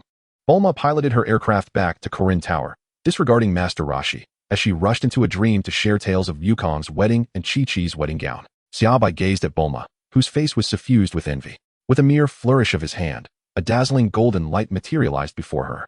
Before Bulma could utter a word, Xiaobai pointed towards the gold and exclaimed, When we marry, let us hurl a pile of gold at the doors of every television station, compelling them to broadcast our union. Surely it will captivate the gaze of all on earth. Bulma nudged his arm, muttering a dismissive comment. Indeed, while his ideas were somewhat pedestrian, Xiaobai was unapologetically ordinary. Yet he embraced his ability to transform without a hint of regret. Xiaobai continued, speaking of their honeymoon, suggesting that after traversing the Earth, they would embark on a journey to distant planets where he would introduce her to life forms utterly dissimilar to those found on Earth. Bulma, intrigued, inquired, Are there really extraterrestrials? Indeed, he affirmed, providing 2 examples. Bulma, have you ever encountered the Supreme Kai? The Supreme Kai? I have not. I have only seen him possess a mortal. The Supreme Kai resembles Piccolo the Demon King. What? Bulma was quite unaware of this, having never witnessed it herself. Yes, Piccolo the Demon King is in fact the malevolent manifestation that emerged when the Supreme Kai underwent rigorous asceticism to attain divinity. Essentially, they're the same being. So, you mean the Supreme Kai is also green? Bulma exclaimed with excitement. Xiaobai cast a glance at her, his curiosity piqued by her peculiar train of thought. However, he wisely refrained from voicing any objections as his recollections of the past remained vivid. Indeed, it was true, they were both green, for the celestial beings were indeed extraterrestrial. And so was Wukong. This revelation struck Bulma's mind like a bolt, momentarily overwhelming her. After a brief pause, as if coming to terms with this newfound understanding, she continued to inquire, How did you come to know this? Xiaobai. All right, let's create an unsolvable problem. There seems to be no other option. Xiaobai spoke quietly, expressing that his prowess was so formidable that he could effortlessly sense the presence of other beings beyond Earth. Furthermore, when he first arrived at Kailinta, he had encountered the green-skinned deity, whose essence felt entirely distinct from that of Earthlings. The same could be said for Sun Wukong, apart from them. No other life forms on Earth shared their uniqueness. Bulma gazed at him with her wide, inquisitive eyes, causing Xiaobai to feel a shiver run down his spine. Then why, if your strength is so extraordinary, are you not also from Earth? Xiaobai, the tingling sensation on my scalp persists as I continue to weave my thoughts. With a sigh, I acknowledge that I am indeed one of those legendary prodigies. My prowess is destined to lead me through a life of grandeur. Thus, you have struck gold, Bulma. Having said that, I cast a knowing glance at her. TCH, what a nuisance. I am well aware of your thoughts, Humph. That's impossible. We shall see once you awaken and decide to marry me. With that, I nestled myself into Xiaobai's embrace. Xiaobai silently grumbled, pondering why it had to take so long. A mere 3 to 5 years of symbolic slumber would suffice. Curse the author, she thought, wishing them a fate of instant noodles without seasoning and a restroom devoid of toilet paper. Ding. Unfortunately, host, there is no alternative. Your power doubles each day, and it is not even your own body. If you neglect sleep, you will inevitably face dire consequences. The 12 years of deep slumber carry significant meaning. 3 years to refine the heart, 3 years to hone the body, 3 years to cultivate the soul, and the final 3 to unify the host's spirit and flesh. Besides, once this is accomplished, you shall no longer face death. Does that not bring you joy? Remarkably, I concocted that. Xiaobai exclaimed. Your reasoning is compelling, little white. I understand now. I shall obediently embrace sleep. Chapter 34, Bulma and Chi-Chi's Wish. Xiaobai gently tousled Bulma's blue hair and inquired, have you used the Dragon Balls recently? Bulma pondered for a moment and replied, aside from the time we saved those martial artists, I haven't used them since. Why do you ask? Do you have a wish in mind? After listening, Xiaobai remarked, Bulma, you must have seen my appearance outside. Have you noticed anything different? Bulma tilted her head in contemplation and replied, nothing seems to have changed. Xiaobai pondered for a moment. It had only been 3 years since his appearance had crystallized, and he had not discovered anything else. He winked at Bulma, proclaiming, I shall not age beyond the age of 22, which means I will remain perpetually youthful. Now, do you comprehend what wish to make? Upon hearing this, Bulma regarded him with a look of incredulity, questioning whether he was indeed a human from Earth. Xiaobai let out a light laugh and remarked, did I not mention that I am the favored child of destiny? Once you awaken, do seek out the Dragon Balls. Preserve your youth for now. I still have 6 years before I can awaken, and thankfully, I have you by my side. Otherwise, I would surely perish from boredom here. Bulma huffed, pressing a finger against Xiaobai's nose. Now you realize my significance, don't you? If you awaken and do not marry me, I shall dismember you. Umph. Xiaobai chuckled softly twice, embracing Bulma's delicate head and gently kissing her lips. Reluctantly, he released her, astonished to discover that even in dreams, she exuded an enchanting fragrance. Bulma, blushing and shrinking in his embrace, playfully punched him a few times without uttering a word. Xiaobai gazed at the little star illuminated by the sunlight before her. Pondering for a moment before speaking, Bulma, please close your eyes. Oh. Bulma obediently shut her eyes. Xiaobai waved her hand to govern her dreamscape, and soon, the small celestial sphere dimmed. In a location slightly farther away, an array of fireworks was arranged. Once everything was in readiness, she gently lowered her head and nibbled on Bulma's ear, saying, you may open your eyes now. Bulma opened her eyes to find the sky transformed into darkness, and curiously inquired, what is happening? Xiaobai gently tilted her head upwards to gaze at the sky. Before long, Bulma heard a series of whooshing sounds, and the once silent and dim sky was suddenly illuminated by a breathtaking display of colorful fireworks. The hues filled Bulma's slightly blue-violet eyes, and she gently pressed a hand against her wildly beating heart. The Prince Charming she had yearned for since childhood had truly found her. The fireworks continued to bloom in the sky until, at last, they converged to form a few large characters that read, Bulma, I love you. Simultaneously, the voice of Xiaobai echoed in her ears, Bulma, I love you. Even though this was merely a dream, Bulma couldn't help but smile with happiness. As the fireworks dissipated, she turned and pressed her crimson lips against his, and they shared a passionate kiss. The next morning, as dawn broke, Bulma awoke and, after freshening up, exited her room. She looked at the little bed where her cat was still fast asleep, finding it exceptionally adorable. Walking over, she tucked the cat in before heading to Bowsy Mountain by plane. Upon landing, Bulma called out, Chi-Chi, are you there? Hearing her name, Chi-Chi rushed out of the house. Upon seeing Bulma, she joyfully welcomed her inside. Bulma, it's been a while. How have you been? Chi-Chi enthusiastically offered Bulma some tea and snacks. Chi-Chi, do you know Xiaobai? Bulma inquired. Yes, I've heard Wukong mention him. Isn't he sleeping in the Karin Tower? Chi-Chi replied. Bulma looked at Chi-Chi and said, Chi-Chi, did you know that Wukong is actually not from Earth? He is a Saiyan. This is what Xiaobai told me. Ah, I didn't know that. But I did see Wukong when he still had a tail, huh? Yes, that's the crux of the matter, Chi-Chi. What's wrong? Bulma asked. Chi-Chi, Saiyans remain youthful until they are 80. But think about us women. We start to age after 30. By then, Wukong will still be young while we will have grown old. Ah, Chi-Chi exclaimed, accidentally knocking over a cup of water. Bulma, is what you said true? Of course, Chi-Chi. Why would I lie to you? Wukong will remain young while I will grow old and unattractive. Bulma, you must have a plan. Chi-Chi shook Bulma's hands eagerly. She had never considered such things before. Let us have Wukong gather the Dragon Balls and make a wish to the Shenlong for us to maintain our youthful appearances. Bulma suggested cheerfully. The Dragon Balls? Shenlong. You mean that green dragon? Yes. So what do you think, Chi-Chi? It would be too dangerous for 2 women to collect the Dragon Balls ourselves, so let's have Wukong do it. That's true. Wukong is out training. But he should be back soon. Let's wait a little. I can't believe Wukong is a Saiyan. No wonder he always seems so strong. Indeed. I heard from Xiaobai that the Saiyans have been wiped out, and Wukong is one of the few remaining. Really? Per Wukong. Just then, Wukong returned. Looking hungry. I'm back. I'm starving. Oh, Bulma, you're here too. Wukong. Chi-Chi exclaimed, then immediately leaned against him, crying. Wukong, what's wrong? Did someone bully you? Wukong. Bulma just said you're a Saiyan, and that you'll look young until you're 80, while I'll be old and decrepit. Chi-Chi sobbed. Wukong looked at Bulma in confusion. Bulma, how do you know I'm a Saiyan?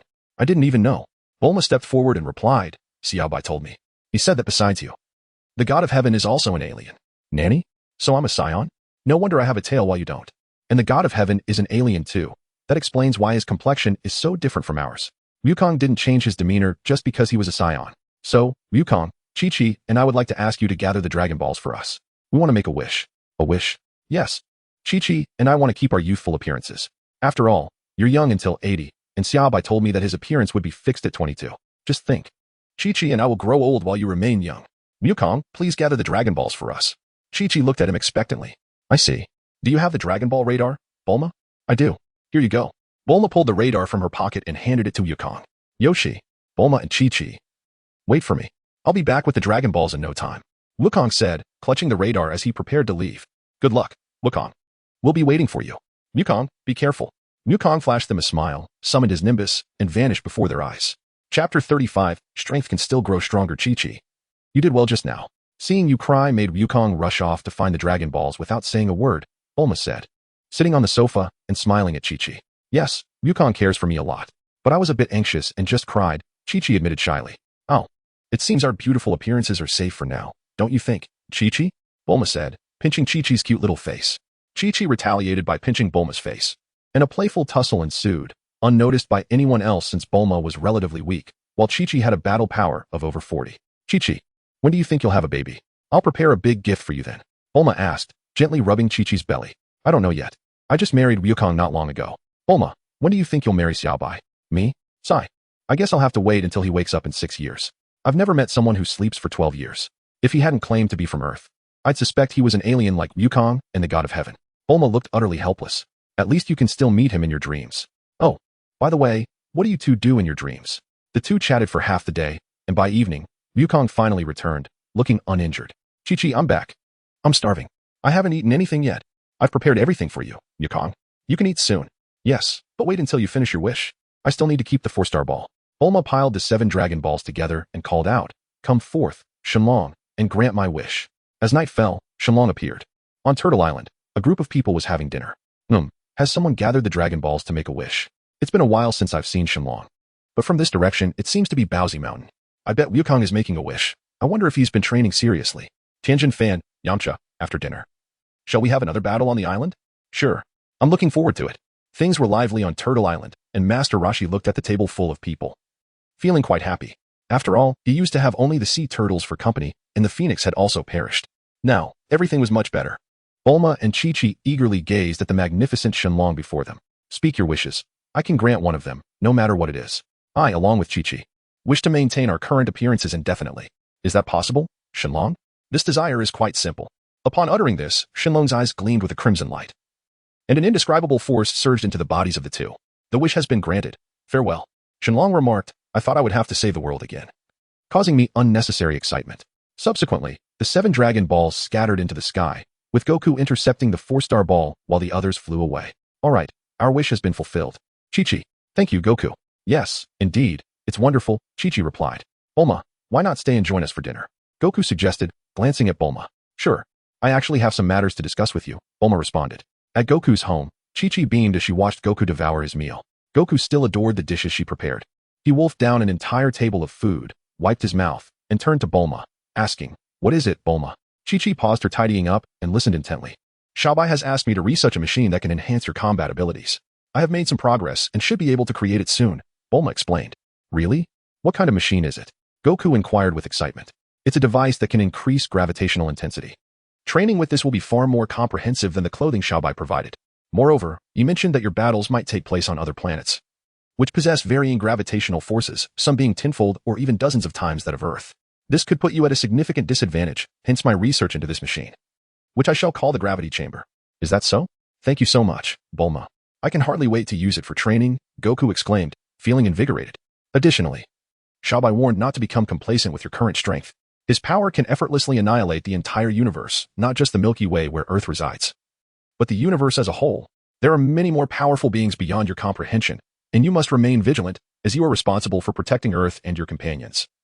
Bulma reiterated, ensuring she had not overlooked anything. I'm already exhilarated, Bulma. How long until the gravity chamber is ready? Based on the current progress, it should take about a month. I will notify you, as well as Krillin and the others, when it's done. Bulma expressed her concerns about Earth becoming increasingly perilous under Shabai's influence. Shabai must be correct. Since both he and I are extraterrestrial beings, there must be exceedingly malevolent foes out there. If they were to notice Earth, it could spell catastrophe. Indeed, I recall informing you that you are a Saiyan, Goku. Yes. Bulma, what of it? Shabai mentioned that Saiyans are a fiercely combative and ruthless race, known for invading and obliterating other planets before selling them off. Most Saiyans have been eradicated, leaving only a handful, including yourself. Is that so? I seem to have suffered a head injury in my youth, which might explain my impaired memory. Well, we ought to be grateful for your lapse in memory. Otherwise, given the rate at which your strength increases, Earth would be in peril. Haha, but I'm doing just fine now. Well then, I shall take my leave. Farewell, Chi-Chi Goku. Bulma said as she departed in her aircraft. Goodbye, Bulma. Take care on your journey. Chi-Chi called out. Farewell. Bulma waved goodbye as she soared into the sky. How exhilarating. The gravity chamber sounds fantastic. Goku exclaimed. All right, Goku, Bulma has left. Let us return indoors. Chapter 36. More powerful enemies await having left Bowsy Mountain. Bulma quickly returned to Karin Tower. Oh, is that Yachirobe? As she neared the tower, she spotted a figure struggling to ascend.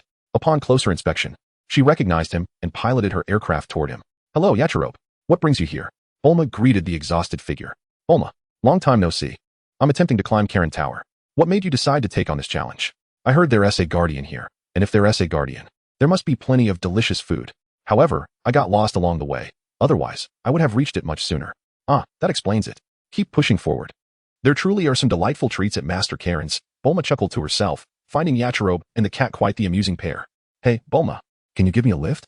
Yachirobe called out, now quite fatigued and hungry. I'm afraid not. You must rely on your own strength to reach Karin Tower. Plus, there are delicious meals awaiting you. Good luck. Bulma raised her fist encouragingly. How come you can fly in a plane? Yachirobe grumbled in displeasure. Well, that's just the perk of being a charming young lady. Bulma winked playfully. Keep at it. You're almost there. I must leave now. Goodbye. Bulma said before swiftly taking off. How frustrating. There's no justice in this. I can make it up there. Yachirobe encouraged himself, gritting his teeth. I must push through, for the sake of the delicious food at Master Karin's. With newfound determination, Yachirobe pressed on. After landing at Karin Tower and securing her aircraft, Bulma turned to the cat and said, It seems you're about to receive a rather interesting guest. The cat twitched its whiskers and smirked slightly, pondering whether it was truly welcoming a glutton. Glancing back at its cozy bed and the spacious room beside it, then at the approaching Yachirobe, it mused. Is this truly my domain? It feels as if it's not. Outside, Bulma laid out a table and began earnestly devising plans for the gravity chamber. While the cat observed the myriad of blueprints and occasionally checked on Yachirobe's progress, who was still climbing the tower, utterly perplexed by the designs. As darkness fell, Yachirobe finally reached the top, flipping onto his back and gasping for breath. His nose twitched as he caught the enticing aroma of food wafting from nearby. Fueled by a powerful drive, he sprang to his feet and dashed toward the table, where Master Karin and Bulma were relishing the exquisite meals prepared by the machine. With his stomach growling audibly, Yachirobe blushed slightly, fixating intently on the duo enjoying their feast. Noticing his gaze, Master Karin and Bulma paused mid-bite, their hands momentarily stilled. Yachirobe remarked, I'm just going to watch you two. Aren't you ashamed to deny me food? The cat replied, Honestly, I have no desire to share. Bulma suggested. Perhaps we should let him have a bite. He looks rather pitiful. The cat shot Bulma a look, as if to say, shall we give him a senza bean? Bulma, the senza beans are meant for life-saving, not for filling one's belly. Cat, but the food is running low. Bulma, isn't there a ready-made labor force right in front of you? Whenever food runs out, let him go hunt. Climbing the tower can serve as training as well. Cat, Bulma, you're so clever. From now on, he'll need to pay for his meals if he wants to stay. The duo quickly arranged everything for Yachirobe. Henceforth, he would be merely a worker, with accommodation provided. Come and eat, Yachirobe. Thank you. Yachirobe promptly responded and swiftly took his seat at the dining table, pulling out his own utensils and voraciously devouring the delicious spread before him. The cat, who had intended to fetch him some cutlery, quietly returned to her seat. Bulma's notion was not without merit. Yachirobe would indeed become a tool for them. After dinner, Bulma returned to her research in the gravity chamber, while the cat and Yachirobe gazed at each other with wide eyes. So, you are not here to train, but rather to enjoy the delicacies of the celestial beings? The cat inquired, tapping the floor with her staff. Do you not wish to cultivate and grow stronger? It's exhausting. I have no desire for that. I am not a battle fanatic like Sun Wukong. If you wish to stay here, it is not impossible, the cat replied, nodding her fluffy head. How? Yachirobe squinted his eyes, which could barely see a slit. First, you need to clean this place. Fine. Second, you must go down every month to gather a sufficient amount of food. Bulma will handle the culinary delights. Yachirobe pondered. The depths were perilous, but preparing food was manageable. Staying down there daily could lead to encountering something unbeatable, resulting in his demise. That was also acceptable. Third, you must bring your own bedding. I have already prepared that. Yachirobe tossed a capsule onto the ground, and a series of living essentials appeared. Ah, this truly required meticulous planning. Very well, you may reside here. And I will train you regularly. Later that night, Bulma entered Shibait's dream. Upon entering, she observed that the little planet had transformed dramatically. The once grassy expanse was now adorned with blooming flowers of myriad colors, and butterflies danced gracefully in the air. Standing there, one could also behold a sea of stars composed of countless celestial bodies. The original bamboo hut had evolved into a luxurious abode, though it seemed somewhat mismatched. Bulma felt a sense of joy within. How do you find it, Bulma? Is it still appealing? Bulma pouted, responding, it's just passable. It still needs improvement. Xiaobai could discern that she was merely putting on a brave front, so he allowed her to drag him around. Critiquing this appearance is unappealing, and that one is favorable. After completing a circuit and returning to their starting point, Bulma clung to Xiaobai's arm and said, I have made a wish to the dragon, and both Chi-Chi and I can maintain our current appearances. It was a satisfactory arrangement, and she added, I will devise further plans in the future. You mentioned that Earth will face dangers ahead. Is that true? You seem quite anxious for Goku and the others to grow stronger. Indeed, I possess a premonition. As their strength increases, more formidable foes will inevitably take notice of Earth. Hence, I wish for them to develop swiftly. Once I awaken, I will train them. Currently, their training resembles mere child's play. Nanny? Bulma expressed her surprise, as she believed Goku and his companions were already exceedingly strong. Yet, in Xiaobai's eyes, they were but novices. But they are quite strong now, she protested. No. Their power is merely sufficient to dominate the present Earth. Without considering other planets, there are far more powerful adversaries lurking on Earth, yet to reveal themselves. Then once you awaken, why not seek them out and eliminate them?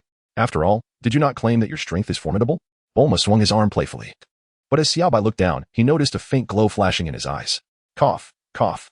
Chapter 37, The Gravity Chamber Filled with Surprises. Bulma. This is not solely my burden, it is a trial for all of Earth. The warriors of Earth must grow capable of confronting the challenges ahead. Once I awaken, I cannot be perpetually vigilant over Earth's safety. I have an unsettling feeling that something of utmost significance awaits my attention. Xiaobai gazed up at the vast expanse of the starry sky. Ever since the arrival of the external system, he had a premonition that nothing easily obtained would come without difficulty, especially considering the extraordinary capabilities he had acquired. Even if he were to cast himself into the primordial chaos and bide his time, dealing with the saints would be a trivial matter. Thus, in the moments he found free, he pondered, though it seemed futile. For now, he needed only to focus on his rapid development. The spirit time room of the heavenly temple might prove beneficial for him as well. However, dismissing that thought as unworthy, he resolved to gather the Super Dragon Balls, hoping they could conjure a chamber that would allow him to adjust the flow of time to his advantage, where he could hide away and cultivate vigorously, feeling perpetually weak. Bulma, observing Xiaobai furrowing his brow in contemplation, instinctively nestled closer into his embrace, choosing silence. She simply absorbed the warmth and security he provided, eventually closing her eyes, inhaling the fragrant air, and drifting into slumber. Xiaobai lowered his head to glance at the sleeping Bulma, and as he did so, he gently pressed his lips against her cheek, wrapping his arms around her waist in a silent embrace. A month later, in West City, through the diligent efforts of Bulma and Dr. Briefs, the gravity chamber finally revealed its true form, a large circular structure capable of adjusting gravity levels. The maximum gravity it could generate was 300 times Earth's gravity, a feat that required considerable ingenuity from Bulma and her team. As Bulma admired the gravity chamber, she clapped her hands, declaring their work a success. This should be sufficient, she asserted. Is it really okay without sound equipment, Bulma? I believe an audio system could enhance the experience, someone suggested. No need for that. They won't require it. I'll call them over, she replied. Shortly thereafter, Goku, Krillin, Yamcha, and Tien arrived, curiosity sparkling in their eyes as they observed the unassuming gravity chamber. Is this the gravity chamber, Bulma? Goku asked, intrigued.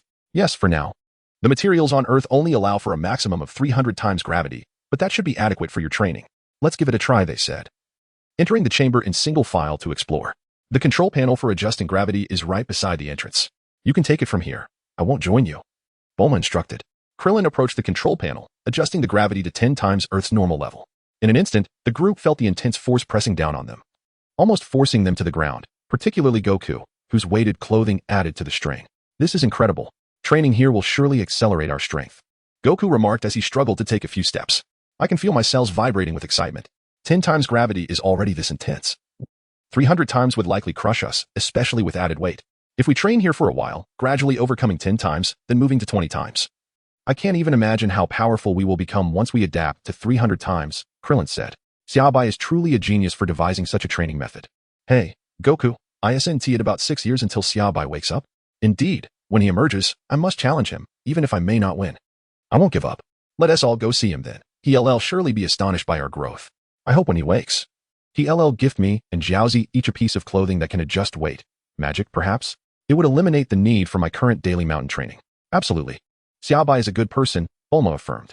Krillin, Yamcha, how heavy are your clothes now? Have you continued your training since the martial arts tournament? Not much time has passed, so I've only added 100 kilograms, Krillin replied with a smile. I've added 100 as well. How about you, Goku? Yamcha inquired. My clothes now weigh a ton, but it's manageable, Goku laughed. Impressive, Goku. Let us step outside, Bulma said as they exited. How did it feel training under such extreme gravity? It was absolutely fantastic, Bulma. Thank you for creating such a remarkable machine. Of course, I am a genius, after all. We now have 3 gravity chambers, but materials are scarce, so divide them wisely. And be careful not to damage them while training. Some materials are still being sourced. And repairs may not be possible if they break, Bulma warned, producing another capsule. 3 is quite sufficient. Having 3 of such powerful training devices is excellent. Let us take 2 to Kame House, 1 for Goku and the other for us all to share. Goku, don't slack off. Otherwise, we might surpass you. Rest assured. I will train diligently. I'm eager to challenge Xiaobai. In 6 years, we'll surely grow significantly. If it proves too challenging, we can always gang up on him. They all chuckled.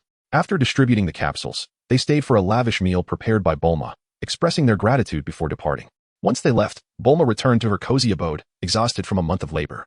Yet knowing that she would awaken the next day as a vibrant and spirited young woman. As time flowed like water, Earth remained tranquil following the 23rd martial arts tournament. The inhabitants were blissfully unaware of the looming threats capable of annihilating them, oblivious to the fact that the once-feared King Piccolo was closer than ever. The martial arts tournament continued to occur every 3 years, but Goku and Krillin chose not to participate, leaving the golden-haired host feeling rather disappointed. The audience, once captivated by them, shifted their focus to the new champion, Satan, a young man who, despite being outmatched by the more powerful fighters, still displayed considerable strength on Earth. Thus rising to fame. Over 5 years, the Dragon Ball warriors gradually acclimated to the 300 times gravity training. Except for Jiaozi. The others began to increase their weight further to refine their skills, surpassing their own expectations of strength. Throughout these 5 years, Bulma, aside from her commitments, flew to Karin Tower every evening, even constructing a new aircraft that was several times faster than before. In Chapter 38, the Kame House witnessed a gathering of familiar faces. During these 5 years, Bulma dreamt of various worlds through Xiaobai's eyes, some filled with vast oceans and countless sailing ships embarking daily. She noticed a boy wearing a straw hat shouting he would become the king of the pirates, which made her laugh heartily. However, the bizarre world opened her eyes to new possibilities. If Xiaobai claimed it was real, she would have rushed to procure supplies. When she spotted a stunning beauty aboard a ship, she glanced at Xiaobai with curiosity. Among these worlds, she encountered many peculiar sights, including a monkey named Son Goku, who wielded a golden staff and struck the heavens, igniting her excitement. She saw miraculous fruits, such as a ginseng fruit that could extend life for thousands of years and peaches that granted immortality, leaving her wide-eyed with wonder. She even glimpsed an ethereal palace where a breathtaking fairy sat, her celestial garments flowing, exuding an otherworldly grace that captivated Bulma's heart. Finally, she began to scrutinize Xiaobai with newfound curiosity. Xiaobai noticed Bulma's gaze and turned her head to look at her with a serious expression, a hint of confusion flickering in her eyes, betraying no sign of unease. What is the matter, Bulma? Oh, it's nothing. I'm just observing you. All right then. Gaze away. Am I not pleasant to behold? Bulma rested her chin in her hand, scrutinizing Xiaobai for quite some time, but ultimately, she found nothing amiss. Xiaobai, on the other hand, silently exhaled with relief. It was once again that small celestial sphere where Xiaobai and Bulma sat by the brook, fishing. The crystalline surface of the water revealed fish darting about, attempting to nibble at the bait on the hooks, yet none were willing to bite. After all, the brook was not vast, and all the fish were well acquainted with these 2 hooks. The skeptical fish had long since vanished, leaving only the astute ones that feasted on the bait while avoiding the hooks. Xiaobai and Bulma, watching from the shore with a sense of helplessness, lamented the cleverness of the fish. Hey, Xiaobai, are you about to wake up? Bulma, with one hand on her fishing rod, subtly nudged Xiaobai's rod. The sudden movement startled the fish, causing them to scatter in a flurry, while Bulma displayed a mischievous grin akin to that of a little fox. Xiaobai felt a sense of helplessness. Bulma had engaged in various trivial gestures far too many times. Ah, she was awakening. It was the second day after the 21st martial arts tournament, and if all went as planned, she would awaken by May of the following year. At that moment, wherever she wished to go, he would gladly accompany her. Really?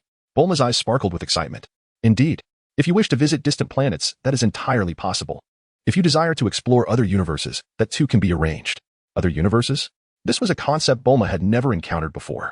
In fact, there are a total of 12 universes, and we reside in the 7th. The cosmos is vast, teeming with a multitude of diverse beings. You must take me to see them when the time comes.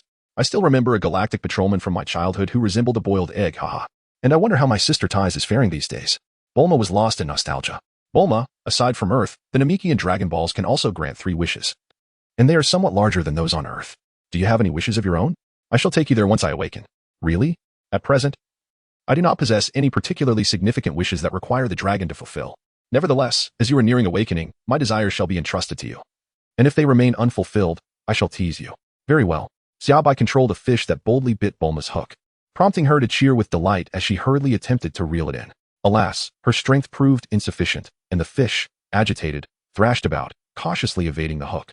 Believing it could survive, little did it know, a shameless contender was at play. The fish, already struggling for survival, faced further adversity through deceit. Alas, it felt despondent, resigned to its fate, and fought on for a moment longer.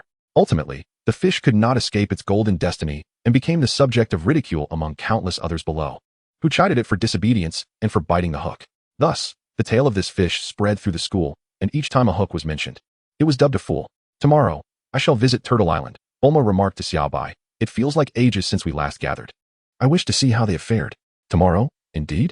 Ah, it is likely the day Raditz arrives on Earth. I wonder if he will be taken aback by the combat prowess of these individuals. He must surely perceive the hardships of life, Xiaobai mused with a smile.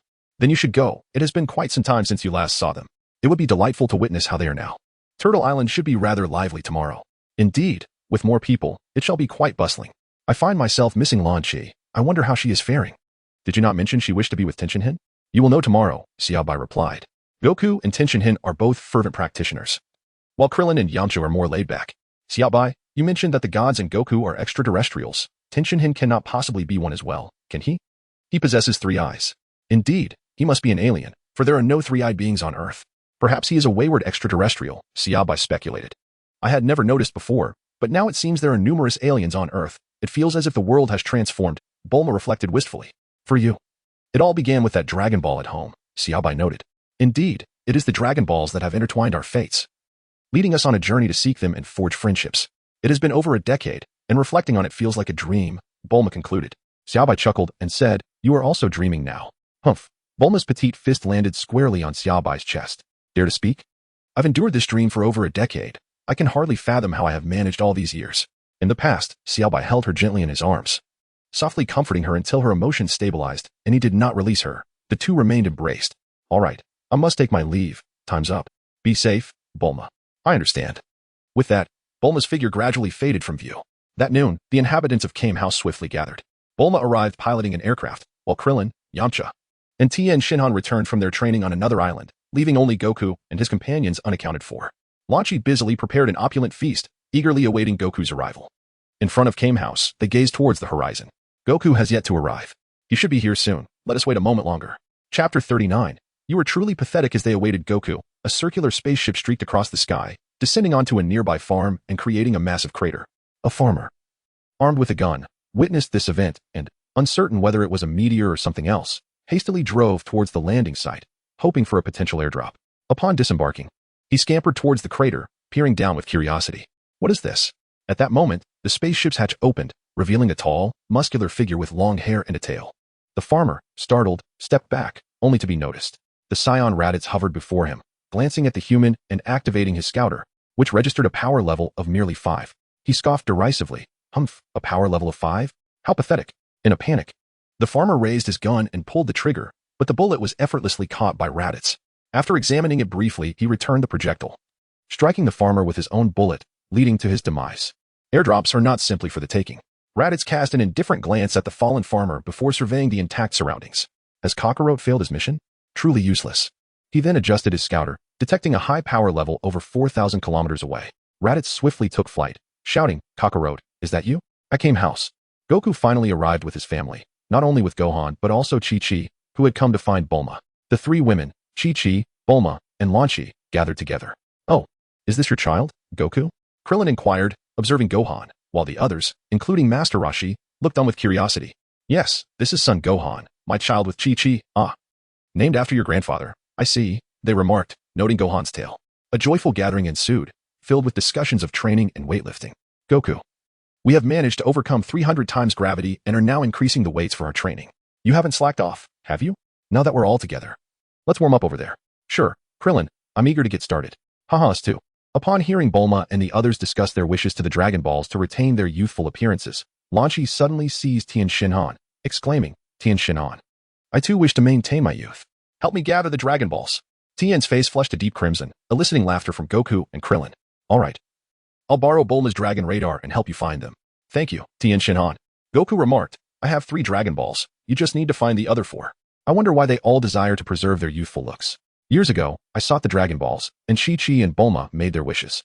Raditz, following the direction indicated by his scouter, flew towards a desolate mountain. At that moment, Piccolo was training in solitude when he sensed a formidable and malevolent energy approaching rapidly.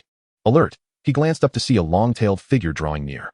Not Kakarot, but still formidable with a power level of 800, though ultimately weak. Suddenly, the scouter beeped again, and Raditz declared, "This must be you, Kakarot." He disregarded the weakling before him and flew directly towards Kame House.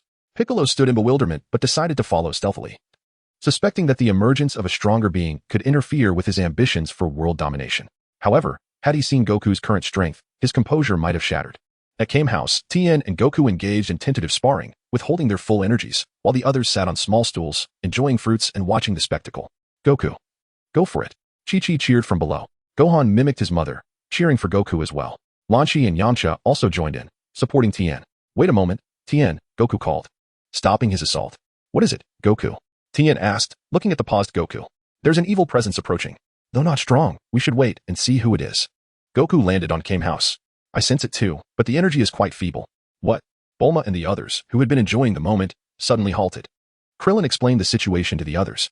Soon after, they witnessed a streak of light swiftly approaching and landing before them. As they scrutinized the newcomer, a stout figure in a brown battle suit with long hair, sporting a monocle and a tail, Bulma whispered to Goku, "Hey, he can't possibly be a Saiyan like you, can he?" "It is possible," Goku replied. Raditz, recognizing Kakarot among the group, strutted forward, declaring, "Kakarot, I have finally found you. Though you have grown, you resemble our father exactly. Kakarot, why are the Earthlings still alive? Have you forgotten your mission? Kakarot, are you addressing me?" "My name is Son Goku, not Kakarot," Goku responded, perplexed. "What? You've even forgotten your own name. No wonder the people of this planet remain unharmed. Have you sustained a head injury?" "Indeed, I suffered an injury in my youth." "Oh, I see. Allow me to enlighten you, Kakarot. We are the mightiest warrior race in the universe, the Saiyans. Our purpose is to locate suitable planets, annihilate their inhabitants, and sell them at a high price. You were sent here as a child to eradicate these Earthlings. I am your elder brother, Raditz. Most of our kin perished in the planet's destruction, leaving only a few of us. We are currently attacking another planet, certain to yield a great profit, which is why I have come to find you. Kakarot, eliminate these Earthlings and join me." "No, I was raised on Earth and will not destroy humanity. Moreover, I refuse to join you in your conquest of planets. Depart at once." "Indeed, Goku will not accompany you," Chi-Chi said while holding Gohan. Goku would never engage in such nefarious deeds. "I have been observing that little brat for quite some time. He must be your son, Kakarot." "Humph, I shall take your son with me. You have one day to reconsider. If you choose not to eradicate humanity, I will kill your son." With that, Raditz prepared to seize Gohan from Chi-Chi's arms. Chapter 40, The Confusion of Piccolo. Ha ha ha. Raditz cackled wickedly as his malevolent hands reached toward Gohan, nestled in Chi-Chi's embrace. Bulma, Chi-Chi, and Launch watched Raditz with growing anxiety. "That won't do, Raditz." Just as Raditz's hand was about to grasp Gohan, Goku swiftly intervened, gripping Raditz's wrist. Although taken aback, Raditz initially dismissed it. However, when he attempted to free himself from Goku's hold, he found his wrist ensnared as if bound by steel, immobilized. Raditz's forehead throbbed, veins bulging as he exerted all his strength to escape, yet to no avail. "TCH, you're truly pathetic," Yamcha scoffed from the side. "Indeed. We have never relaxed our training over the past 5 years." Tien and Kaiatsu chimed in, shaking hands. Krillin remarked, "Fortunately, we followed Brother Xiaobai's advice and utilized the gravity chamber and weighted clothing to enhance our training. Otherwise, we might not have been so formidable against Raditz. It seems danger still lurks." "Well said, Krillin. I can hardly fathom the peril we would face had we not trained diligently. Today could have ended badly." Goku concurred while maintaining his grip on Raditz. "Curse it. How can this be? Your strength is unfathomable. Ah, I refuse to believe it. You, a low-class warrior with a battle power of merely 2 at birth, how could you possibly surpass me? Raditz exclaimed incredulously, frustration radiating from his entire being. Daddy is amazing. Gohan gazed up at Goku with admiration. Goku-san. Chi-Chi, startled when Raditz attempted to snatch Gohan, swiftly leapt back with her son. I have no interest in invading other planets. Nor will I allow you to harm Earth. Depart at once and do not return, Goku declared, releasing Raditz and sending him sprawling. As Raditz tumbled away, he rubbed his crimson wrist, acknowledging that even without a scouter, he could perceive Goku's overwhelming power. Otherwise, he would not feel utterly powerless. Haha. Raditz chuckled bitterly as he surveyed the group, realizing he could not contend with them today. He resolved to summon his spaceship. Krillin and the others remained vigilant, aware that despite their strength, they must be wary of Raditz's potential tricks. Goku, should we let him go? As long as we are here on Earth. Raditz poses no threat. Don't you have faith in our current abilities? Krillin replied. True, his power is far inferior to ours. We can protect Earth. Raditz, aboard his approaching spaceship, called out from midair, Kakarot. Do not be too complacent. I have 2 companions whose strength far exceeds mine. This beautiful Earth shall be ours. We shall return in 1 year. Let us see how you intend to defend your planet. Haha. With that, the spaceship sped away. Goku, I await their arrival. Do not let us down, for I am already brimming with excitement, Goku said, gazing intently in the direction Raditz had fled. Ha ha ha. Indeed, Goku. I too feel the need for a thrilling battle. Come, let us begin and see if your skills have waned over the years, Krillin, Yamcha, and Tien eagerly declared. Eyes alight with anticipation. Nanny? Such formidable energy. Is this the Goku of yore, along with those companions? Darn it, how have they grown so powerful? In the distance, a hidden Piccolo observed Goku and the others. Not only Goku, but even those individuals possess strength that far surpasses my own. Darn it, I have trained tirelessly for years to defeat them. Why? Oh why? Are they so much stronger? Piccolo's face turned pale with despair. What to do? As he watched the inhabitants of Turtle Island begin to showcase their abilities, Piccolo, unable to perceive their movements, felt lost. Is the reign of the great Demon King destined to end here? Raditz swiftly departed Earth aboard his spaceship. Bleep, bleep. What is it, Raditz? Were you unable to summon Kakarot? A bead of cold sweat trickled down Raditz's brow. Vegeta, Kakarot is now far stronger than I. I suspect he may even surpass you. I barely escaped. TCH, what a useless fool, Nappa scoffed. Humph. I am a genius warrior. How could a low-class fighter like Kakarot possibly surpass me? You must be the weak one, Vegeta retorted disdainfully. However, Raditz, while Earth may be remote, it is indeed a beautiful planet, likely to fetch a good price. Moreover, I spotted that Namekian. Did we not hear a legend about the Dragon Balls capable of granting wishes? If we capture that Namekian, we can ascertain its truth. Do you truly believe in that useless legend, Raditz? Yet, I too am curious to see if Kakarot is indeed stronger than I, the genius among Saiyans. I hope you are not deceiving me, Raditz. You know the consequences, Vegeta stated, taking a bite of fruit. Rest assured, Vegeta, I would never deceive you. Very well. Then remain in the vicinity of Earth. Nappa and I will prepare to depart. Yes, Vegeta. After ending the communication, Raditz gazed at the starry expanse, contemplating Kakarot. Though I may not be your equal, you shall never best Prince Vegeta. After all, you are merely a low-class warrior, and Saiyans have no concept of brotherly affection. Just wait. On a distant planet, after finishing his meal, Vegeta stood up. Nappa inquired, Vegeta, do you truly wish to go to Earth? Raditz is a liability. We should abandon him. No, Nappa, Raditz is of little consequence to me. What matters is that he claims Kakarot is stronger than I, though I do not believe it. I am intrigued. A mere low-class warrior, thriving in that desolate place called Earth, has supposedly surpassed Raditz. Earth must be quite fascinating. Do you not wish to see it? Nappa? Vegeta crossed his arms, gazing into the distance. Indeed, you make a valid point, Vegeta. I too am interested. Let us prepare for departure. We shall rest for a year, yet it has been a while since we had a break. This time for rest will be welcome. 2 individuals boarded the spacecraft. And after sealing the door, the 2 circular vessels swiftly soared toward Earth. Chapter 41. The appearance of Din in the distance, Din observed in secret. His gaze fixed upon Sun Wukong as he engaged in combat with Tien Shinhan. A tempest of conflicting emotions swirled within him.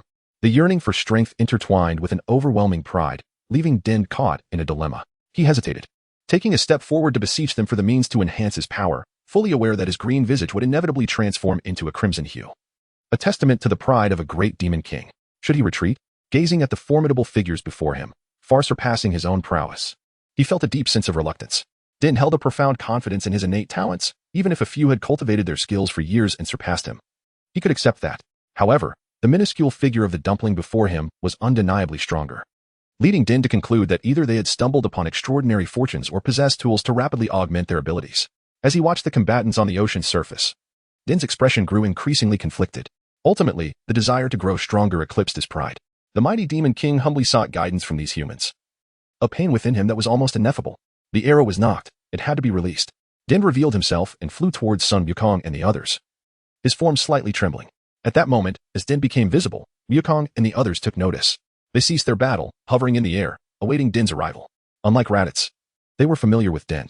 Despite his aura of malevolence, he did not exude excessive hostility, and they were confident in their capabilities, merely curious as to Din's intentions. The others on Kame House also spotted Din's silhouette. Having previously been repelled by Krillin, they harbored no significant fear. As Din drew nearer, the warriors could discern a flush upon his face. Upon reaching them, his white cloak billowed in the wind, and Wukong inquired with curiosity, Din, what brings you here so suddenly? Is there something you wish to discuss, or do you seek another bout with us? I arrived with that Saiyan, Raditz. Upon my arrival, I sensed a tremendous surge in your power, which makes Raditz, who I found quite formidable, seem easily subdued by you. Thus, Din faltered, his desire for words stifled. What is it, Din? Wukong scratched his head, perplexed and innocent, unable to comprehend Din's intentions. You wish to inquire how we have improved so swiftly in strength, don't you? Krillin interjected. Indeed, you are astute, Krillin. Before I even voiced it, you guessed correctly, Din chuckled. Yes. I humbly request that you share the methods through which I may rapidly enhance my power. That's not an issue. Wukong replied with enthusiasm. Really? I am immensely grateful. Din had not anticipated Wukong's prompt agreement. He had braced himself for conditions to be imposed. Wukong, it's perfectly fine. After all, Din is not a villain. The stronger he becomes, the safer Earth will be. He is a remarkable fighter, right, Krillin? That is true, but Din, you must promise us that you will refrain from harming innocent people, Krillin added. They pondered this, recognizing Wukong's reasoning, albeit sensing an inherent disquiet. Yet, they believed they could intervene should Din stray into malevolence. My desire to grow stronger is solely to surpass you all. This king has no interest in squabbling with the likes of those lesser beings. Well, all right. What are they discussing? I can't hear them, a voice chimed in. It seems Din wishes to learn their secrets for rapid strength enhancement, Master Roshi observed. Is that all right? After all, he is the son of King Piccolo, someone responded. It appears to be fine. We need not worry. Let them handle it. Master Roshi basked in the sun, comfortable and relaxed. Is this what you refer to as the gravity chamber? Din inquired, gazing curiously at the spherical structure. Indeed, we currently train under gravity that surpasses that of Earth.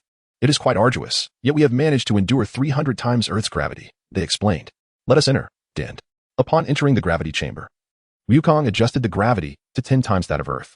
Din immediately felt a weight pressing down on him, yet he valiantly stood firm, observing how effortlessly the others maintained their stance. The disparity in strength was stark, igniting within Din a silent vow to catch up with them. After some time, they emerged.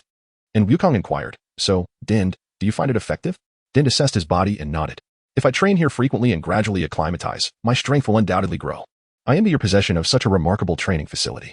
Hiki, it was entrusted to us by someone powerful enough to instill despair, Krillin, reflecting on our current strength. It still feels insufficient compared to the prowess of Brother Xia by 12 years ago. Upon hearing this, Krillin nodded solemnly. Though we were young and unaware of Brother Xia Bai's true strength at that time, we have since gained a clearer understanding. Even now, we would likely fall short against him. 12 years have passed. He must have grown even stronger. By the way, Krillin, Yamcha, Tien, and Din. I heard from Bulma that Brother Xia Bai sent her a message. When Bulma made her wish, she mentioned that Brother Xia Bai could effortlessly annihilate the entire universe, not just the galaxy, but the entire cosmos, Wukong informed them. Effortlessly destroy the entire universe.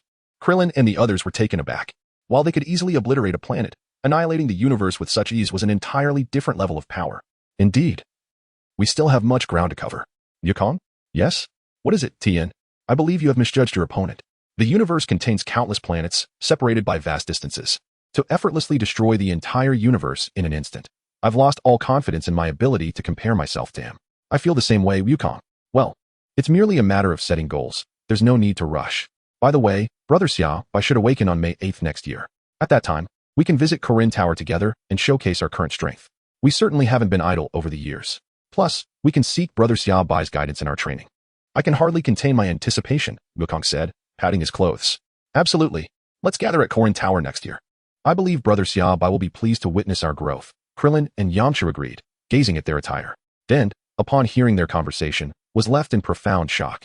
Such an immensely powerful figure seemed more a legend than reality. Contemplating this, Din felt the weight of pressure intensify. By the way, Din, there are only 3 gravity chambers available, so your training cannot stray too far. It would be best to reside nearby, on that distant island, where we conduct our training. The gravity chamber will be placed there. Krillin pointed towards the distant island and spoke. Short Drum silently nodded, still processing the immense flow of information.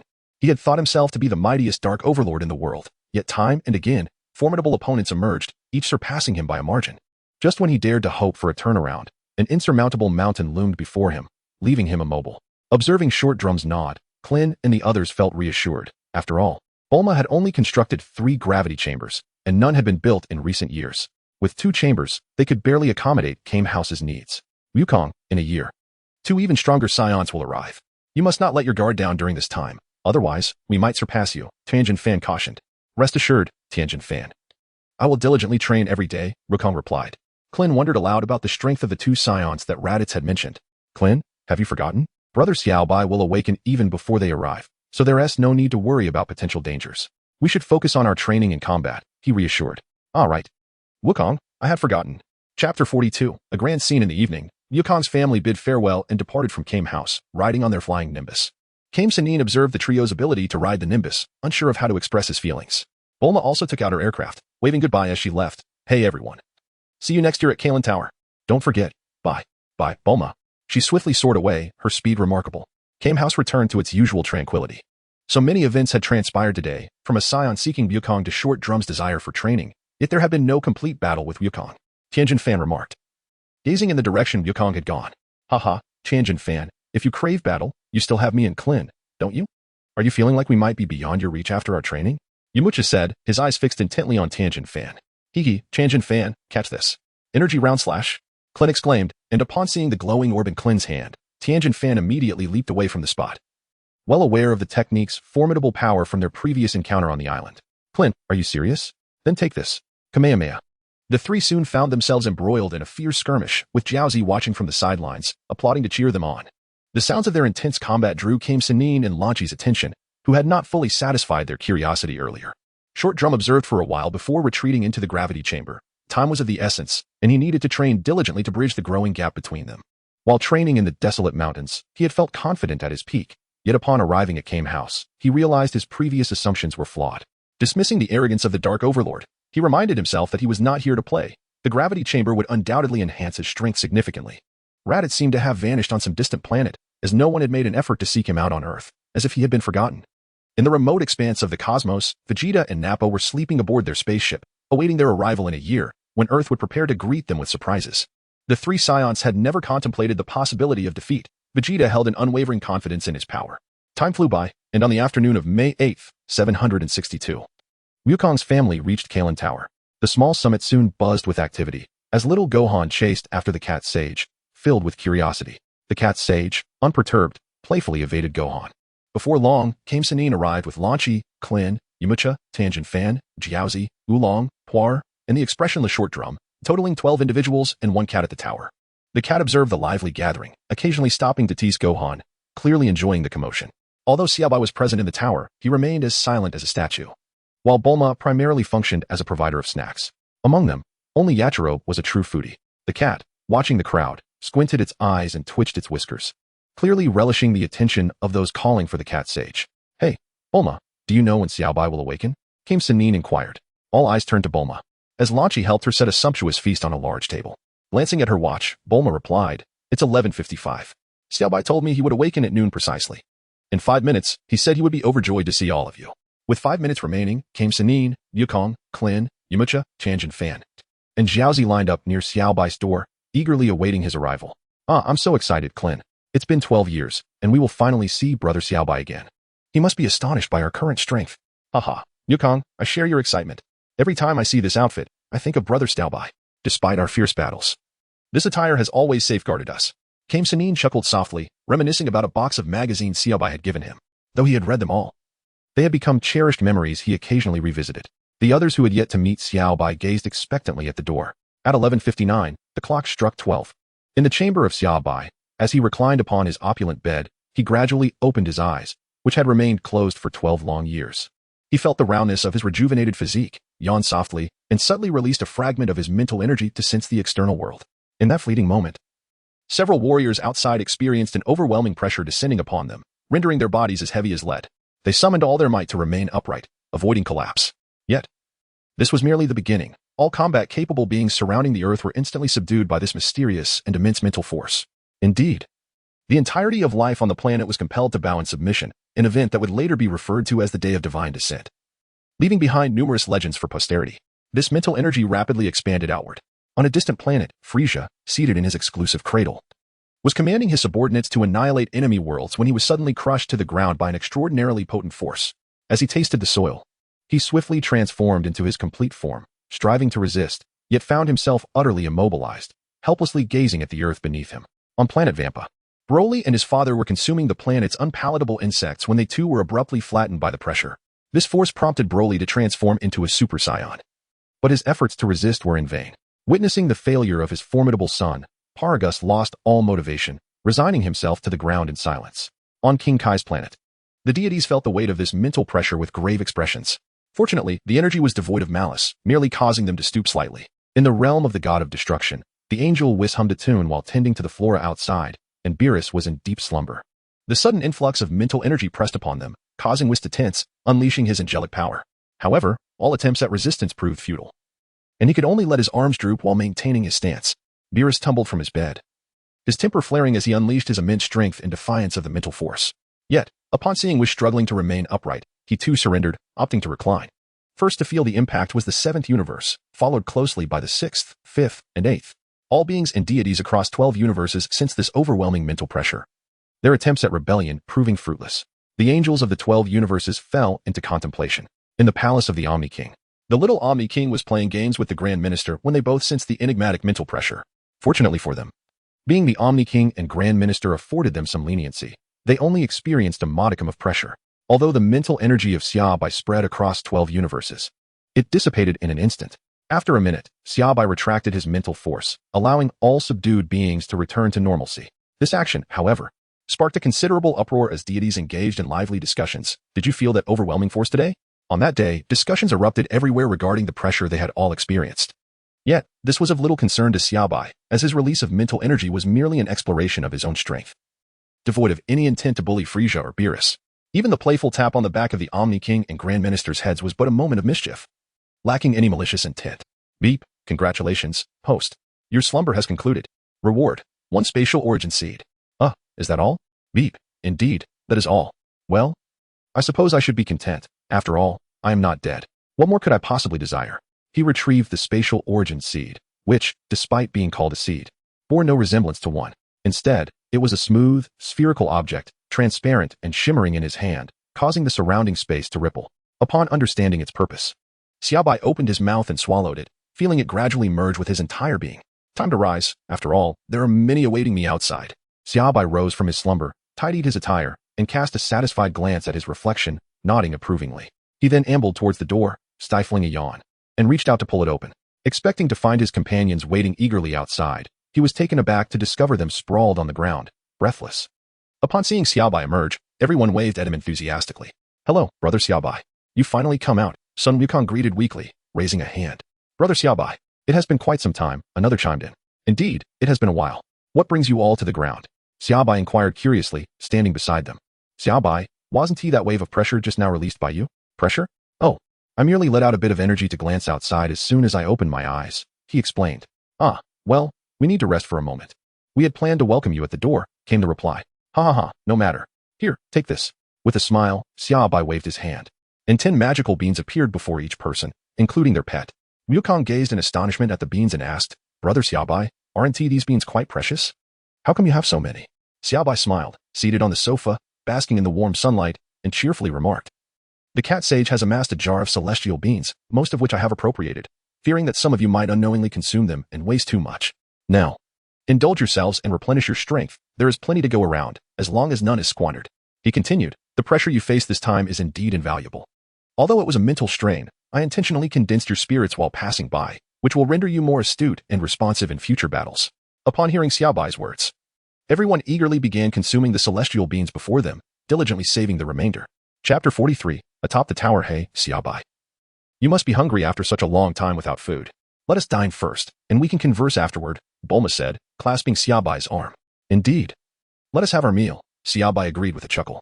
After sleeping for 12 years, I can hardly recall the taste of food, yet Bulma, your spread is truly sumptuous. He glanced at the grand round table, laden with an abundance of dishes. Haha, I too am famished. I have been holding back from eating. Sun Wukong remarked, rubbing his belly as he gazed longingly at the feast before him. Yakalob had already discreetly taken his seat at the table and commenced his meal. Then let us eat. We can discuss matters later. Bon appetit. The round table quickly filled with people, elders, youths, children, and women, who all joyously feasted on the delectable spread. Bulma placed numerous dishes before Xiaobai, watching him savor each bite. Meanwhile, only Piccolo sat quietly beside, sipping water and curiously observing Xiaobai. After a considerable time, everyone finally felt satisfied, contentedly patting their bellies. Once the dishes were all collected and whisked away by the cats for washing, the atmosphere was filled with a sense of happiness and fulfillment. Xiaobai gently caressed his already full belly and with a satisfied burp remarked, "The feeling of being satiated is truly blissful. Haha, I simply adore dining. Don't you think it's akin to Gohan?" Sun Wukong, cradling Gohan on his lap, responded.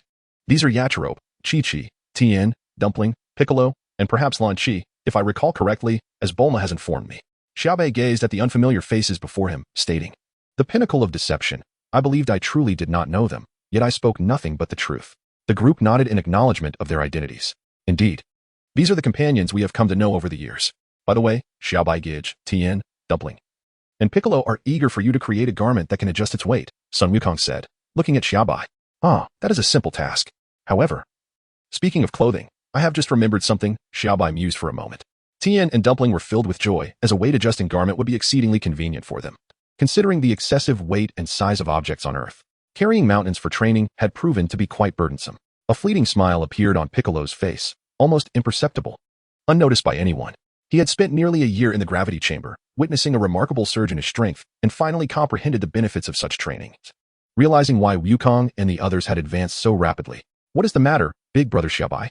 Sun Wukong inquired, adjusting his attire. "This clothing is quite remarkable. It can adjust weight and possesses protective capabilities," Krillin remarked, puzzled. "Indeed, but there is an issue with the protective aspect," Xiaobai nodded. "Is that so?" Master Roshi's mind sparked with insight. If the protective capabilities are too high, they may grow accustomed to it over time, unwittingly believing that they need not be vigilant about their safety, which could lead to dire consequences in the future. "Precisely. Therefore, I intend to remove the protective features from your garments, ensuring they merely resist damage, while you must reacquaint yourselves with vigilance." These considerations had not crossed our minds. "Yet during combat, it is true that we may neglect protecting certain parts of our bodies," Krillin observed, gazing at his crimson martial arts uniform. "Ah, that is quite simple." Xiaobai gestured towards the clothing worn by Sun Wukong, Krillin, and Yamcha, and with a swift motion conjured 3 new outfits, mirroring those currently worn by Tien, Dumpling, and Piccolo. "The garments you requested have been completed. You may change now." The trio felt a surge of excitement and hurried to a secluded area to change out of their old attire. When they re-emerged, Xiaobai chuckled. "Ah, eager to adjust the weight, are we? I have remade your garments, maintaining a weight limit of 10,000 tons, which should serve you well for a considerable time. The new clothing is remarkably resilient. It would be quite difficult to damage them without exceeding my current strength. However, they no longer possess protective capabilities. So the force of an opponent can still strike through directly to you, thus you must adapt swiftly. 10,000 tons? Coupled with the gravity chamber. Who knows how long it will take us to adjust?" Krillin exclaimed, a hint of despair in his voice. Presently, in the 300 times gravity chamber, even his clothing could only be adjusted to less than 1 ton. "Haha, Krillin, diligently refine your skills. Does it not feel wonderful to grow stronger?" Xiaobai replied. "You all are training enthusiasts," Krillin scoffed. At this juncture, Xiaobai turned to Gohan. "You are Goku's son, correct? Come, let me have a look." Gohan, shyly peeking from behind Chi-Chi, appeared bashful yet unafraid. "Gohan, let Uncle Xiaobai see you. Do not be afraid," Chi-Chi encouraged. Gohan stepped forward, politely addressing Xiaobai. "Uncle Xiaobai." "Ah, what a courteous child," Xiaobai remarked, placing a hand upon Gohan's head. "Haha, all thanks to Chi-Chi's guidance," Sun Wukong chuckled, scratching his head. "Indeed. Gohan is the most polite of them all," Chi-Chi smiled, her eyes narrowing with joy. Xiaobai extended his hand and gently sensed Gohan's head, releasing a modicum of mental energy to draw forth some of his latent power. In the next moment, Gohan's aura suddenly erupted. A formidable presence that sent objects tumbling from the tower's peak. Clenching his fists, Gohan tightly shut his eyes, exerting every effort to control this overwhelming force. Is this truly Gohan? What an astonishing energy! Sun Wukong, Krillin, and the others gazed curiously at Gohan as he elevated his aura. When he deemed it sufficient, Xiaobai withdrew his hand, entrusting Gohan back to Sun Wukong, and remarked, "Indeed, as a half-Saiyan, the energy within him runs remarkably deep." Gohan examined his own body and felt an immense strength surging within him. "Haha, no doubt he is my son. He truly possesses great power," Wukong said, observing Gohan with pride. Master Roshi, Krillin, and Tien also looked on with fascination at Gohan's extraordinary potential. "With diligent training, he may one day rival you, Wukong." "Really?"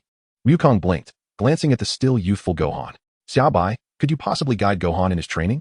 Wukong inquired of Xiaobai. Humph, son Wukong. Do not presume to have Gohan train. He is destined to become a scholar, Chi-Chi interjected, rushing over to embrace her son. Xiaobai gazed at son Wukong and said, occasional guidance is acceptable, but I cannot assume the role of his teacher. Why not, brother Xiaobai? Can't you offer him some pointers? Krillin and the others expressed their disbelief. Xiaobai, sensing their misunderstanding through their expressions, clarified, Gohan's temperament presents certain challenges. He requires a stern mentor who can subject him to hardships, thus honing his character and transforming him into a warrior. I am simply not suited for this. I see. Let's defer this discussion for now. Chi-Chi won't permit me to train him, Sun Wukong replied with a resigned smile. It is indeed a complex matter. And Xiaobai finds himself powerless to intervene unless he were to take on the role of a villain. However, such a course of action is beyond him. Especially considering that Chi-Chi, as a mother, is justified in her desire to protect Gohan from harm. Now, let me assess your current combat abilities. Xiaobai remarked with a smile, addressing the group of warriors. Can combat power be quantified into specific values? Master Roshi inquired, perplexed. Xiaobai nodded thoughtfully and remarked that he could only discern a general idea, as combat effectiveness is influenced by numerous factors such as physical stamina and techniques. He added that their potential remains considerable and their strength can still be augmented. 12 years ago, when he observed them, their combat power was merely over 100 points. Master Roshi stood at 139, Goku at just over 80, Krillin at 60-some, and Yamcha at 50-some points of combat power. Upon hearing Xiaobai's words, Sun Wukong looked at him with curiosity and inquired, Brother Xiaobai, what was your combat power at that time? You could easily defeat us back then. The other warriors turned their curious gazes towards Xiaobai, awaiting his response. Xiaobai hesitated for a moment and inquired, do you truly wish to hear this? It may be somewhat disheartening for you. Disheartening us? Are you suggesting that your combat prowess was already remarkably high back then? Speak freely, Brother Xiaobai. We shall strive to surpass you, Sun Wukong replied, brimming with eagerness. Xiaobai cast a glance at them and spoke, since you are eager to hear, I shall divulge the truth. At that time, my combat power was 13 million. As his words echoed, the air seemed to grow thin, and several gasps were heard. 13 million. The Turtle Hermit, Krillin, Tien Shinhan, Yamcha, and Dend all displayed expressions of astonishment, while only Sun Wukong seemed to struggle to grasp the significance of such a figure. After a lengthy silence, the Turtle Hermit regained his composure. No wonder you claimed you could effortlessly obliterate the Earth.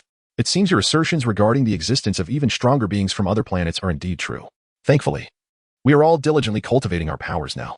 Indeed, what I said was accurate. There are indeed beings from outer realms who surpass my strength, Xiaobai nodded in affirmation. 13 million, how formidable. But I shall reach that level as well, Sun Wukong declared, clenching his fists. Brother Xiaobai, have we surpassed your former strength? Krillin inquired, looking up, his stature somewhat modest. Chapter 44, Combat Power Let Me Assess, Xiaobai said, concentrating to sense the energy within them. The Turtle Hermit and the others awaited his response with curiosity.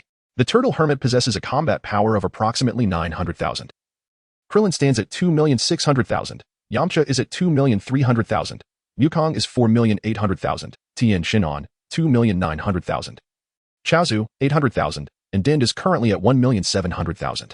In a state of heightened energy or utilizing techniques. Their combat power would likely be even greater. Upon finishing, Xiaobai nodded, acknowledging that their training over the years had yielded results. However, the absence of life and death pressures had somewhat diminished their motivation. Despite their growth, their heights were modest but not insignificant. Have we truly become this powerful? Haha. The Turtle Hermit and Krillin laughed heartily. The others also clenched their fists, feeling their own strength. Dend, how infuriating. There are still several stronger than me. Yet, it seems I have not yet surpassed Brother Xiaobai's combat power from 12 years ago. It appears my training has been too complacent. Sun Wukong expressed his dissatisfaction.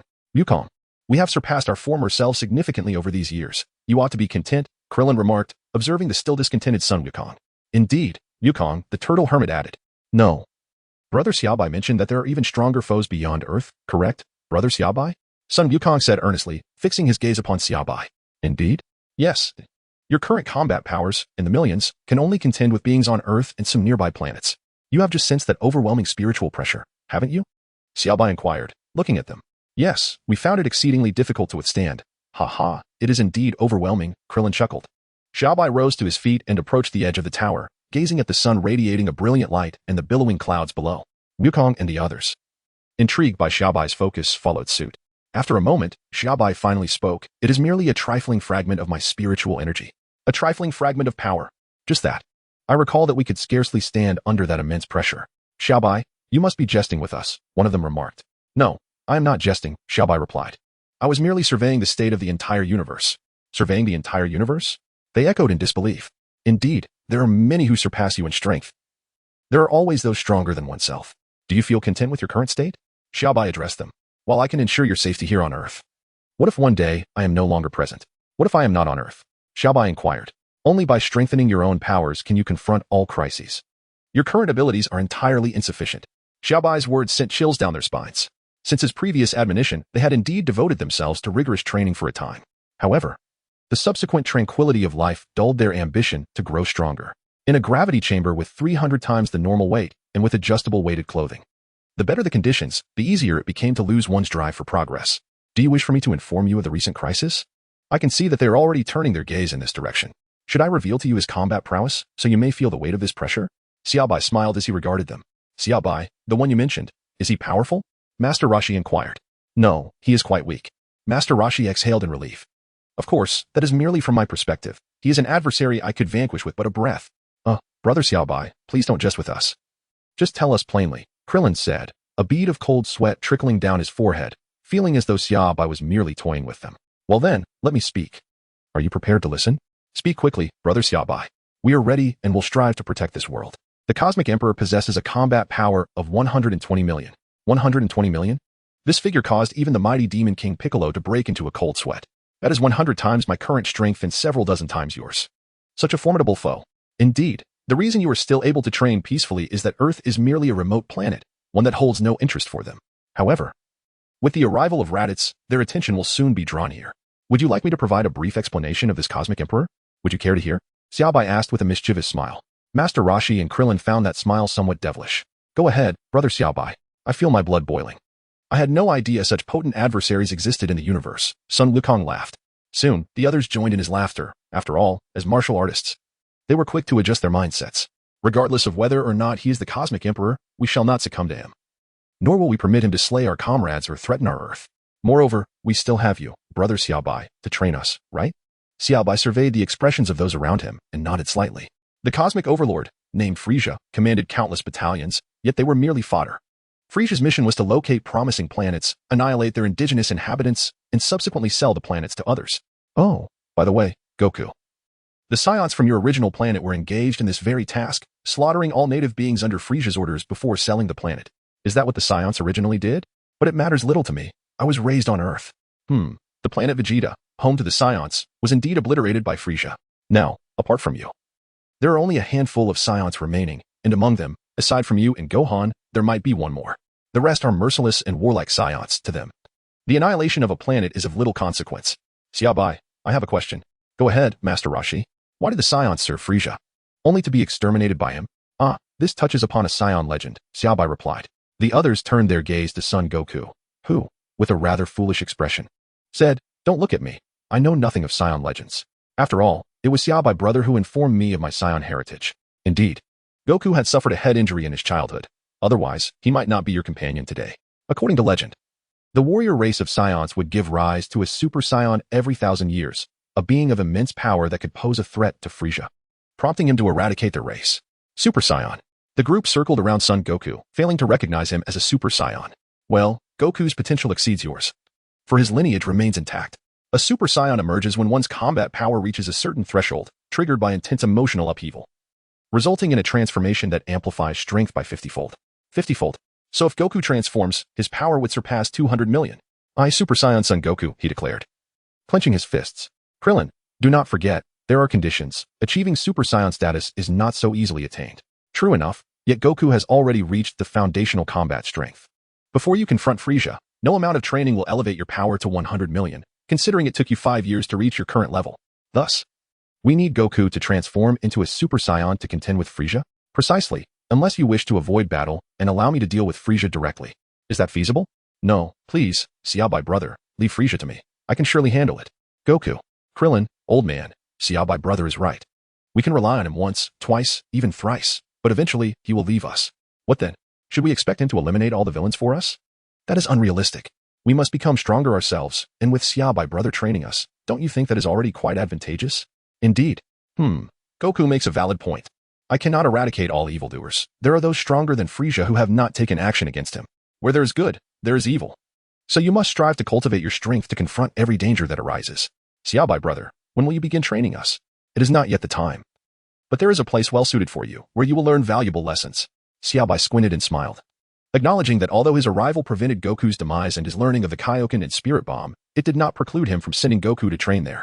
Besides, if he was to send someone, it would be beneficial to send multiple individuals. Surely the Kai would not mind. Prepare yourselves, and I will transport you there. First, tend to your current obligations and return to the Karin Tower tomorrow at noon. Chapter 45, step by step with several months remaining before reaching Earth from Vegeta. Sending a few individuals to learn from the Kai was entirely sufficient, Xiaobai mused. At that moment, he felt a tug on his sleeve and turned to see Master Roshi pulling him aside as if he were a thief. Xiaobai squinted, instantly discerning the old man's intentions, and thus followed him. Master Roshi discreetly led Xiaobai to a secluded corner, pausing only when they were out of sight. Master Wutian, is there something you need? Xiaobai inquired. Cough, Xiaobai. I too desire a garment like that. Currently, Goku and the others surpass me significantly. Perhaps I should strive a bit harder. By the way, do you still have that magazine? Master Roshi murmured, the lenses of his sunglasses glinting. Ah, that's quite simple. To be honest, I hadn't anticipated this. Your current prowess far exceeds that of your earlier days. Truly deserving of the title god of martial arts, Master Wutian, Xiaobai replied, extending a hand to transform Master Roshi's attire while simultaneously leaving him some magazines. Master Roshi, quick-witted, promptly stowed them away in his capsule, clearing his throat lightly. He ambled out with an air of nonchalance. Who among you wishes to visit the King of Worlds tomorrow? Xiaobai asked. The King of Worlds? A deity of even higher stature than the Supreme Kai. He possesses techniques that I believe you would find intriguing. Upon hearing this, the cat perked its whiskers, admitting to itself that it had never encountered such a being. Nevertheless, it imagined a deity of unparalleled strength, a towering figure exuding authority, with a dark visage forming vividly in its mind. Fortunately, Xiaobai was oblivious to these thoughts, or he would have surely been amused. I shall go as well. Xiaobai nodded, gazing at the 5 individuals before him. As for how many would master the skills, he was uncertain. After all, he did not wish for Sun Wukong to lose his 2 formidable techniques, King Kai Fist and Spirit Bomb. Din had no intention of participating. He thought it far more beneficial to continue training in the gravity chamber, where he still had ample time to conquer even greater gravitational challenges. Well, come back tomorrow at noon. I will escort you there. It would be splendid if you could learn, but if not, it is of little consequence. It merely provides you with additional strategies. Once you return from King Kai, I will train you. Fantastic. The sun was nearing its descent, and the number of people at Karin Tower gradually dwindled. The family of Sun Wukong departed, and the group from Kame House also took their leave, leaving only the cat, Yachirobe, Xiaobai, and Bulma. Thank you, Master Cat, for your care over these past few years. I shall be heading to Bulma's home next, though with Yachirobe around. You surely won't feel lonely, right? Haha. Indeed, the cat replied, nodding. Although Yachirobe was somewhat inexperienced and fond of food, he could at least converse. Well then, I shall take my leave. I will visit often, Master Cat, and I shall bring gifts, Xiaobai said with a smile. The cat's ears twitched at the mention of gifts. It particularly enjoyed the thought of fish from the depths of the sea, which it had yet to taste. Yes, goodbye. And travel safely. The cat and Yachirobe bid them farewell. Farewell, Xiaobai responded. Are we flying back? Bulma inquired, wrapping her arm around his. After 12 years. We have finally made it. No need for that, Xiaobai replied, closing his eyes to sense the location of Bulma's home. He then waved his hand, creating a rift in space, revealing a shimmering tunnel. Bulma peered curiously into the corridor, which was not dark at all. Instead, it appeared as a bright, misty passageway, through which she could even see the city of West. Xiaobai took Bulma and stepped inside. The cat and Aki Luobe were left frozen in place, their paws momentarily forgetting to move. What had they just said? Be cautious on the road. Does this even count as a road? Regardless of the cat's thoughts, Xiaobai and Bulma walked a few steps before exiting the spatial tunnel, emerging in the Sky City.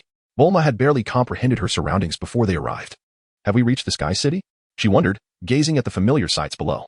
Indeed, we have, Xiaobai replied, glancing back with a hint of nostalgia. After all, it was the very place she had seen when she first opened her eyes and drew back the curtains. Unbeknownst to her, 12 years had slipped by. She wondered how her old residence fared, but ultimately dismissed the thought. There were no meaningful memories tied to it. Bulma felt an invisible force enabling her to stand in midair. Releasing Xiaobai's hand, she took a few tentative steps forward and discovered she could indeed move freely, prompting her to swiftly run through the air. Haha, I can fly too. How delightful. Xiaobai, look at me soaring. Bulma exclaimed joyfully, frolicking in midair without a trace of fear. Xiaobai hovered in the air, following closely behind her. As long as I am by your side, you may soar whenever you wish. Previously, Bulma could only travel by airplane, never having experienced the sensation of standing freely in the sky. As she strolled through the clouds, she gazed down at the crowds and streets below, akin to a fledgling bird reveling in its newfound ability to fly. As the sun dipped below the horizon, Bulma finally felt exhaustion in her legs and approached Xiaobai, softly murmuring, "I'm tired. My legs ache, and I can't walk any further." Xiaobai pondered whether she could be any clearer in her request, but nonetheless bent down. Instantly, Bulma wrapped her arms around his neck, resting against him and savoring the warmth radiating from his back, which brought her a sense of tranquility. Xiaobai supported Bulma's legs as they began their journey towards her home. It was my first experience of being carried by someone. The sensation of a man's back was entirely new to me. In the future, when I find myself weary and my legs fatigued, you must carry me, Bulma remarked playfully. Very well, I shall carry you, he replied. Now, tell me the tale of your first quest for the Dragon Balls. Ah, that was during my studies, Bulma began, recounting her initial adventure in search of the Dragon Balls. She spoke of discovering the two-star ball, crafting a radar, and journeying to the Capsule Mountain where she encountered Sun Wukong. When her attempts to purchase the Dragon Balls with money failed, she had no choice but to agree to lend them temporarily to Sun Wukong, promising to provide him with food in return. Thus, she unwittingly found herself escorted by an extraordinary warrior. Moreover, she recounted exchanging a substantial sum with Master Roshi to retrieve a Dragon Ball, and her encounters with Yamcha, Puar, and the 3 members of the Pilaf gang. Ultimately, she did not achieve her wishes. Despite the arduous journey, it was filled with joy, and Bulma made many friends along the way. Xiaobai listened intently to her storytelling, ultimately lifting her into his arms in a princess carry. Bulma's cheeks flushed a deeper shade of crimson. He pressed a gentle kiss upon her lips, although it was through the dragon that Bulma had found him. For 12 long years, she had flown to Karin Tower almost daily, and their dreams intertwined each night. Now, at the age of 29, Bulma had devoted her entire heart to him throughout those 12 beautiful years of youth. How could Xiaobai remain unmoved by such devotion? Thus, despite being able to traverse countless distances in a single step to reach Bulma's doorstep, he chose to walk slowly with her through the air, letting her fly or run as she pleased, taking one step at a time. At last, Xiaobai carried Bulma to the threshold of her home. Chapter 46. Xiaobai's new home. Ah, you must put me down now. We've arrived home, Bulma exclaimed, noticing they had reached her doorstep. Yet Xiaobai still held her in his embrace. Xiaobai smiled and said, "There will be no problem. I believe your parents will be quite pleased." How bothersome. Bulma struggled fiercely for a moment, yet found herself unable to break free. She could only bury her head in Xiaobai's chest, choosing to be an ostrich. As Xiaobai entered the courtyard, cradling Bulma in his arms, he was greeted by the sight of Bulma's parents already present. Dr. Briefs was riding in circles on his newly invented small vehicle, while his wife sat leisurely sipping tea. Upon Xiaobai's arrival, the couple approached him in their little contraption. After Xiaobai and the other person entered and introduced themselves, they were immediately halted by Mrs. Briefs, who exclaimed, "What charming young men. Is one of you Bulma's boyfriend? How fortunate Bulma is to have found such a splendid partner. Would you care for some tea?" "Thank you. But I'm not thirsty," Xiaobai replied, amused as he noticed the 2 young men completely disregarding Bulma, whose expression had darkened considerably. Bulma hopped out of Xiaobai's embrace and confronted them, exclaiming, "Did you not notice me?" Only then did they turn to her, surprised. "Oh, Bulma, you're here. Is he your boyfriend? Are you staying here? Mom will prepare some food for you." Bulma, with a scowl, lowered her head and pulled Xiaobai into the room. The 2 men exchanged glances, realizing their daughter was still in her rebellious phase. Once inside, Bulma sulkily sank into the sofa, but her anger dissipated quickly. She glanced at Xiaobai and asked, "Are you hungry? I'll call someone to prepare dinner." "Yes, a little. Your parents are somewhat different from what I had imagined." Xiaobai feigned ignorance. "Really? They are the best parents ever. Did you think they would be fierce and hard to deal with?" Bulma inquired. "Not at all. With such a wonderful daughter, their personalities must be quite amiable." Xiaobai replied, wrapping his arms around her. "Humph, you're quite the smooth talker." Despite her words, Bulma felt a surge of happiness in her heart. "Let us head to the living room. The robots cooked swiftly. Dinner will be ready shortly." "I've already notified them," Bulma said. Her cheeks flushed as she took his hand and led him out of the room. In her moment of panic, she had pulled Xiaobai into her own room. But fortunately, he hadn't realized. Upon descending the stairs, Bulma noticed her parents watching her with amused smiles. Her cheeks reddened as she sat quietly in her chair. Dr. Briefs, a mechanical genius, and Mrs. Briefs, a gentle homemaker, made it unnecessary for her to do much, leaving her free to enjoy her time. Fortunately, Bulma had shared some of her parents' interests before arriving. Otherwise, finding topics to discuss with them could have been quite challenging, especially on her first encounter with her future in-laws. Thankfully, her parents did not pose many questions, and dinner unfolded in a relatively peaceful atmosphere.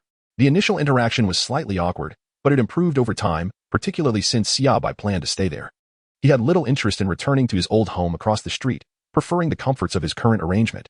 After dinner and a brief conversation, Bulma guided him upstairs, and her parents exchanged knowing glances, realizing their daughter had grown up. "Now, this room is yours, directly across from mine. If you have any issues, just call me. Do not enter my room without permission," Bulma instructed, pointing to the room opposite hers. "I understand, you can rest assured." Xiaobai replied, watching as Buma huffed and retreated to her room. He opened the door to his new space, which was tidy and well-organized, evidently prepared by Buma in advance. Although everything was complete, he paid it no mind, opting to wash up before lying down for a brief rest. As time slipped away, Xiaobai awoke to find it was already 11 o'clock.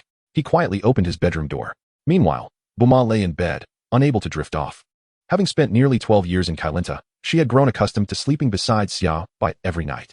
Now, even though she was back in her original room, it felt strange. She lay there, staring blankly at the ceiling, pondering whether he was sleeping well in his own room. A wave of memories flooded her mind. Just as Buma was lost in thought, a faint noise at the door startled her. Initially alarmed, she quickly reassured herself, thinking that with Xiaobai nearby, there was no danger. The noise could only be made by that mischievous boy. After contemplating the possible scenarios, Buma instinctively covered her face with the blanket. Xiaobai stealthily sensed the surroundings at Bulma's door, finding it rather quiet. He slowly opened the door, making a bit of noise to avoid startling her by appearing suddenly. Like a thief, he gently closed the door behind him. As he stepped onto the floor of the room, he deliberately created a slight sound to alert Bulma.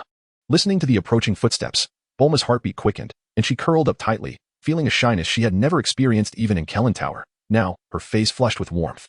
In the darkness, the footsteps drew near to the bed, and Bulma was on edge. Finally, Xiaobai reached out and lifted a corner of the blanket, covering his mouth as he gazed at the curled-up Bulma, gently nestling himself beneath the covers. Bulma tensed, feeling her blood coursing faster, warmth spreading through her body. As Xiaobai's sinful hands encircled Bulma's waist, it seemed they both exhaled in relief. Bulma turned to face him, her large eyes meeting his, and said, "Did you already know I wasn't asleep?" Xiaobai nodded slightly, expressing her annoyance at being deliberately frightened. After Bulma made her remark, she playfully tapped Xiaobai on the chest and nestled herself comfortably in his embrace. Experiencing the warmth radiating from Bulma, Xiaobai planted a gentle kiss on her forehead, feeling an overwhelming sense of contentment. "Let us rest now," Xiaobai whispered tenderly. As the world gradually succumbed to tranquility, the two of them slowly drifted into slumber. Chapter 47. The delightful dinosaur. The following day, as dawn broke, the morning sunlight streamed through the floor-to-ceiling windows and illuminated the bed. The two restless sleepers had long since tossed their covers aside, and what began as a proper sleeping position had devolved into a chaotic scene. Bulma lay diagonally across the bed, while Xiaobai had fallen to the floor. Whether by his own volition or as a result of being kicked out remained uncertain. As the sunlight graced them, they simultaneously yawned and rubbed their eyes. Bewildered as they stirred awake, Bulma glanced at the bed and wondered, where is Xiaobai? He was definitely here last night. At that moment, Xiaobai was pondering how he ended up on the floor, and their eyes met. Bulma, seizing the opportunity, declared, "You are utterly restless in your sleep, Xiaobai. How on earth did you end up on the floor?" I seem to recall I was about to say something yesterday," Xiaobai stammered under Bulma's piercing gaze. I must have been restless and rolled off." "Well, rise and shine. It's time for breakfast, and today I wish to go out." "You shall take me flying," Bulma asserted, nodding in satisfaction as she began to get ready for the day. Xiaobai gently touched his nose, feeling a sense of helplessness as he stood up. To be honest, having slept for over a decade, he wondered how it was possible to still be asleep. Had it become a habit? Before long, the two, having finished their breakfast, stepped out of the door, while the bereaved couple waved goodbye from behind, reminding them to return early. "We understand," they replied. It was delightful news that Buma finally had a boyfriend, and he seemed to compliment her perfectly. "Indeed, well said, Buma's mother," remarked Breeze, stroking the black cat perched on his shoulder. "Buma, where would you like to go for fun?" asked Xiaobai. "Anywhere is fine," she replied, turning to look at Buma, who had climbed onto his back. "Well," Buma mused, tapping her forehead thoughtfully, "aren't we supposed to visit Kailenta around noon? It has been ages since I replenished the cat food. Let's find a nice spot to fish. Although I often dream of fishing, it always feels lacking in authenticity. I've long wanted to wait for you to wake up so we could fish together." "Fishing, you say? Sounds good. Let's go. But before we fly, you should come in front of me," Xiaobai laughed, adjusting Buma from his back to his chest before soaring into the sky.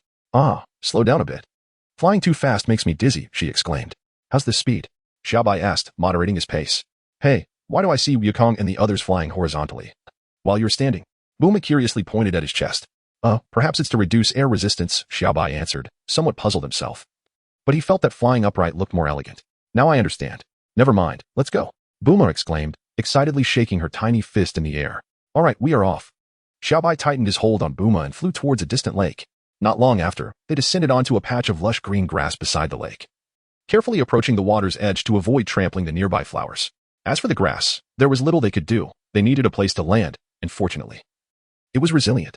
As soon as he set Buma down, Xiaobai noticed her darting off like a little butterfly, her childlike spirit shining through despite her age. She had always been adventurous, a trait that had driven her to seek the Dragon Balls alone. As Xiaobai conjured fishing gear, he remarked to Bulma. Do not stray too far, Bulma. I understand, she replied. The scenery here is utterly breathtaking. Xiaobai observed the retreating figure of Bulma and shook his head. He too found it hard to believe that anyone could harm her, for he remained closely attuned to her presence. In no time, Xiaobai conjured all the necessary items, placing the fishing rod aside without further concern, for ultimately, he intended to employ his supernatural abilities to procure the fish. The pretense of fishing was merely an excuse to accompany Bulma to this place for enjoyment. After Xiaobai finished tidying up, she lay directly on the grass, casually plucking a blade of green grass to place in her mouth. She gazed up at the clouds drifting across the sky, reflecting upon herself 3 times a day. Am I invincible today? Am I floating? What shall I do? Xiaobai pondered whether there existed anything or anyone he ought to fear. His prowess was formidable. Even if the Omni King's rules were applied to him, he would remain unperturbed. The Grand Priest's strength now seemed trivial in comparison to his own, not out of derision, but merely a statement of fact. Presently, his power was estimated to be around 4 times 10 to the power of over 1,000. Even 1,000 Grand Priests posed little threat to him. Nonetheless, he sensed an overflow of his combat prowess. Was the combat strength of Dragon Ball truly so limited? The Omni King resembled a mere child, and the Grand Priest appeared to be nothing more than a caretaker. Why then? Did the Grand Priest willingly assist such a diminutive figure as the Omni King? This seemed illogical. Could it be that the little Omni King was but one of the many progeny of a greater Omni King? Did he simply create universes for his child to amuse himself with? Xiaobai considered whether he might fear magic or the constraints of seals. Upon reflection, given his current mental fortitude, being controlled by magic would be tantamount to courting death. As for sealing, his mastery over spatial manipulation still required refinement.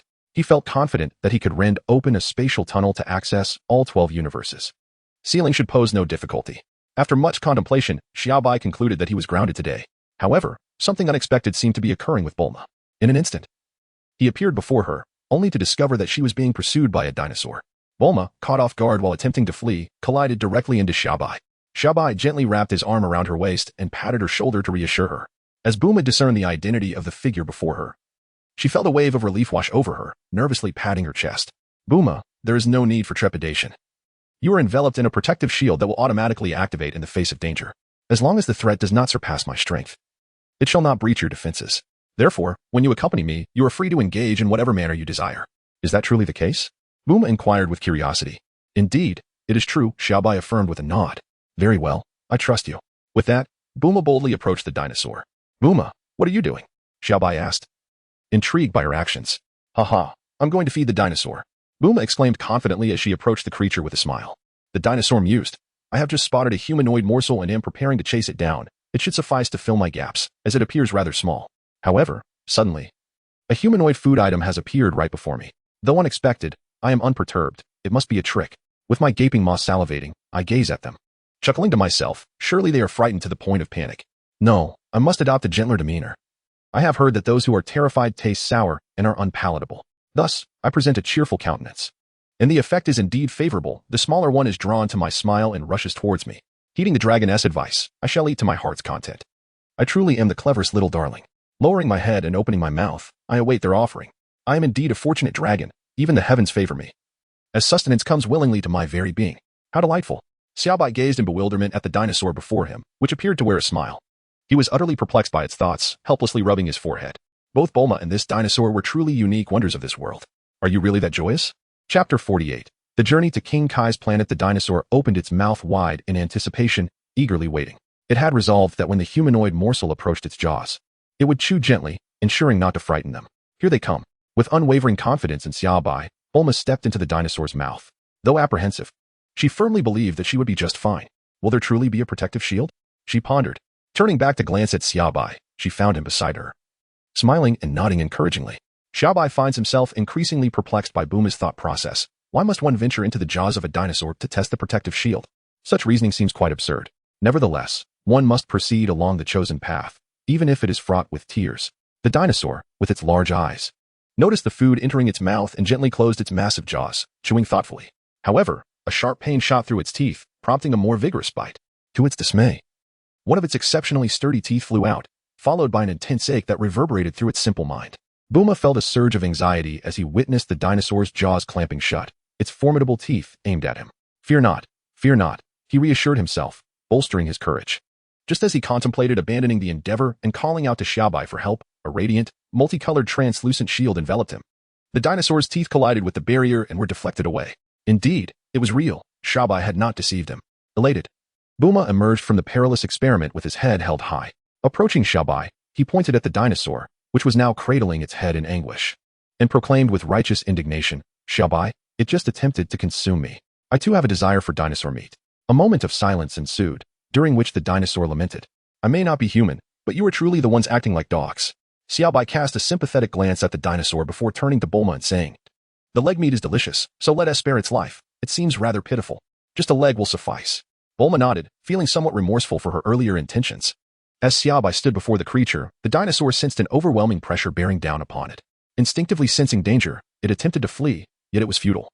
The oppressive aura forced it to the ground, its large eyes welling with sorrowful tears as it gazed up at the shameless duo before it. Xiaobai waved his hand and removed a leg from the dinosaur, observing the creature's tearful expression, with a flick of his wrist. A metallic leg was affixed to the dinosaur's body, and he subsequently released the pressure he had exerted. The dinosaur, with its large eyes blinking in astonishment, watched as the two individuals dragging itself away. It attempted to rise, lowered its head to examine its prosthetic limb, and then dashed away in a flash. In due course, this dinosaur fortuitously discovered the exceptional utility of its new leg during a skirmish with other dragons. It began to kick the Dragon King and other ordinary dragons, unwittingly embarking on a path towards the pinnacle of dragon existence.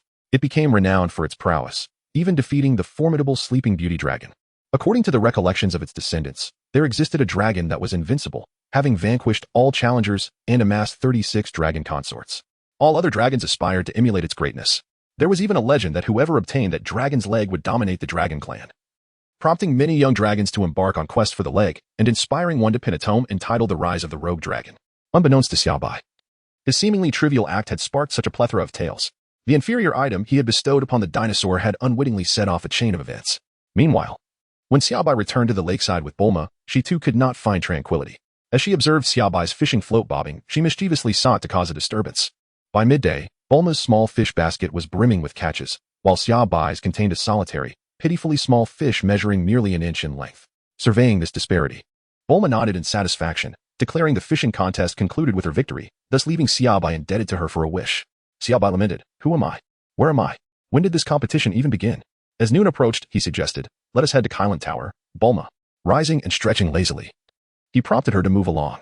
"Well then, let us be on our way," Bulma replied enthusiastically, lifting her bountiful basket of fish. She cast a glance at Xiaobai's minuscule catch and giggled behind her hand, resembling a playful little fox. Xiaobai cast a glance at the lake, his immense spiritual energy enveloping the waters and lifting several large fish into the air, where they hovered behind him. Bulma gazed at Xiaobai in admiration, clutching a small fish basket as she rushed into his embrace. With one arm around Bulma and the other tearing open a spatial rift, he transported them both, along with the fish, to Karin Tower. At Karin Tower, a person and a cat lay on the ground, having exhausted their food supply. Yachirobe had no desire to descend. The cat longed for the taste of fish. Just then, a sudden spatial fissure appeared, and the cat's eyes sparkled with excitement upon seeing Xiaobai, Bulma, and the shoal of fish behind them. "So, you two are simply yearning for fish while neglecting to seek sustenance?" Xiaobai and Bulma exchanged bemused glances, reflecting on their peculiar companions. After they had enjoyed their lunch, Xiaobai noted that the time was drawing near and glanced in the direction of Wukong and the others, observing that they had just set out and were still en route. Not feeling rushed, he settled down in Karin Tower to play cards with them. The prodigious Bulma played with remarkable skill, while Yachirobe and the cat could only mutter 3 words. This is too difficult. Should they continue to lose, their only option would be to work for Bulma. Fortunately, in a moment of urgency, Wukong and his companions arrived at Karin Tower, prompting the cat and Yachirobe to abandon their cards and rush forward. "Brother Xiaobai, we have all arrived," Wukong greeted with a smile. "Ah, just in time. Here. Each of you take a booklet." Xiaobai tossed a small tome to each of them. "Is this a cultivation manual?" Krillin inquired curiously as he opened it. "A compilation of cold jokes," Tianjin Han remarked, feeling utterly bewildered. "Indeed, the King of the Worlds is fond of telling jokes. This booklet will serve as your key to gain his attention and should be sufficient to entice him to teach you techniques. However, do keep track of time. There are, let me see, less than 6 months until those 2 Saiyans arrive on Earth. I hope you can learn something before then," Xiaobai advised. The group tucked their booklets away, and Yamcha asked, "What are the King of the World's techniques?" "They are quite intriguing and can temporarily augment your strength severfold, though they are not particularly remarkable. However, you must earn the King's recognition first," Xiaobai explained. "Enhancing strength severfold? Not particularly remarkable. How impressive. We will surely gain the King's approval," they exclaimed. "Well then, focus on your training. When the 2 Saiyans approach Earth, I will come to retrieve you." "Are you ready?" Xiaobai inquired. "Ready. Haha. We will finally see a god even more advanced than the Supreme Kai. His power must be extraordinary, they replied. Filled with anticipation, Xiaobai sensed the location of the king of the world and, with a decisive gesture, opened a passageway in the air. The curious onlookers gazed at the ethereal white corridor before them. Before they could inquire further, Xiaobai spoke. This is a spatial passage. It will transport us directly to King Kai's planet. Please, step inside. All right, then we shall proceed. Goodbye, everyone. With that, Goku was the first to enter the passage, followed closely by Krillin and the others as they bid their farewells. As they stepped into the passage, they were met with an expanse of white, a singular path stretching before them. Goku, look over there. It seems there is a planet, Krillin remarked, pointing toward the opposite end of the corridor. That must be King Kai's planet. Let us go. Observing their hesitation, Xiaobai gave them a gentle push, and the 5 of them tumbled out of the passage, landing rather unceremoniously. Satisfied with the outcome, Xiaobai nodded and closed the passage, pleased with the effectiveness of his assistance. Chapter 49. The arrival on King Kai's planet. King Kai's planet was a modest celestial body, once larger but reduced to its current diminutive size after several repairs by the destructive god, Beerus. It was home to King Kai, along with his peculiar pets, a gorilla named Babris and a grasshopper named Girigiri. King Kai, with his blue skin and short, rotund stature, was quite comical in appearance and delighted in sharing corny jokes with his pets. On this day, King Kai was once again searching for amusement in his mundane existence, regaling his pets with puns, when he suddenly noticed a fissure appearing on his planet. Startled, he instinctively ducked behind his tiny vehicle. After a cautious observation revealed no immediate danger, he approached the crack, intent on peering inside. Before he could properly position himself, Xiaobai's group emerged from the rift, unintentionally landing atop King Kai. His little legs flailed helplessly for a moment before going still. Babris and Girigiri, witnessing the absurdity, rushed up to the bewildered newcomers, shouting in alarm.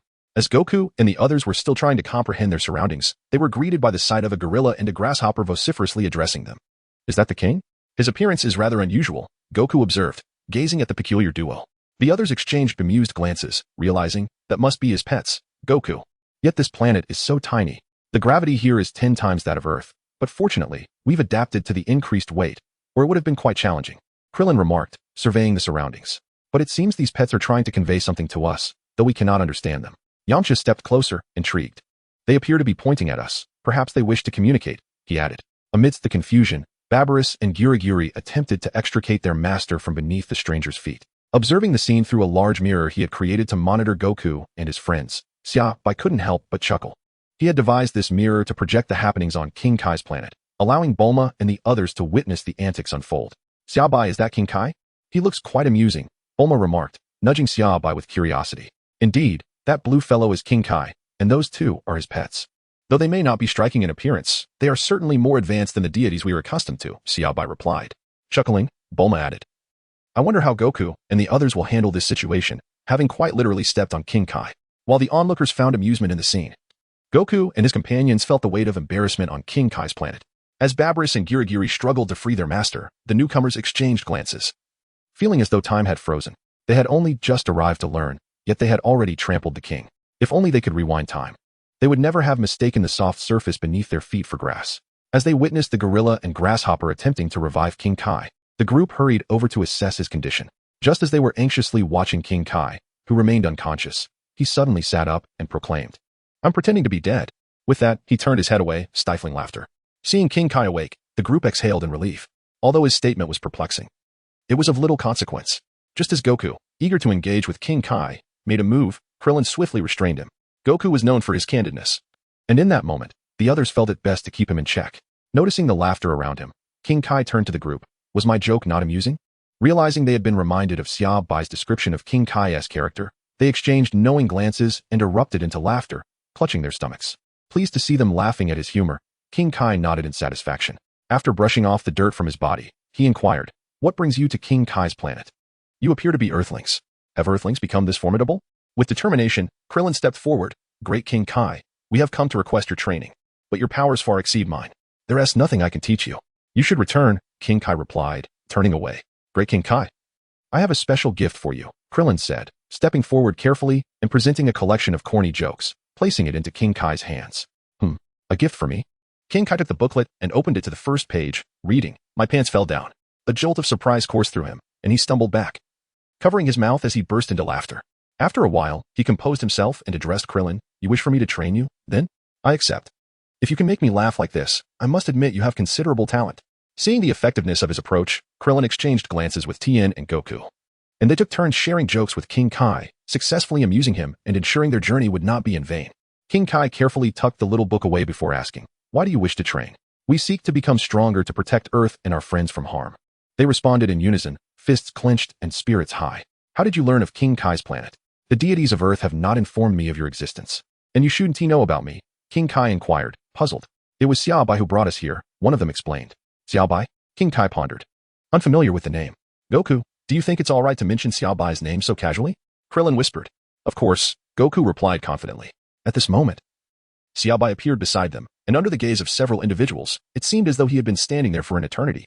"Brother Xiaobai, what brings you here?" Wukong and Krillin gazed at him in surprise.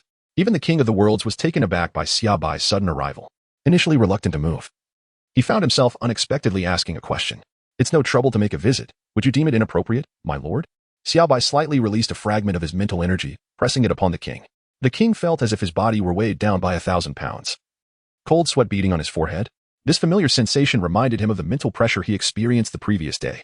Moreover, from secret channels, he learned that higher celestial beings were cautiously probing the identity of the master behind the sudden pressure, having received warnings not to disturb and to report back once they clarified his identity. The king had not anticipated that a casual inquiry would summon a divine being directly. Fortunately, Xiaobai did not exert excessive pressure, merely allowing him to relive that familiar sensation. Otherwise, kneeling before them would have been quite undignified. The king stammered, his lips quivering, yet he dared not speak further. "Are you inquiring whether I might reveal my identity?" Xiaobai discerned his thoughts with a single glance. No, that is not my intention," the blue fat man replied, feeling as though he had shed every drop of sweat in his life. "You need not be so apprehensive. I harbor no ill intentions toward you. As for my identity, feel free to disclose it. They will inevitably learn of it in due course. For now, focus on training them well, and the techniques you have developed can also be imparted to them. Whether they can master them is inconsequential," Xiaobai said with a cheerful demeanor. The king remarked, "If you don't teach me, I might be in dire straits," his words dripping with irony. "Ah, are you voicing your disdain?" Xiaobai inquired, his gaze playful as he regarded the blue fat man. No, not at all. Allow me to share a joke. I am quite the comedic genius. Would you care for a meal? My culinary skills are superb," the king chuckled, rubbing his hands together. "Pass on that. Simply train them well," Xiaobai replied. "Rest assured, I shall train them diligently." Wukong and the others looked at the king with confusion, entirely unaware of why he held Xiaobai in such high esteem. "Very well, that will suffice. Here is a gift for you. Enjoy it." With a wave of his hand, a large stack of joke compilations materialized before the king. "I take my leave now. Focus on your cultivation, and feel free to seek the king's advice on your training." Xiaobai waved goodbye and departed from the King of Worlds. The king, watching Xiaobai finally leave, collapsed onto the ground, exhaling heavily. However, glancing at the large pile of treasures before him, he opened it and felt a singular sentiment. The celestial dog had indeed provided everything in abundance. Observing Goku and the others' bewildered expressions, the king couldn't help but feel a twinge of irritation. He had innocently inquired about their unexpected arrival, only to be handed a scorching hot potato. Should he report this or remain silent? Alas, what a misfortune it was. Chapter 50. The blue chubby's tears flow like a river. The blue chubby one struggled to crouch down, feeling the weight of burdens that should not be shouldered at his age. It was unbearable, and he wanted to cry. But he decided to postpone his sorrow for another time. Goku and the others had not anticipated that the King of Worlds would contemplate so much in such a brief period. They merely observed as the king repeatedly stood up, crouched down, and paced anxiously. "Are you all right, Your Excellency?" Krillin inquired gently. Cough. "I'm fine." The king paused his movements, reminding himself that he still had to train them. He could only confine his grief to private moments, shedding tears in solitude. "You have all successfully passed my assessment, so I will now train you. However, your powers are quite formidable. Thus I can only offer you some suggestions for cultivation and teach you techniques that will enhance your combat prowess." "Understood, Your Excellency." Xiaobai returned to Kalinta, observing the two individuals and a cat engrossed in animated discussions about Goku and his companion's exploits on King Kai's planet. Subsequently, he nestled with the soft Bulma, indulging in the spectacle. Initially, King Kai intended to assess their prowess. Although he sensed their strength, he remained oblivious to its extent. Moments later, his pet gorilla Baburus and grasshopper Gureguli, both appearing rather dejected, flopped beside him. Fortunately, Goku and his friends had not been overly harsh, merely leaving a few minor bumps on their heads. Consequently, the once boastful Baburus and Gureguli now languished in silence. "Indeed, your strength is remarkable. It seems that Lord Xiaobai has sent you to learn from my experiences and techniques," King Kai remarked thoughtfully. "Why do you address Lord Xiaobai as Big Brother?" Goku inquired curiously. "Ahem, that's something you need not concern yourselves with. Now, let us proceed to the techniques I have developed," King Kai stated. his demeanor turning serious. Upon hearing this, Goku, Krillin, Yamcha, Tien Shinhan, and Kaiatsu straightened, their expressions becoming earnest as they listened attentively. First, let us dine. I am quite famished, King Kai declared, making his way to his humble abode. With a thud, Goku and the others tumbled to the ground. Once King Kai observed the four gluttons, along with Goku, a veritable eating machine, devouring their meal, he hastily ushered them out of the room, astonished by their voracity. In terms of training, you are all engaged in weight training. I presume? This is beneficial, as it enhances your physical strength, stamina, power, and speed. You should train according to your individual adaptability. There is little more to discuss on that front. The remaining aspect is the cultivation of one's mindset. During training, one must maintain a serene and focused mentality, disregarding the trivial matters surrounding them. Since you are training, dedicate yourselves wholly to it, cultivating a peaceful state of mind, which will enable you to better control your physical strength and wield it with ease. I trust your previous instructors have imparted this wisdom. Now, I shall teach you a technique I have devised, known as the King Kai Fist. The King Kai Fist? Indeed. The King Kai Fist allows one to channel all of their energy into their body, temporarily amplifying their combat power exponentially, including strength, speed, and defense. However, with such power comes significant consequences. An increase in combat ability places immense strain on the body. Thus, those wishing to master this technique must possess exceptional physical fortitude. King Kai explained. An exponential increase in combat power. How impressive. Yet, the demands on the body are severe, and the greater the multiplier, the greater the damage to oneself. Indeed, we certainly wish to learn. Please teach us, Lord King Kai. Very well, I shall impart this unparalleled technique to you. Though I cannot predict how many of you will master it, King Kai nodded. While the King Kai Fist is potent, it necessitates a robust physique as a prerequisite. Xiaobai gazed at the individuals who were contemplating the mastery of the King Kai Fist. In truth, he did not expect them all to reach the extraordinary levels of Sun Wukong, utilizing tenfold or even 20-fold enhancements in their combat. Achieving even a modest 1 or 2 times enhancement would suffice. As for whether Sun Wukong could learn the Spirit Bomb, that remained contingent upon his own fortune. The Spirit Bomb is indeed potent, yet it comes with considerable limitations. Once they have acquired the King Kai Fist from their mentor, Xiaobai would take it upon himself to train them. You might wonder what training entails. However, Xiaobai himself is somewhat clueless in that regard, as his own power stems from extraordinary means, and he has not cultivated through conventional methods. Yet, one thing is abundantly clear to him. There are still plenty of senzu beans available. A good thrashing would suffice. After all, combat serves as the finest teacher. Engaging in battles with the weak only leads to stagnation, while confronting the strong naturally fosters one's own growth. Xiaobai embodies that strength, and he harbors no fears that Wukong and the others would diminish his prowess. After Xiaobai left them at King Kai's place, apart from a brief visit to the Karin Tower on the first day, he paid no further attention to them. Instead, he spent his days frolicking around Earth with Bulma. Bulma, too, had ceased her research endeavors, and Xiaobai found himself in a state of idleness. King Kai had mentioned something about angels searching for him, but he quickly forgot about it. Thus, after a full 2 months of slumber spanning 12 years, Xiaobai thoroughly enjoyed himself, leaving traces of his and Bulma's adventures across the globe. During this time, he even stumbled upon Dr. Jiro's research facility belonging to the Red Ribbon Army and the egg that sealed the being known as Majin Buu. However, he merely cast a glance at it and moved on, having no intention to interfere. His sole focus was to relish the time spent with Bulma.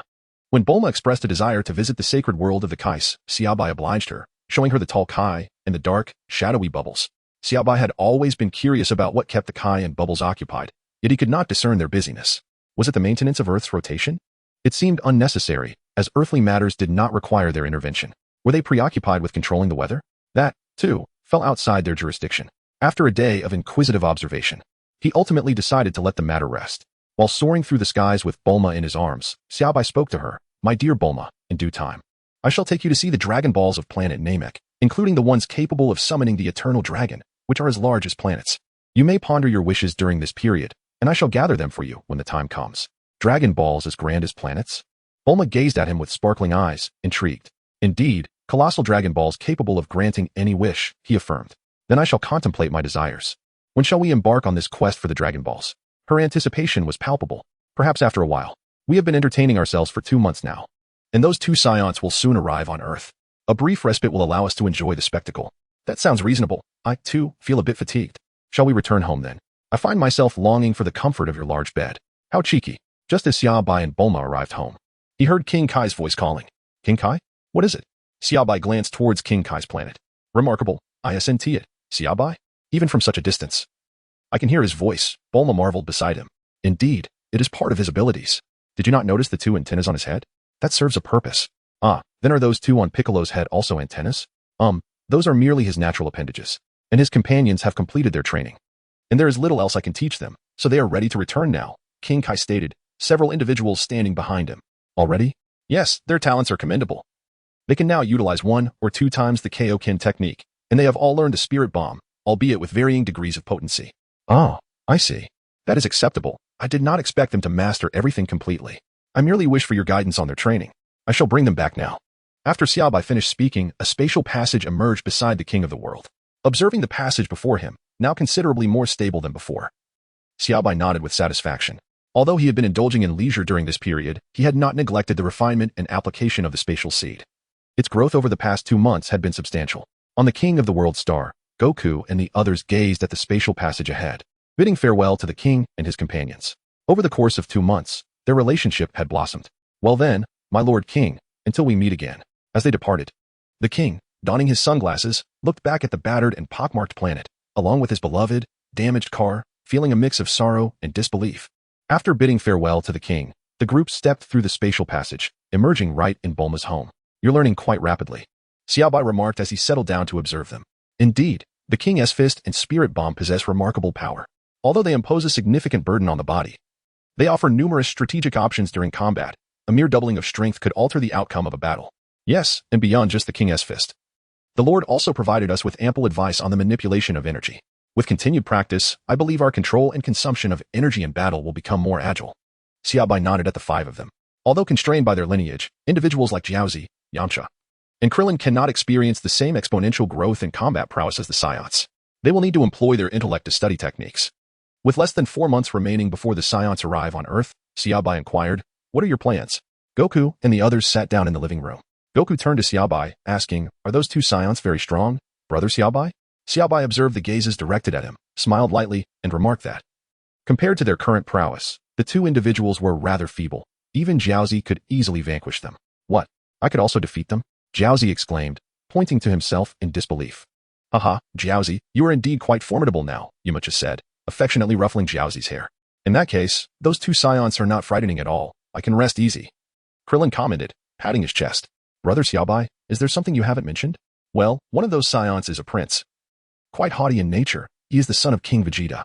His temperament is currently quite ruthless, but his potential for growth is significant. With diligent training, he could reach a level comparable to yours, Goku. He may even become a Super Saiyan in the future, Xiaobai added. Considering that if Vegeta were to arrive and be swiftly dealt with by Krillin and the others, it would diminish the enjoyment of the Dragon Balls. After all, the perennial second place is still quite entertaining. Are you suggesting he will grow stronger? Perhaps even become a Super Saiyan? Should we eliminate him outright? Krillin and his companions pondered. No, Krillin. Don't you find it intriguing to have a rival who constantly strives to challenge us? It will keep us motivated in our training and prevent us from becoming complacent. But Goku, did you not hear what Brother Xiaobai said about that Saiyan's cruel nature? Krillin expressed his concern. Krillin, is that truly your worry? As long as we are here, those Saiyans will not be able to harm Earth. And let us not forget, Brother Xiaobai resides here as well. That is a valid point, Krillin conceded, scratching his head and chuckling lightly. Although I would prefer not to dampen your spirits, Krillin.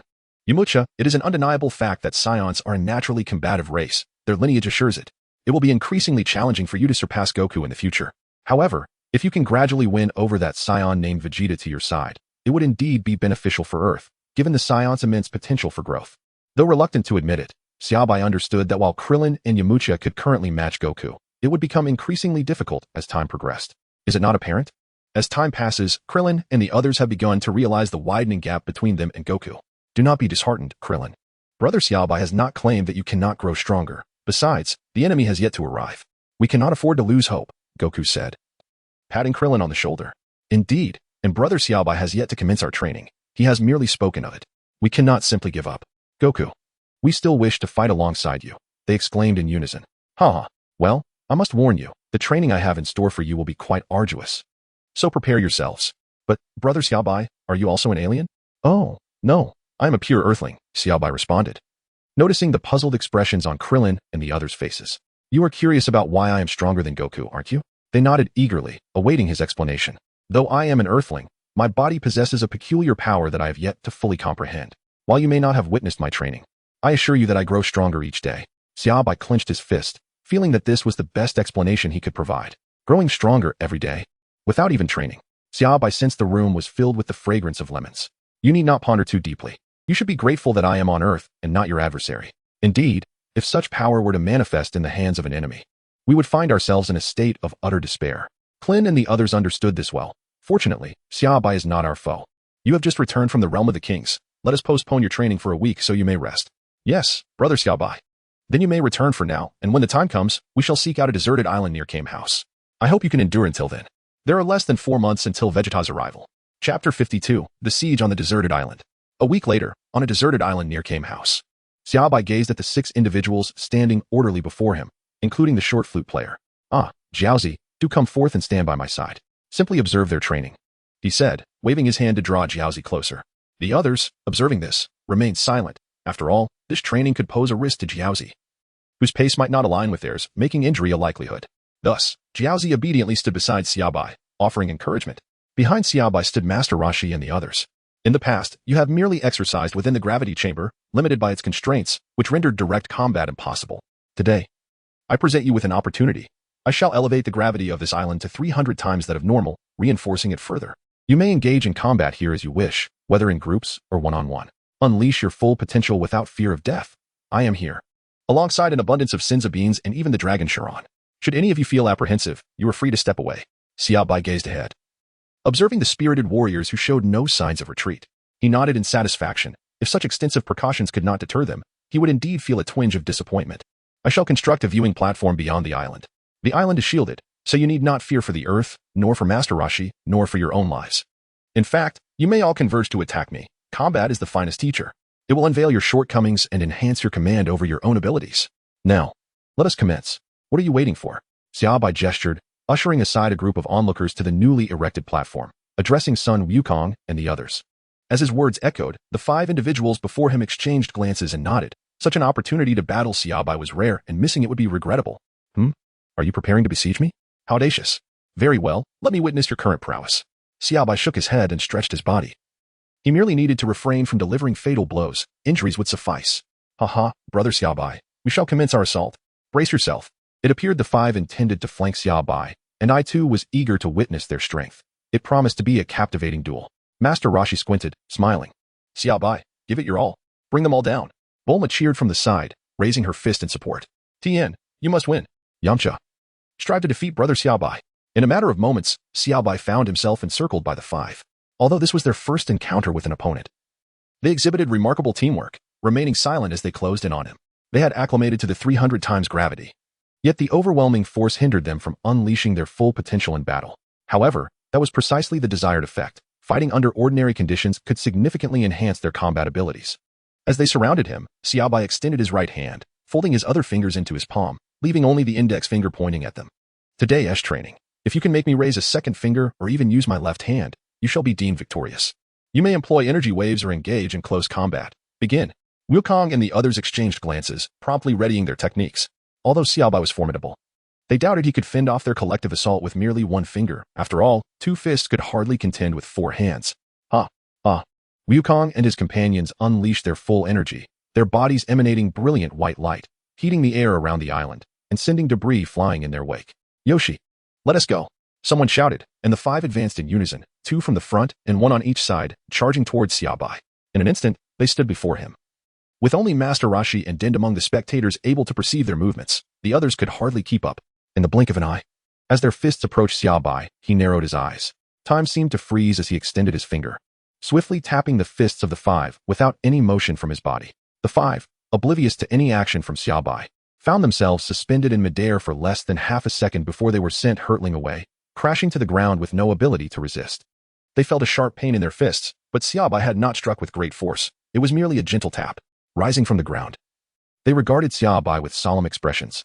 Hey, Wukong, did you see how brother Xiaobai attacked us? I didn't. Neither did I. I only felt the pain after we were sent flying. It seems brother Xiaobai's speed exceeds our ability to perceive. We can only rely on our senses to detect his movements.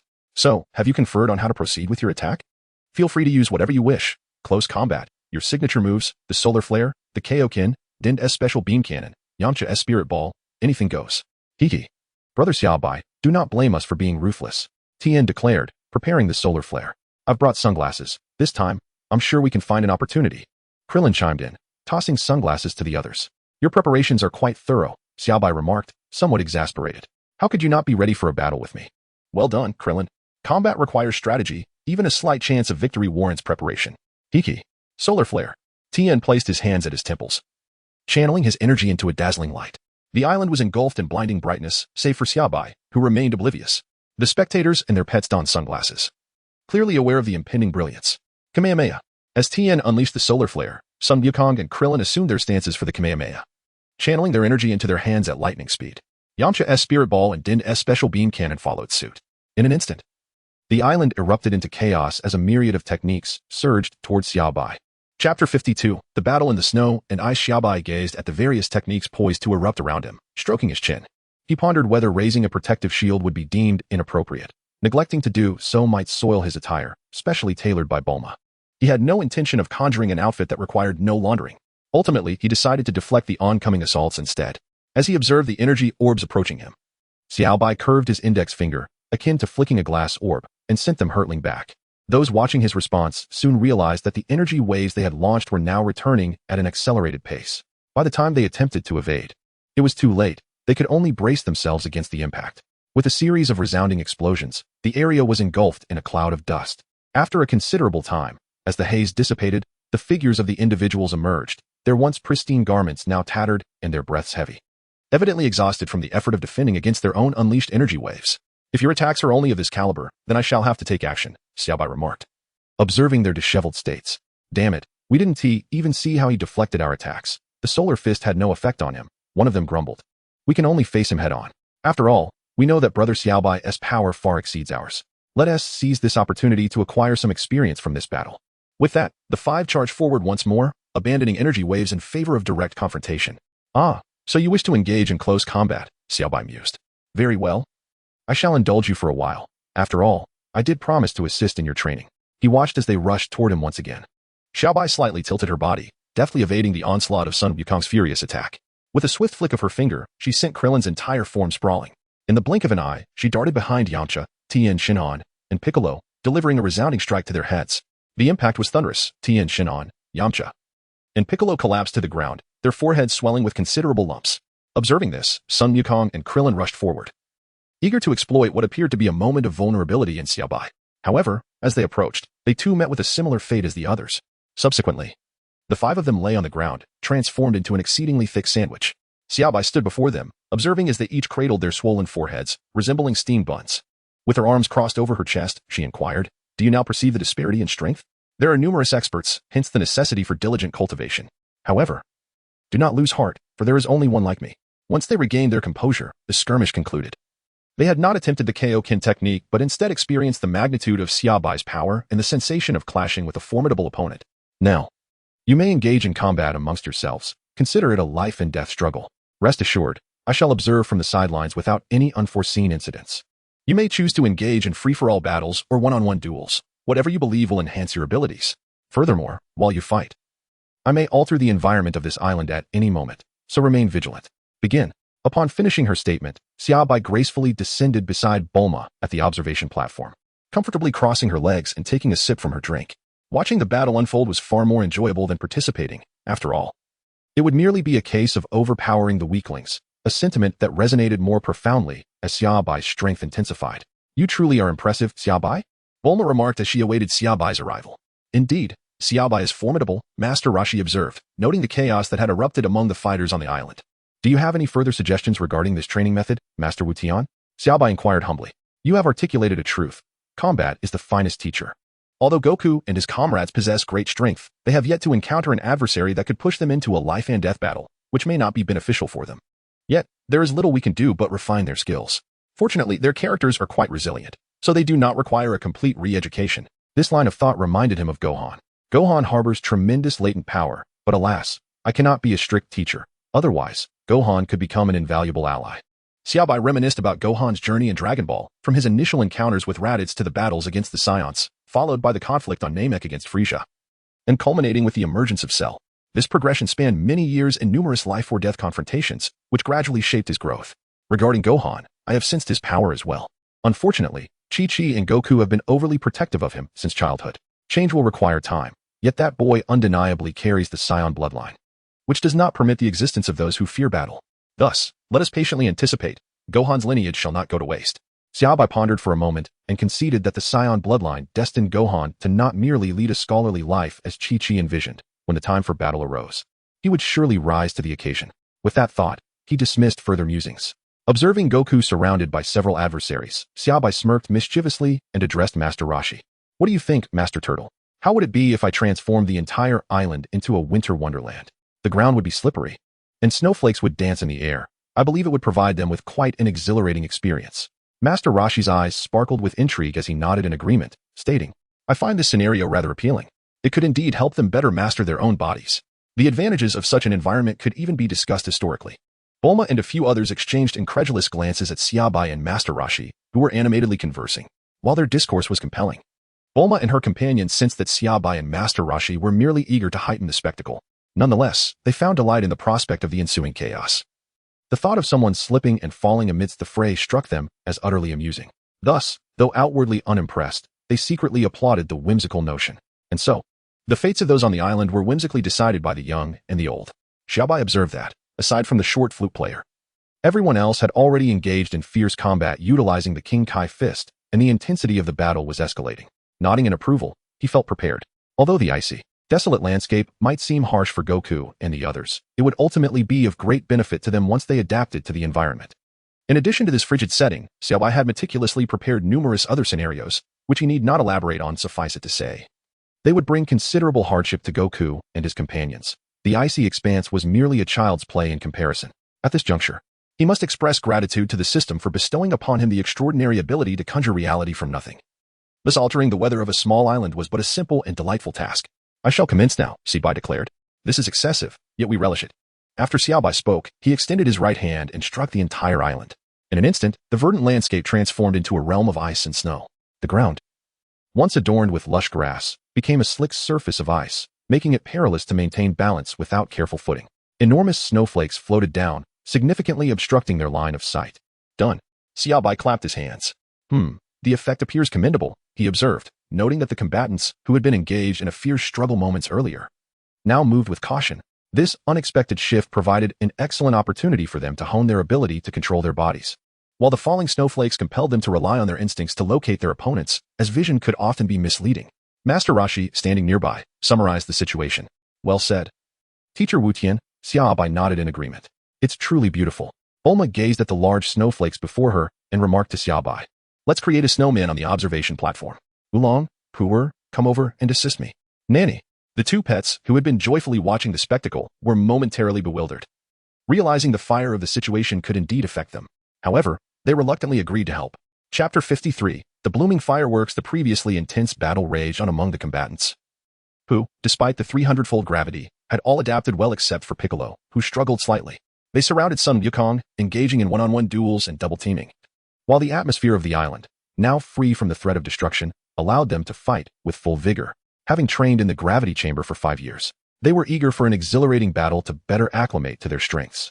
However, the spectators outside were unwilling to let the battle unfold so simply. They abruptly transformed the sunny island into a wintry wonderland. The fighters were taken aback by Xiaobai's swift alteration of their environment, leading several of them to stumble and fall unexpectedly. Except for Piccolo, the others lacked the resilience to withstand the cold, and soon, a chill penetrated their thin clothing, prompting a chorus of sneezes. Seriously, you people are quite troublesome, Piccolo scoffed, crossing his arms. Achoo. Xiaobai, you were too direct, haha. You didn't even give us a heads up, Sun Wukong remarked, glancing at the mirror-like ice surface. He attempted to take a step, but promptly slipped and fell with a thud. Seeing Wukong's misstep, Krillin and the others curiously stood up to try walking as well, only to end up sprawled on the ground like their comrade. Xiaobai observed as they ceased their combat and shouted towards the island, attempting to rise and acclimate. You are all super soldiers. This ice and snow cannot hinder you. When it's cold, a scuffle will surely warm you up. We understand, brother Xiaobai. But it's truly freezing, they replied, rubbing their hands together. Let us not fall ill from the cold. Xiaobai then presented each of them with an exceptionally thick set of cotton clothing. The group quickly donned the garments, only to realize they felt considerably bulkier. Brother Xiaobai, this attire significantly hampers our combat abilities. Xiaobai, the thickness of these garments is designed to enhance your control and reflexes during combat. Can thicker clothing impede your abilities in battle? Let us commence forthwith. We have already delayed for too long, and even Shenron is growing impatient. After a brief pause, the group resumed their fight. Although the icy ground initially posed challenges, they quickly adapted to the conditions, as they were among the most formidable fighters on Earth. By evening, the 5 combatants finally ceased their sparring and approached Xiaobai and Master Roshi, their bodies adorned with bruises. Xiaobai nodded, acknowledging their efforts. At least there had been some gains today. It was indeed true that experience in battle serves as the finest teacher. Initially, Goku and the others seemed to forget that their garments no longer offered protection, leading to some setbacks. Fortunately, Xiaobai had the foresight to remove their protective gear early on, sparing them from greater troubles in the future. How was today's fight? Xiaobai inquired. It yielded more benefits than my training sessions, though some senzu beans were wasted today. As long as we use the senzu beans judiciously, we will have enough. Came the reply. I believe that 300 times gravity is no longer sufficient, Brother Xiaobai. I require a greater gravitational multiplier, Goku stated. 300 times is adequate for your current needs. Remember, your garments can also adjust their weight. If you feel the multiplier is insufficient, you may increase your burden.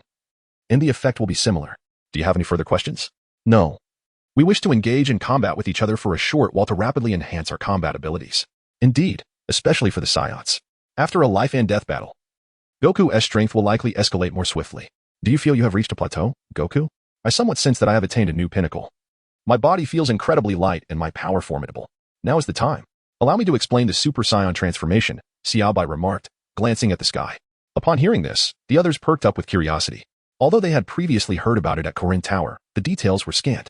Goku, you have already met the fundamental requirements for becoming a Super Saiyan.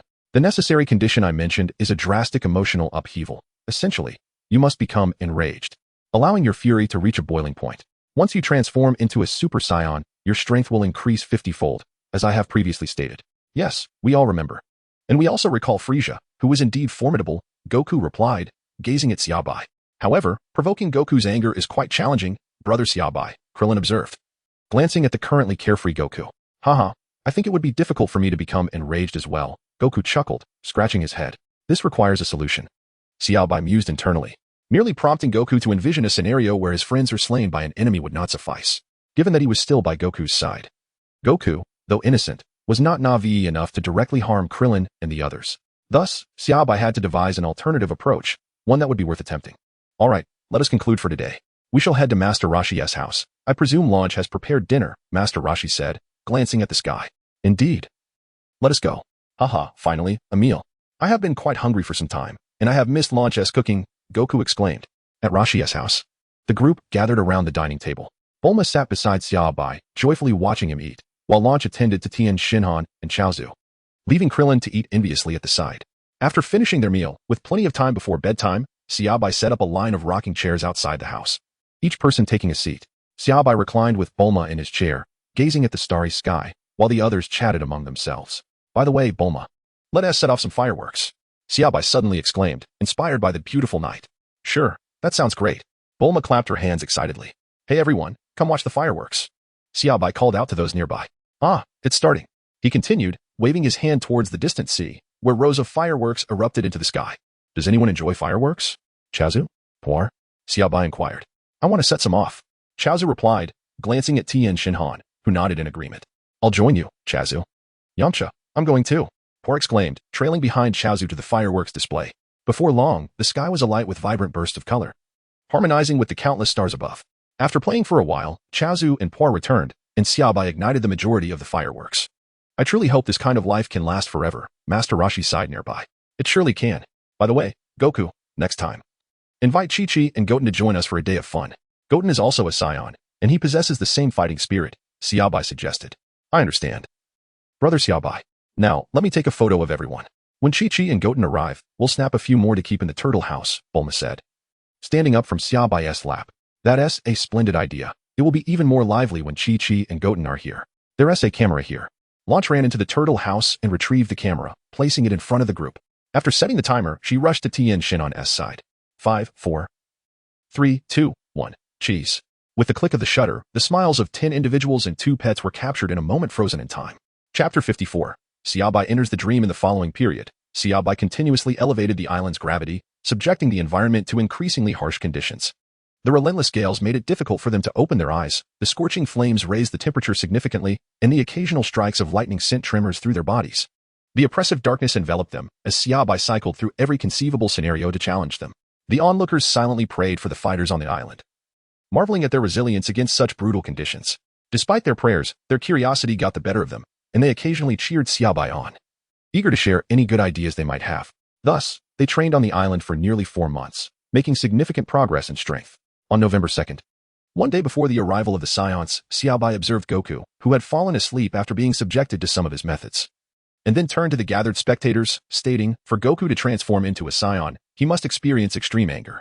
However, due to my presence, it is challenging for you to induce a life-threatening situation that would provoke Goku's rage.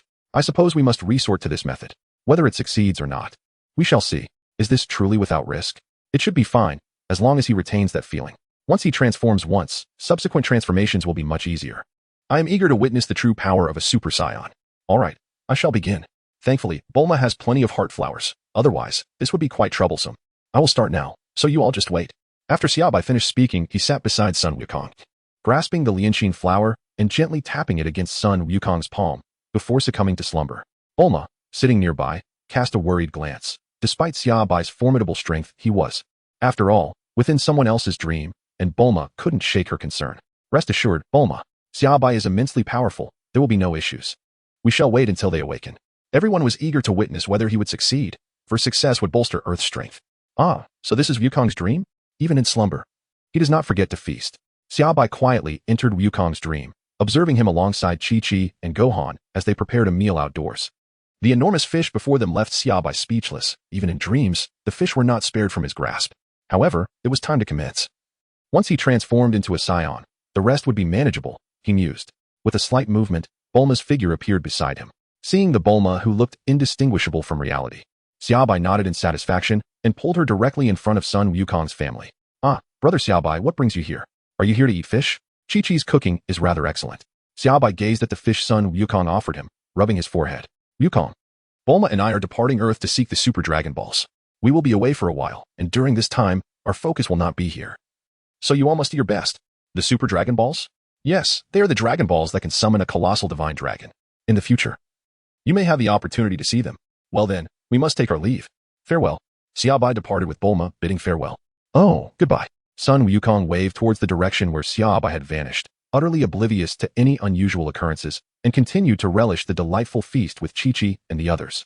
Time passed, perhaps an hour or two, and just as Sun Wukong's family was concluding their picnic and preparing to return home, he sensed an overwhelmingly sinister and colossal presence descending upon the earth. Xiaobai observed the scene before him in his dreamscape, nodding in satisfaction. To enhance realism, he fortified the dream of Sun Wukong, and the Frieza he conjured was an exact replica. However, he did not employ a restrained version of Frieza, rather, he utilized one with full combat power, accompanied by his entourage. Chi-Chi, Gohan, you two should return first, Wukong said gravely. Sensing that this new aura was significantly stronger than his own, the enemy posed a formidable threat. After speaking, he soared towards the source of the ominous energy. Wukong, where are you going? Chi-Chi shouted as Wukong abruptly took flight. Daddy, Gohan, still small, called out from Chi-Chi's embrace. This situation was genuinely perilous. Xiaobai had scarcely departed when their location came under scrutiny, yet Xiaobai's attention was far from Earth. This was troubling, Wukong mused as he flew onward. During his journey, he encountered Krillin, Tien, Yamcha, and shortly thereafter, Piccolo joined them. Thus, the 5 of them sped towards the landing site of Frieza. In a bustling city, darkness suddenly enveloped the surroundings, and all eyes turned skyward to behold a circular spacecraft hovering above.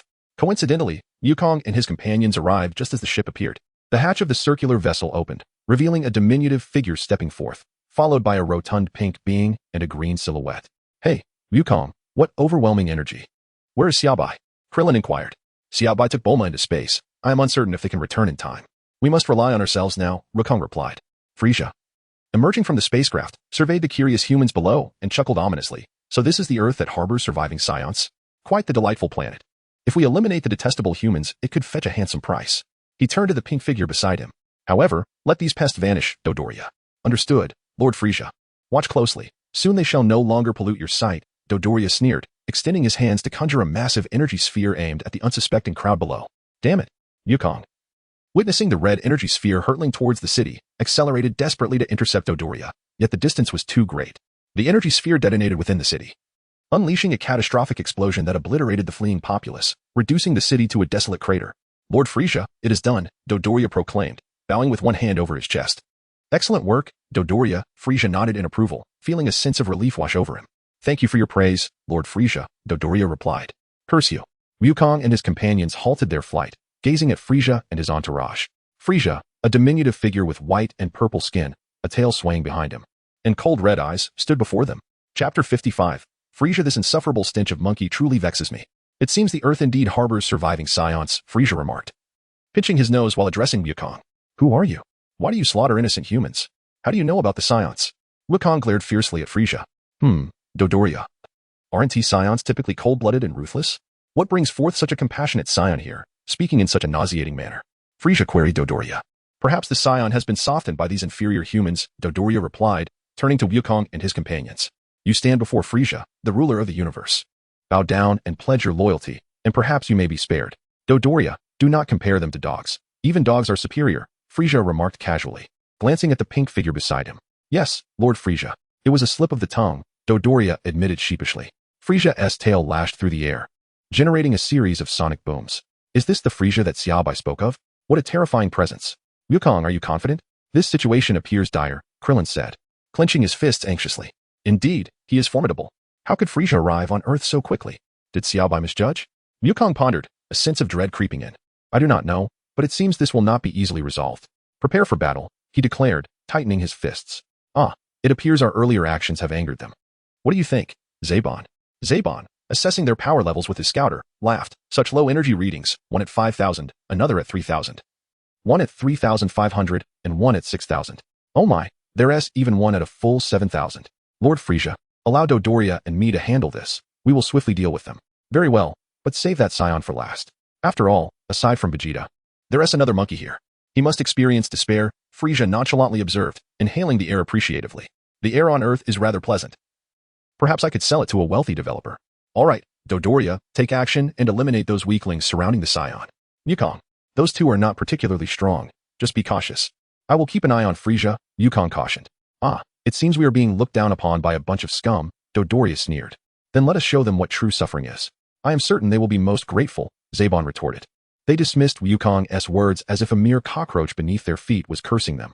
They felt no anger, only the desire to crush them. Xiaobai gazed upon son Wukong's dreamscape, nodding slightly. The hatred he harbored was indeed palpable, yet it was insufficient to provoke son Wukong. The likes of Sabo and Dodoria were merely appetizers in this grand scheme. He would continue to pursue his own intentions.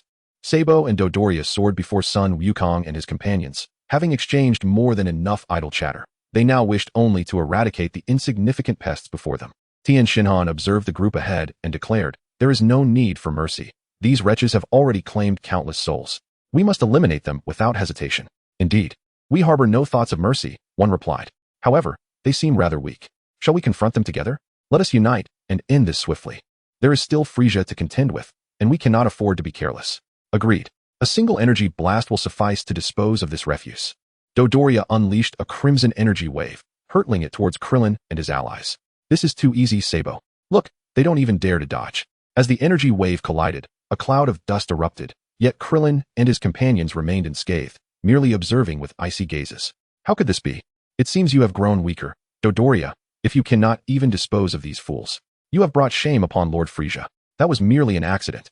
Allow me another chance. You two have no opportunity left. Nanny, Sabo and Dodoria exclaimed, witnessing three figures appear before them in an instant. Die. Kamehameha. Ki blast. Kikaho. Without granting them a moment to react, Krillin and his comrades unleashed their assault upon the stunned duo. The two, caught off guard, were swiftly vanquished. How unexpected. These pests possess a modicum of strength. I was mistaken about Sabo and Dodoria. Their demise does not concern me, but to perish at your hands is infuriating. Frieza observed the fallen fighters with a hint of surprise, yet his expression bore no other sentiment. Krillin, Tien Shinhan, Yamcha, Piccolo, stand aside and be cautious. Frieza is not a foe to be taken lightly. Sun Wukong surged forward, confronting Frieza directly. We understand. Wukong. Be careful. Curse it. Even Xiaobai is absent. Sun Wukong. Do not perish. I have set aside my pride to train here to defeat you. If you fall, none shall stand against me, without Xiaobai's return. This world will fall under my dominion. Piccolo crossed his arms, watching from the back. Haha, I shall not die, Piccolo. It appears our time together has forged some bond. Who would form a bond with you? I merely wish to lower your guard. Hey, Frieza, if you leave Earth now, I shall pretend you never came. Sun Wukong hovered before the diminutive tyrant. Oh, it seems this foul monkey possesses confidence. What has granted you such assurance? Was it the two worthless fools I just dispatched? Frieza, your annihilation of the Saiyan planet bears no relevance to me. but you have no right to tread upon Earth. How do you know I obliterated the Saiyan planet? No matter, you will soon perish. This planet is a worthy exchange for those two fools. I hope it does not prove to be a loss. Frieza, will you truly not depart? Enough with your prattle, let us finish this. Your presence sickens me. Death beam. A crimson beam coalesced in Frieza's right hand, swiftly aimed at Sun Wukong. Chapter 56. Resolve. Feeling the oppressive weight of the death beam, Sun Wukong dared not underestimate it. He understood that a moment's carelessness would lead to grievous injury. Fivefold Kaioken. Sun Wukong inwardly chanted, harnessing the Kaioken he had diligently practiced for over 3 months. His battle power, originally at 5 million, surged to 25 million, allowing him to evade Frieza's lethal attack. While he regarded the seemingly effortless Frieza with a steely gaze, he could clearly sense that even the 5-fold Kaioken was insufficient against Frieza. Only a 20-fold enhancement might allow him to contend. Ah, the foul monkey has evaded my attack. It seems I have underestimated you. Frieza's expression was one of astonishment as he beheld Sun Wukong's agile evasion. Underestimating me will lead to your downfall, Frieza. Sun Wukong asserted with grave sincerity. Oh, I did not expect such words from you, foul monkey. Allow me to reveal my strength, so you may understand your impending doom. Are you certain you do not wish to join my ranks? I have always welcomed those of great power, despite their Saiyan lineage. Frieza regarded Sun Wukong with anticipation. I shall not join you, Frieza. What a pity. Let me inform you that I was merely toying with you just now, and I am currently operating at half my capacity. I am well aware of your strength, Frieza. If you desire to annihilate all, you must first overcome me. Frieza scrutinized Sun Wukong's unwavering demeanor, his brow furrowing in distaste. I detest your feigned calmness, much like the Saiyans who once resisted me, all of whom met their demise. You shall not escape the same fate. Die, foul insect. Frieza flicked his tail, his body instantly materializing before Sun Wukong, leaving behind a fleeting afterimage as he lunged forward with a malicious grin, delivering a powerful blow to Sun Wukong's chest. Sun Wukong, recognizing the disparity in their strengths, had no choice but to activate the 10-fold Kaioken. A tempestuous aura enveloped him, and he felt a surge of strength coursing through his being, instilling confidence that he could withstand the onslaught. Huh! Sun Wukong bellowed, bending his left knee while extending his right leg back, raising his fist to meet Frieza's assault. With a cataclysmic clash, their fists collided, unleashing a torrent of energy that whipped the surrounding air into a devastating whirlwind, obliterating debris and structures alike. The shockwave reverberated through the earth, causing it to fracture and split, revealing a deep chasm. Frieza's frustration escalated as he witnessed Sun Wukong successfully parry a strike. This insect should simply perish at my hands without resistance. Your defiance is futile, Sun Wukong. Await your demise. Frieza cackled malevolently. Frieza's fist struck forcefully towards Goku, akin to a raging bull. Frieza, you shall not pass. Goku recalled his beloved Chi-Chi and Goten waiting for him at home, as well as his companions Krillin and the others behind him. An immense surge of energy coursed through him, infusing his fists, causing the very ground beneath him to crack under the intensity. Although Frieza's might was formidable, he found himself unable to overpower Goku at that moment. Veins bulged on Frieza's forehead as he extended his other hand, aiming a blow at Goku's face. I anticipated your move, Frieza. Goku countered with his own fist, blocking the incoming attack. After a brief struggle, Frieza realized this tactic was futile. At best, it merely drained a fraction of Goku's strength. He quickly retreated, leaping away from Goku's proximity. Rubbing his slightly reddened hands from exertion, Frieza observed Goku's calm demeanor, which irked him, as if Goku were dismissive of his efforts. How infuriating. You shall perish. Frieza conjured a crimson energy sphere, launching it swiftly towards Goku. Let us see how you handle this, even if you withstand my strength. This energy will not be so easily endured. The energy sphere traveled at blinding speed, reaching Goku in the blink of an eye. Goku positioned both hands to deflect it, striving with all his might to redirect it skyward. Frieza watched in frustration as his attack was thwarted once more, slamming his tail against the ground, sending debris flying and fissures radiating outward. Yet, his wrath dissipated almost instantly, replaced by a chilling laughter. Enough of this game. I shall end you swiftly. He spread his legs slightly apart, clasping his hands at his waist, lowering his head slightly. It is time to unleash my full power and resolve this swiftly. This insignificant planet is not worth my time. With a low growl, Frieza's aura surged forth like boiling water, intensifying with each moment. The surrounding air trembled under his immense energy, creating ripples, while flashes of lightning erupted nearby, scattering the clouds above. Those around felt the very earth quaking beneath them. Goku, strike now. Krillin and the others, sensing Frieza's overwhelming power, unleashed their ultimate techniques, but it seemed as though Frieza was shielded by an invisible barrier, rendering their efforts futile as they watched his strength grow. Goku observed Frieza's escalating energy with a stoic expression, feeling a wave of anger rise within him. Come on, Goku. Unleash your fury, as Brother Gohan suggested.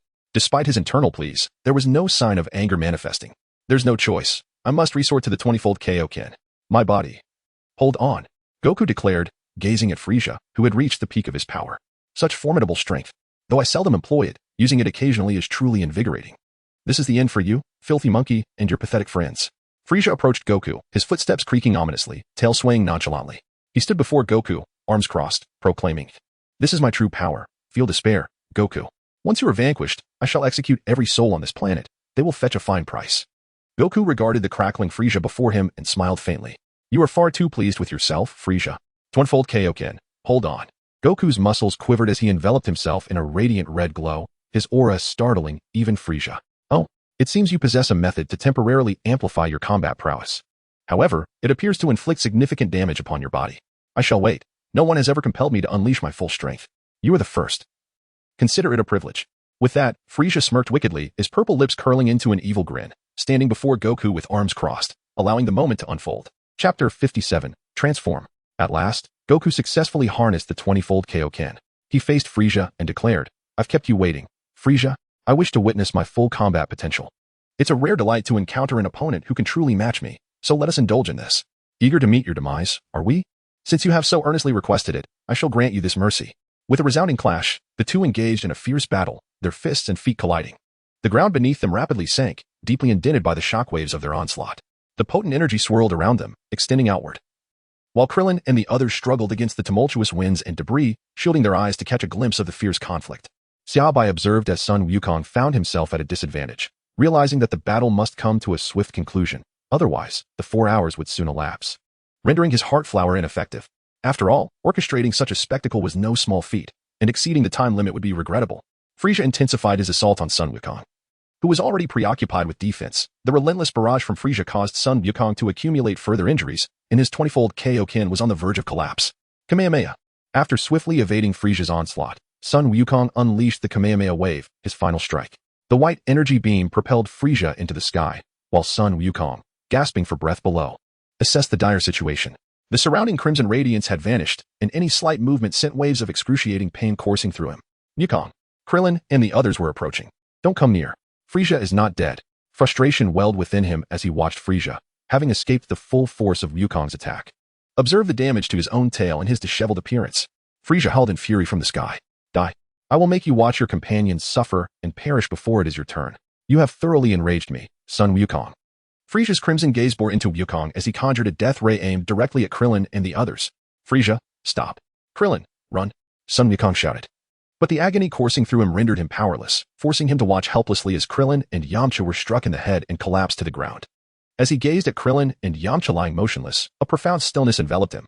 He stared blankly at the outstretched hands of his friends, their mouths seemingly voicelessly calling his name. One was a companion from their training under Master Roshi, their bond forged through countless shared experiences, and the other was Yamcha, a friend from their childhood adventures. Now, they lay defeated before him, their lifeless eyes appearing to hold unspoken words. Witnessing Frieza gather another death ray targeting Tien and Piccolo, an explosion of pure rage erupted within him. Lightning began to crackle around him, and his hair subtly shifted. As Frieza's death ray aimed at Tien and Piccolo, who were still laughing maniacally, Wukong's fury reached its zenith. "I command you to stop, Frieza." With great effort, Sun Wukong clenched his fists, leaning back and unleashing a thunderous roar that intensified the lightning surrounding him. A golden aura enveloped him, transforming his once black hair into a brilliant gold. "Nanny?" Frieza, taken aback, glanced at the now transformed Sun Wukong, causing his impending death ray to falter. Sun Wukong calmly regarded Frieza before turning his attention toward Krillin and Yamcha. "Ah, it worked." Xiaobai observed Sun Wukong's transformation with satisfaction, nodding approvingly.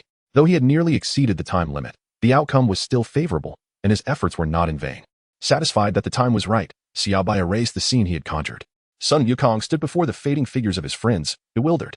Just as confusion washed over him, Xiaobai appeared before him. "Xiaobai, what is happening? This is a dream, but Wukong, remember this feeling. This profound rage can transform you into a Super Saiyan." Xiaobai felt it necessary to remind him, lest he forget upon waking. "Ah, so it was all a dream. How real it felt," Sun Wukong exclaimed, blinking and pinching his hand. "Well, I must take my leave. Goodbye, Xiaobai." Sitting beside Sun Wukong, Xiaobai blinked before awakening, glancing over at Bulma, while Master Roshi and the others had long since engrossed themselves in an aerobics television show. "Hey, Xiaobai, you're awake. How did it go?" "Well, it went quite well. I succeeded."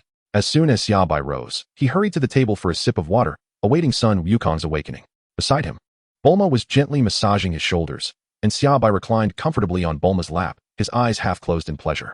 Before long, Sun Wukong stirred awake. exhaling deeply as he glanced at Krillin and Yamcha, leaping up in excitement. It had indeed been nothing but a dream. Krillin, Yamcha, how wonderful. You're alive. Wukong thought back on the troubling events of his dream, relieved despite Xiaobai's assertion that it was merely a figment of his imagination. Seeing the real and unharmed Krillin brought him joy. Wukong, do you remember the feeling from just now? Xiaobai inquired. I do. As long as I keep practicing.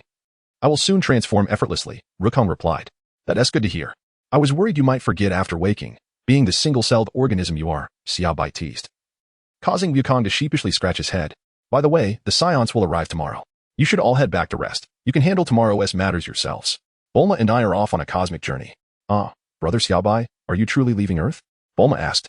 Yes, for now, you have the ability to protect Earth. And I've equipped you with the necessary training facilities. I'll repair the entire island shortly, so you can train there with peace of mind. Brother Xiaobai, how do you plan to fix that island? Several of them asked curiously. I'll leave a few sets of clothes there. The gravity can be set to a maximum of 1,000 times. Plus, with the adjustable weight clothing, it should suffice for quite some time, he explained. Well then. We wish you a pleasant journey. Who knows, by the time you return, Bulma might have a little baby to play with Gohan. A little baby? Bulma's face flushed red as she pondered the thought. Chapter 58. Namek the following day, Xiaobai set off with Bulma. As for the Saiyans arriving on Earth, they would surely manage well. Given Wukong's nature, it was likely that Vegeta would survive. They packed some essentials into capsules and arrived at Namek empty-handed. Xiaobai had two primary wishes to fulfill, to grant Bulma a prolonged lifespan and to master the language of the gods, which would aid him in collecting the Super Dragon Balls. Before long, they reached Namek, and Bulma gazed at the verdant planet, asking Xiaobai, is this Namek? The homeland of Piccolo? The environment seems pleasant. I expected the air here to differ from that of Earth. Do you wish to explore this planet first? Or shall we collect the Dragon Balls now? Xiaobai asked. Let us go for the Dragon Balls directly. This planet doesn't seem to have many interesting places. And you mentioned that Namekians are scarce, so there probably isn't much else to see. I'm curious to see what the Dragon Balls look like, Bulma replied, curiously tapping her foot on the ground, finding little else that captivated her interest. Very well, let us seek the Dragon Balls first. However, they are safeguarded in various villages, which could be tedious to search individually. It would be more efficient to go directly to their elder and request the Dragon Balls. Have you thought about your wish? Oh dear, I've pondered for quite some time and still cannot think of a wish I would like the dragon to grant, Bulma said, pinching her chin thoughtfully. I have a suggestion for you, Xiaobai remarked with a smile. What is it? Do tell. Although you wished for eternal youth on Earth, your body will still age. So, how about a wish here to remain forever youthful? Really? That sounds appealing, but won't living for such an extended period become tiresome? Bulma mused, initially intrigued. But upon deeper reflection, she wondered how one would pass such an interminable stretch of time without growing weary. Xiaobai gently turned Bulma's head to face him, saying, Bulma, have you forgotten that I am impervious to death? Do you not wish to remain by my side perpetually? Indeed, since I made my wish on Earth, I have scarcely given it a thought. Your inquiry has sparked my curiosity. Are you truly a denizen of Earth? I have yet to witness you beseeching the eternal dragon for a wish. Bulma fixed her gaze on Xiaobai, questioning him. That is merely a feature I was born with. I cannot alter it. Come, let us seek out the Dragon Balls. Without waiting for Bulma to press further, Xiaobai embraced her and soared towards the elder's location. I knew it would be so. There is always a vague explanation, Bulma pouted, nestled in Xiaobai's arms. Choosing silence, Xiaobai offered an awkward chuckle, for he found himself unable to articulate an explanation. With his head down, he embraced Bulma and soared toward the residence of the Grand Elder. Before long, they arrived at the dwelling of the esteemed Namekian Elder, where they were greeted by a combat-oriented Namekian named Nail, who awaited their arrival. Esteemed guests, the Grand Elder has summoned you, Nail announced, leading the way. Thank you, Xiaobai replied, following closely behind Nail with Bulma in tow. Indeed, it is true. He bears a striking resemblance to Piccolo, both adorned in green. When I first beheld them, I thought them ill, Bulma whispered into Xiaobai's ear, observing Nail's similar appearance to Piccolo. Yes, they are the same species. Hence the resemblance, Xiaobai responded. Nail's pointed ears twitched, indicating that Bulma's hushed words had not escaped his keen hearing. Oblivious to their conversation, he continued to guide them.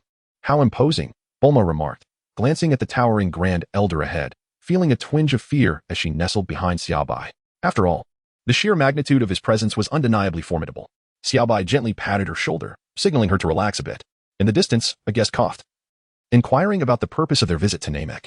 I am Xiaobai, and this is Bulma, hailing from Earth. We have arrived on Namek in search of the Dragon Balls to make a wish, and we kindly request the Elder's approval, Xiaobai articulated earnestly. For they were not malevolent beings prone to conflict over trivial disagreements. While I sense no ill intentions from you, I must seek clarification. I hope you understand. The Elder replied with another cough. This is only reasonable. Feel free to ask any questions. Xiaobai nodded in agreement, acknowledging the necessity of such diligence. After all, One cannot simply borrow another's belongings without the assurance of their return. May I approach a little closer, child? I wish to perceive your essence, the elder requested. I apologize, but I prefer not to have anyone touch my head. Please, feel free to ask directly if you wish to know how I came to learn about the Dragon Balls. I can clearly inform you that it is due to a deity on Earth, akin to your Namekians. As for how I discovered your planet, Xiaobai reflected momentarily. That was several months ago. While sensing the cosmos, I detected the presence of your people. Curiously, upon my awareness of your essence, all of you knelt down, which piqued my curiosity. Now, with certain wishes to be fulfilled by the dragon, I made my way here. With that, Xiaobai effortlessly tore open a spatial portal, stating, and thus I arrived. Xiaobai spoke candidly, devoid of any pretense, and found himself quite amiable towards those who wished to touch his head. After all, he was no villain, was he? The elder of Namek, feeling somewhat awkward, cleared his throat and began to contemplate the situation. Here stood a formidable being, and he had just expressed a desire to pat his head. Now, how could he plead for mercy while maintaining an air of dignity? The elder observed Xiaobai with a calm gaze, sensing no malice. He recalled the day months ago when the entire populace of Namek had felt that overwhelming pressure, leaving them all prostrate in fear, and a shiver ran down his spine. Nilu, quickly prepare seats for Mr. Xiaobai and Miss Bulma. We must show proper respect to our esteemed guests, the elder instructed Nilu, who stood by, bewildered. I have already informed the other elders to bring the remaining 6 Dragon Balls. Please be patient, he added, a faint smile creasing his aged face as he addressed Xiaobai. In the presence of such a powerful individual, no display of respect could be deemed excessive, for no one knew their temperament. Very well, I leave it to you, elder, Xiaobai nodded, though he was unaware of the elder's previous thoughts. He was content to receive the Dragon Balls without further ado and settled down beside Bulma in the chairs that Nilo had just brought, still looking dazed. Hey, Xiaobai. What did you just say?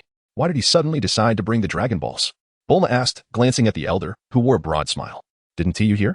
I didn't say anything, Xiaobai replied, thinking to himself that he had never threatened the elder. His words had merely been casual conversation. Well, never mind. Soon, we shall witness the Dragon Balls of Namek, and even the authentic Shenron. I can hardly wait, Bulma remarked, taking a sip of the local specialty water. Chapter 59. Returning to Earth, the elders sensed a palpable tension in the air as the Dragon Balls were being fetched, incessantly urging the other elders to hasten their arrival. What wishes does Mr. Xiaobai intend to make? If they exceed Shenron's capacity, they may remain unfulfilled, the elder mused, his face radiating joy. Xiaobai pondered for a moment before speaking. My first wish is for Bulma to retain her youth and enjoy a long life. That should be feasible, right? Shenron ought to be able to fulfill it. Yes, that is attainable, the elder affirmed, considering the wish's feasibility for Shenron. My second wish is to acquire mastery over the language of the gods, and thirdly, I wish for a radar to locate the Super Dragon Balls. These should not pose a challenge, Xiaobai continued, addressing the elder. Indeed, those wishes should be within Shenron's power. The elders will soon arrive with the Dragon Balls. So please hold on, the elder replied. Might I inquire about the child from Earth, Mr. Xiaobai? He ventured, feeling a surge of boldness. Certainly. But I only know the general details. The specifics elude me. Thus, Xiaobai recounted what he knew about the Supreme Kai. The elder nodded along, sharing tales of yore. At that moment, several elders hurried in, visibly flustered, bringing the Dragon Balls with them. Mr. Xiaobai, the Dragon Balls have arrived. You may now make your wishes. The elder beamed at Xiaobai. Thank you for your efforts. I shall wish for the 3 requests previously mentioned, Xiaobai replied. I will now summon Shenron. Well, these Dragon Balls are enormous, much larger than those on Earth. Bulma exclaimed, gazing in wonder at the Dragon Balls cradled by the elders. Indeed. They are the pseudo-official Dragon Balls capable of granting 3 wishes. I will show you even larger ones in due time, Xiaobai said, wrapping an arm around Bulma's slender waist. I'm genuinely curious. Such large Dragon Balls must be extraordinarily powerful, Bulma remarked. The elder began to chant in a language unknown to Xiaobai, and soon, the Namekian Shenron, Purunga, emerged, displaying an impressive physique. How peculiar, Xiaobai mused, noting the stark difference between this dragon and the one from Earth, which resembled a traditional dragon, while Purunga appeared to be an aberration. The elder relayed the 3 wishes to his subordinates, and before long, Xiaobai felt himself mastering the language of the gods, alongside a large device appearing in his hands, complete with an instruction manual provided generously by Shenron. Upon fulfilling the 3 wishes, Shenron vanished from sight. Xiaobai turned to Bulma, asking, How do you feel, Bulma? I feel a bit lighter, but otherwise, nothing much, she replied. That must mean it was successful. I will continue to seek ways to achieve my goals. Wishing upon Shenron is merely a temporary measure, Xiaobai assured her. I am already quite satisfied, Bulma replied. After conversing with her, Xiaobai turned to the elder, expressing his gratitude. Thank you, elder, for summoning Shenron to fulfill our wishes. As a token of my appreciation, I will create a protective barrier spanning 10 miles around your residence, lasting for 200 years, ensuring your safety. Thank you, Mr. Xiaobai, the elder replied earnestly. They had no objections to Xiaobai making wishes without any sacrifice, and they understood the literal meaning of his return gift, 200 years without the threat of annihilation. If any adversary lingered for 2 centuries, they would simply accept it, for this was a deal that bore no loss. Xiaobai extended his left hand, and a radiant white light enveloped his face as he traced a circle around the mountain where the elder resided. A transparent protective shield materialized, safeguarding the area. After reading, Xiaobai nodded in acknowledgement, stating that only those who had received their permission could enter. It was now time to rest.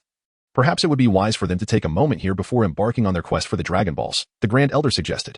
There is no need to trouble the Grand Elder further. We can return to Earth directly, Xiaobai replied, glancing at the 3 sons of Namek and realizing that staying here would not allow him to rest.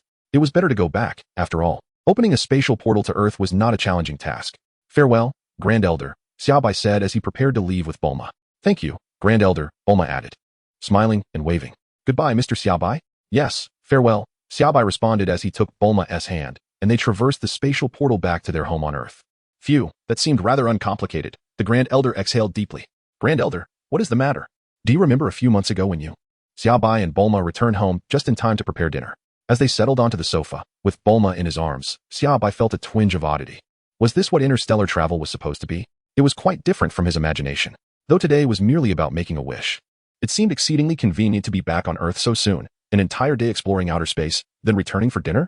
It struck him as rather peculiar. Hey, Xiaobai. Is this what you call cosmic travel? Bulma queried, pinching his nose. It feels strange. We don't even have a spaceship. It's almost like playing on Earth. Well, who told me I was so impressive? Xiaobai replied with a grin. If you fancy a spaceship, perhaps we could procure one from a planet tomorrow? That sounds feasible. We could buy a few spaceships and bring them home. I'm sure Dad would be intrigued. If he dissects them, he might even sell them. There must be plenty of people eager to leave Earth and explore, Bulma mused, planting a kiss on his cheek. Who would have thought you could find a profitable venture for the family? Just then, the Briefs couple walked in and caught sight of Bulma's affectionate gesture. Flustered, she quickly disentangled herself from Xiaobai's embrace, her cheeks flushed. Dad, Xiaobai and I plan to venture to outer space tomorrow to purchase a few spaceships. Are you interested? She asked Dr. Briefs. Extraterrestrial technology? Indeed, I am quite fascinated. Earth's advancements make space travel challenging. But obtaining ready-made ships for research could lead to significant breakthroughs. I feel the urge to tinker. He chuckled. Great. We'll also bring back some blueprints, Xiaobai added. Excellent. Let us eat now. I'll be awaiting your return with the spaceships, Dr. Briefs replied. As dawn broke the next day, Xiaobai and Bulma sluggishly rose from their slumber, ready to embark on their quest for the Super Dragon Balls. Standing in the courtyard, Xiaobai checked the Super Dragon Ball radar for directions. It's quite a distance, but let us go, he announced. Absolutely. I've been curious about the Super Dragon Balls. Let us set off. Bulma exclaimed, raising her fist triumphantly towards the sky. Onward. Xiaobai conjured a protective shield around them and opened a spatial rift to step through. Watching the duo disappear into the Terran space, Dr. Briefs adjusted the black cat perched on his shoulder, bemused by the sudden appearance of the spatial portal.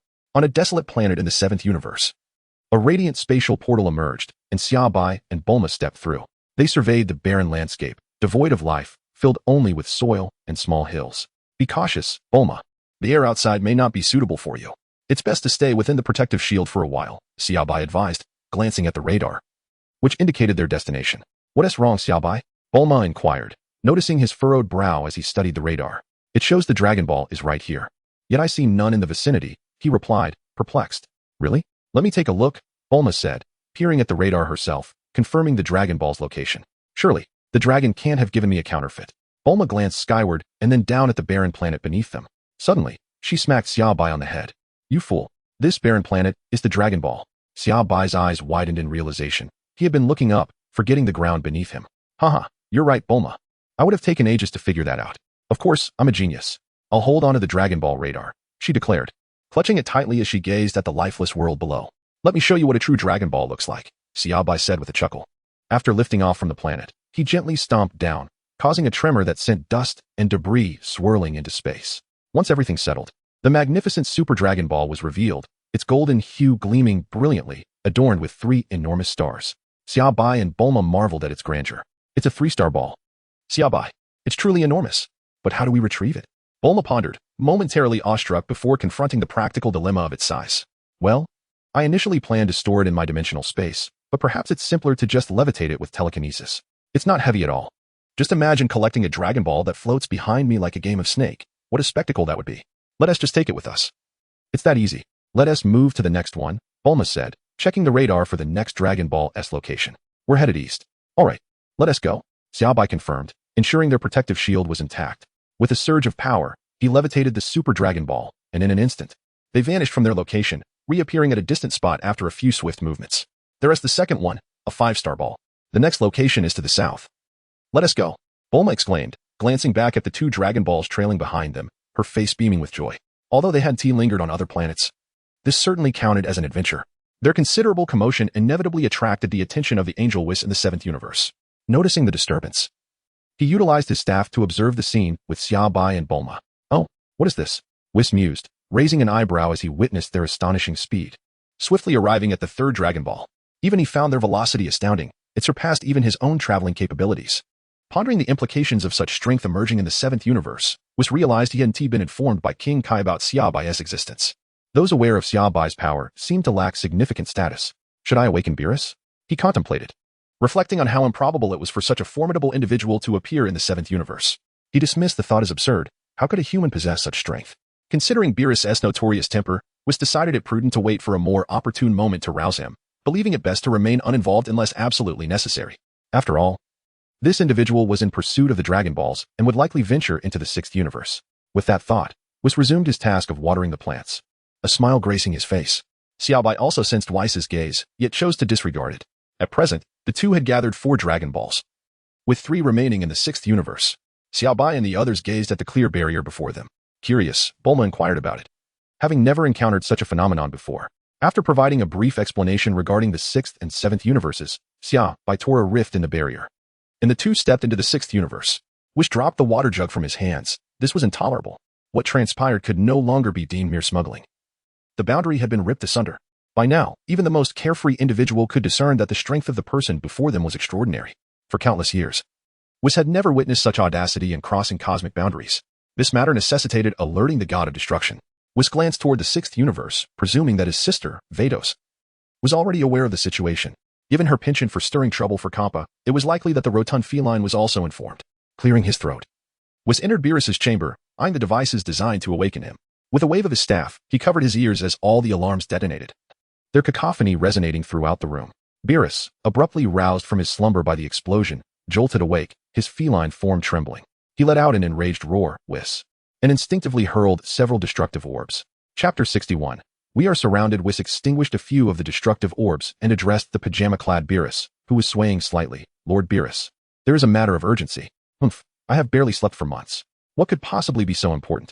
If you do not provide me with a reasonable explanation, I shall obliterate you, Beerus grumbled, rubbing his eyes and yawning. Ah, Lord Beerus, you cannot defeat me, Whis replied with a smile, offering a cup of water. Fine. What is it? Beerus rolled his eyes. Someone is in the process of collecting the Super Dragon Balls. Their strength is uncertain, but their speed is remarkable. They have already gathered 4 and have just breached the cosmic barrier into the 6th universe. Super Dragon Balls? What do they intend to do with them? Humans cannot even comprehend the language of the gods. Even if they collect all of them, it is unlikely to fulfill their desires. However, to traverse the universe without so much as a greeting is a blatant disrespect. I detest those who show me no regard. Beerus changed into a different outfit, placing a hand on Whis' shoulder. Let us proceed to the 6th universe, but do not reveal ourselves just yet. Kappa must already be aware of this. Let us observe how this fool manages the situation. Given what you said about their speed, they should not perish so easily at Kappa's hands. As you wish, Lord Beerus. With a tap of his staff on the ground, Whis conjured a teleportation cube, swiftly transporting them toward the 6th universe. In the 6th universe, within the realm of the god of destruction, Kappa was relishing the delectable dishes prepared by Vados while listening to her recount the recent events of a trespasser from the 7th universe who had already located a Super Dragon Ball, amassing a total of 5. Those from the 7th universe, that fool Beerus, how does he govern his territory? Kappa scoffed. Do mere mortals think they can meddle with the Super Dragon Balls? They dare to intrude without permission, and I doubt Beerus will object if I eliminate him. Come, Vados. Savoring the last drop of soup in his bowl, Kappa stood up, wiping his mouth with satisfaction. Humph. Beerus has undoubtedly never tasted anything so exquisite. Once I deal with that mortal, we shall pay a visit to the 7th universe. Lord Kappa, you haven't exercised in quite some time. You've gained weight, Vados remarked, feigning tears as she wiped the corners of her eyes. Humph. First, I shall seek out that mortal. I will carefully handle him and bring him to Beerus. That should count as exercise. Indeed, Lord Kappa, your foresight is commendable. Let us depart swiftly. Xiaobai and Bulma were leisurely soaring through the skies, with 6 Dragon Balls trailing behind them, the 7th not far off. He could sense the movements of Beerus and Kappa. and anticipated that Kampa would arrive at the location of the 7th Dragon Ball, just as he did. As for what they were thinking, Xiaobai could only speculate. He merely hoped that the Eternal Dragon would grant him a sanctuary capable of significantly adjusting the flow of time, though he wondered just how much it could be altered. Xiaobai, why are you flying so slowly all of a sudden?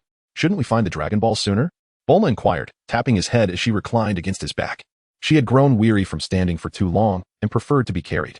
There's no rush. Soon the god and the angel will be seeking us, Xiaobai replied, planting a gentle kiss on Bulma before continuing. The god and the angel? Are we in danger, Xiaobai? Perhaps we should turn back, Bulma said, glancing at him with concern. There's no need for worry, Bulma. They cannot harm me, and I will ensure that no one lays a finger on you. Trust me. I won't recklessly engage if I'm not strong enough, Xiaobai reassured her, cradling Bulma in his arms and gazing into her eyes. Well, let's hope that's the case.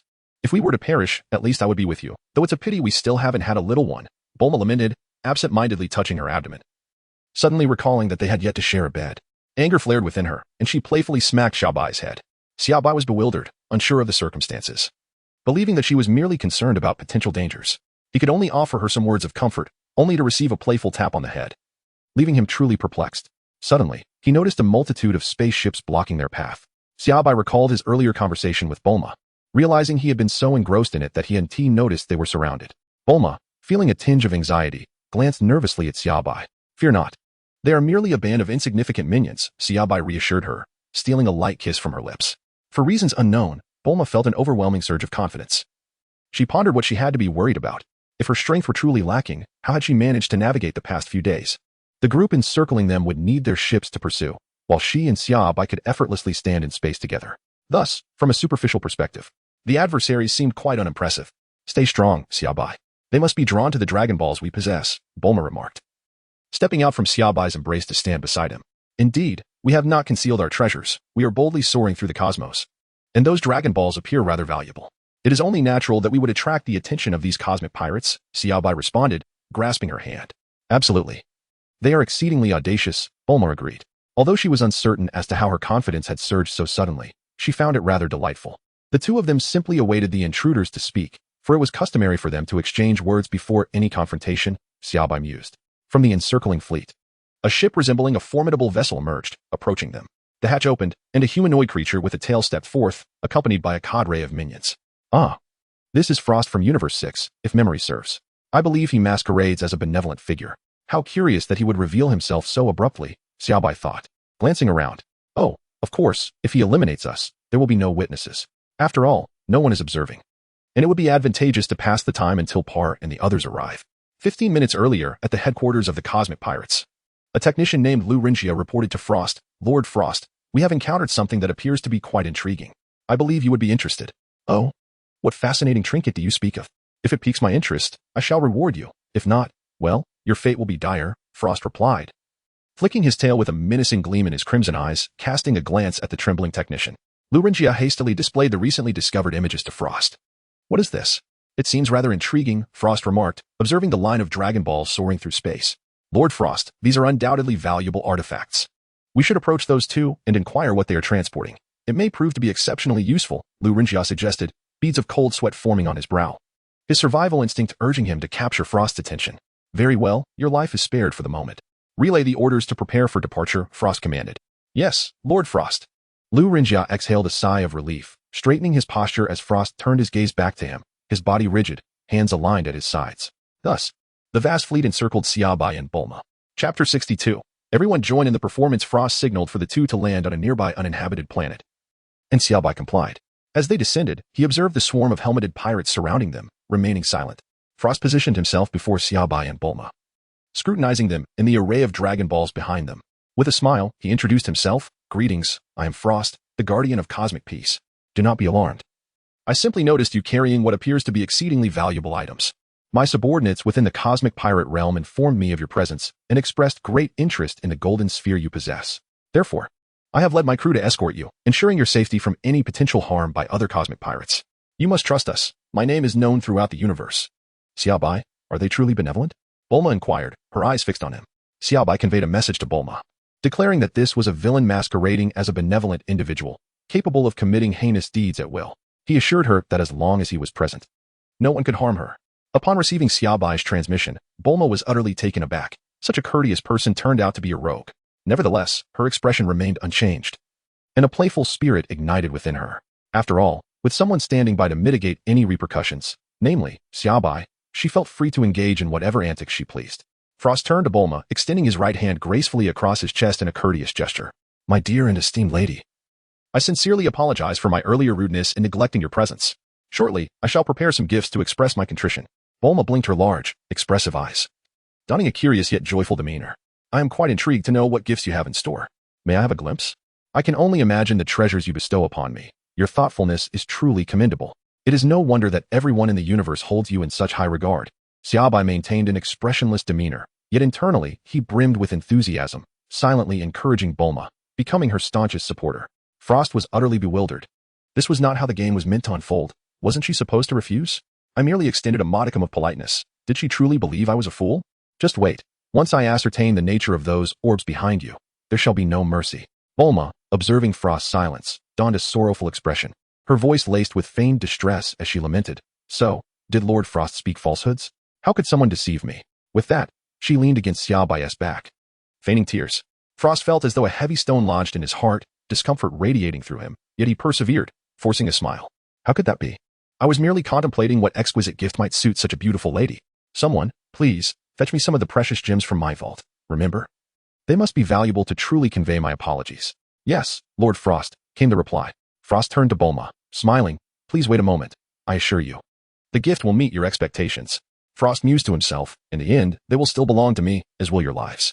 It brings me joy to think of it. Give her the gems, for they are still my own. A sudden silence enveloped the atmosphere as they each pondered their own thoughts, while Xiaobai and Bulma engaged in lively conversation. Shortly thereafter, one of Frost's subordinates emerged, carrying a chest and standing beside him. Why aren't you delivering it to the lady? Yes, Lord Frost.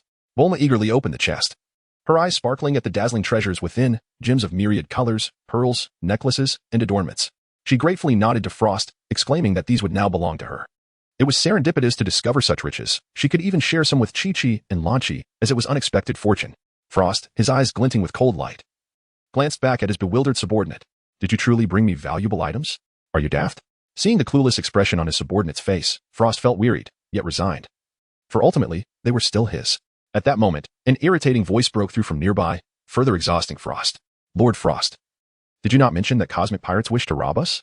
I seem to see no evidence of this. Xiaobai observed Bulma, who was trying on various accessories, and noted that Frost's patience was commendable. Thus, he decided to prolong the charade, for time was still on their side. Frost replied, what now? Must I fabricate another scenario involving cosmic pirates, and then fight myself? Very well, I shall maintain the act a while longer, but with increased urgency. My subordinates are in peril, reporting that they are en route, but wary of my power, they are summoning reinforcements from elsewhere. Mr. Xiaobai, may I be so bold as to inquire about the nature of those golden orbs behind you? Oh, you mean my Dragon Balls? Dragon Balls? Frost regarded his adversary as if they were already deceased, as did Xiaobai. Thus, revealing the truth was inconsequential. It would be cleaner to eliminate their entire headquarters, preventing any resurgence of Frost to complicate matters further. Yes, these are the Super Dragon Balls. Collect all 7, and you may summon the Eternal Dragon to grant any wish. Surely, this is a jest. Mr. Xiaobai cannot possibly believe in such fantastical notions. Upon hearing this, Frost felt a tinge of disappointment. Those alluring spheres appeared to hold little utility. Xiaobai adopted a desperate expression, as if to say, if you do not believe me, I shall take my own life. With urgency, he implored, Lord Frost, you must believe me. I speak the truth. I had the fortune of visiting an omniscient being's abode and heard his words firsthand. He retrieved the Dragon Ball radar from Bulma, displaying it with pride. This is the radar used to locate the Dragon Balls. The final one is just ahead. Is that truly so?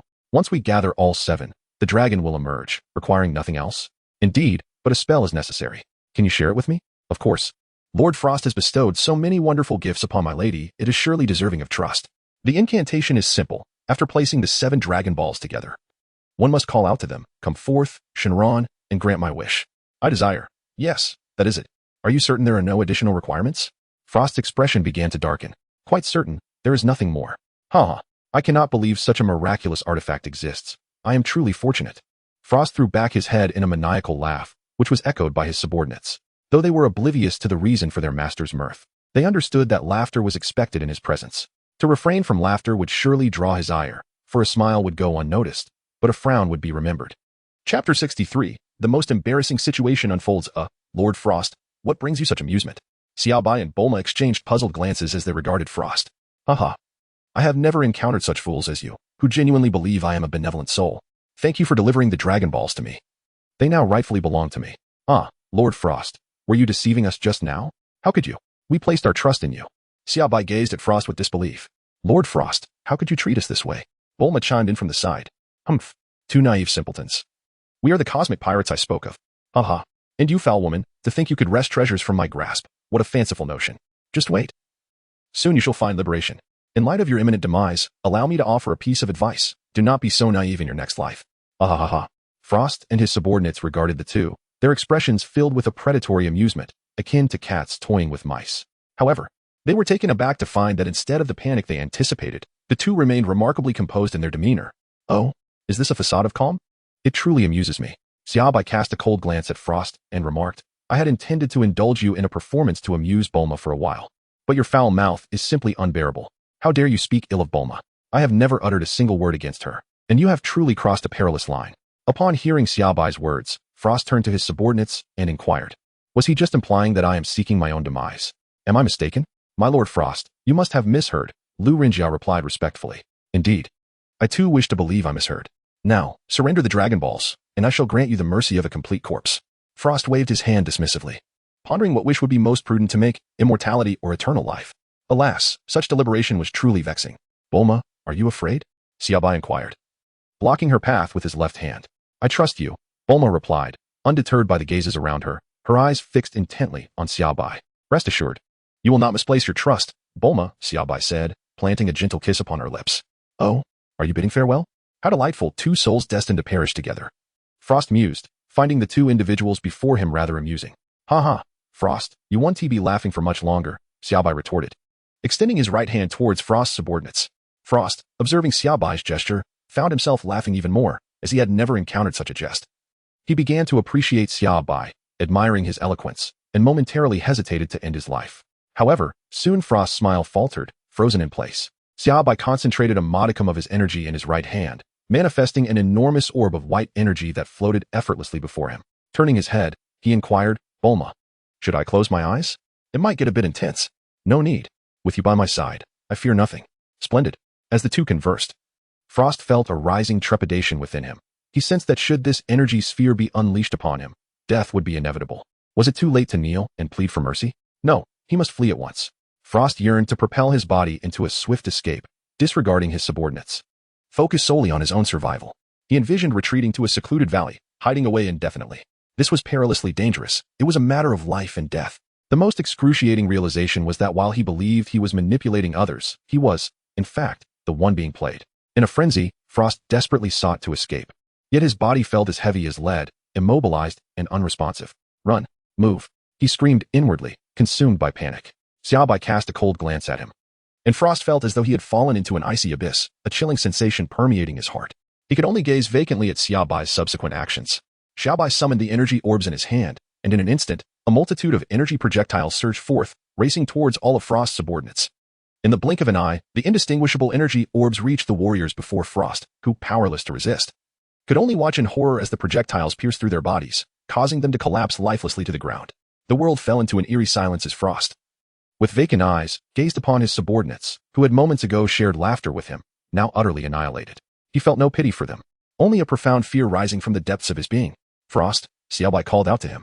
Frost turned rigidly to face the demon before him, not expecting a reply. Xiaobai pointed in a direction and said, that place is your stronghold, is it not, Frost? Frost numbly nodded. Well, it is no more. Xiaobai hurled the remaining energy orbs in that direction, then clapped his hands together, no longer casting his gaze that way. Returning to Bulma's side, Xiaobai took her hand and ascended into the sky. Demon, you are the true demon. I can never compare to you. Ha ha ha. You are the demon. You are the demon. Xiaobai embraced Bulma, saying, Bulma, he calls me a demon. How could that be? You are the kindest person. He is the true demon, Bulma replied, hugging Xiaobai in return. Indeed, let us depart. With that, Xiaobai held Bulma tightly and flew back into space, carrying 6 Dragon Balls. Oh, I almost forgot to clean up the debris. Xiaobai glanced down at the desolate planet below, where Frost stood frozen in place, and casually tossed an energy orb, watching the planet explode in a dazzling display of light. Alongside the complete disappearance of Frost, Xiaobai nodded in satisfaction, pleased with his control over the power. What a spectacle, Bulma remarked, observing the planet's destruction. Indeed. It is quite magnificent, Bulma. Are you enjoying yourself? Xiaobai asked. It's just a pity about those jewelry pieces. Earth doesn't have any, Bulma lamented, recalling how Xiaobai had prevented her from taking them. What good are such trinkets? They've been touched by others. Once we return home, I shall get you something far better, Xiaobai assured her, holding her close. Humph, you promised me you would give it to me when we return. Otherwise, I shall be angry, Bulma teased, playfully pouting in Xiaobai's embrace. Yes, I shall certainly remember. Now, we must head to the location of the 7th Dragon Ball. Yoshi, off we go. Synopsis. On a certain year, on a certain day, during a particular night, a child of Earth lay soundly asleep in bed. Perhaps due to the winter chill, he instinctively tightened the blanket around him, blissfully unaware of the dream he was experiencing, a gentle smile gracing his face. Suddenly, someone kicked him, causing the blanket to slip away, and he tumbled to the floor without making a sound. Upon closer inspection, only an empty shell remained.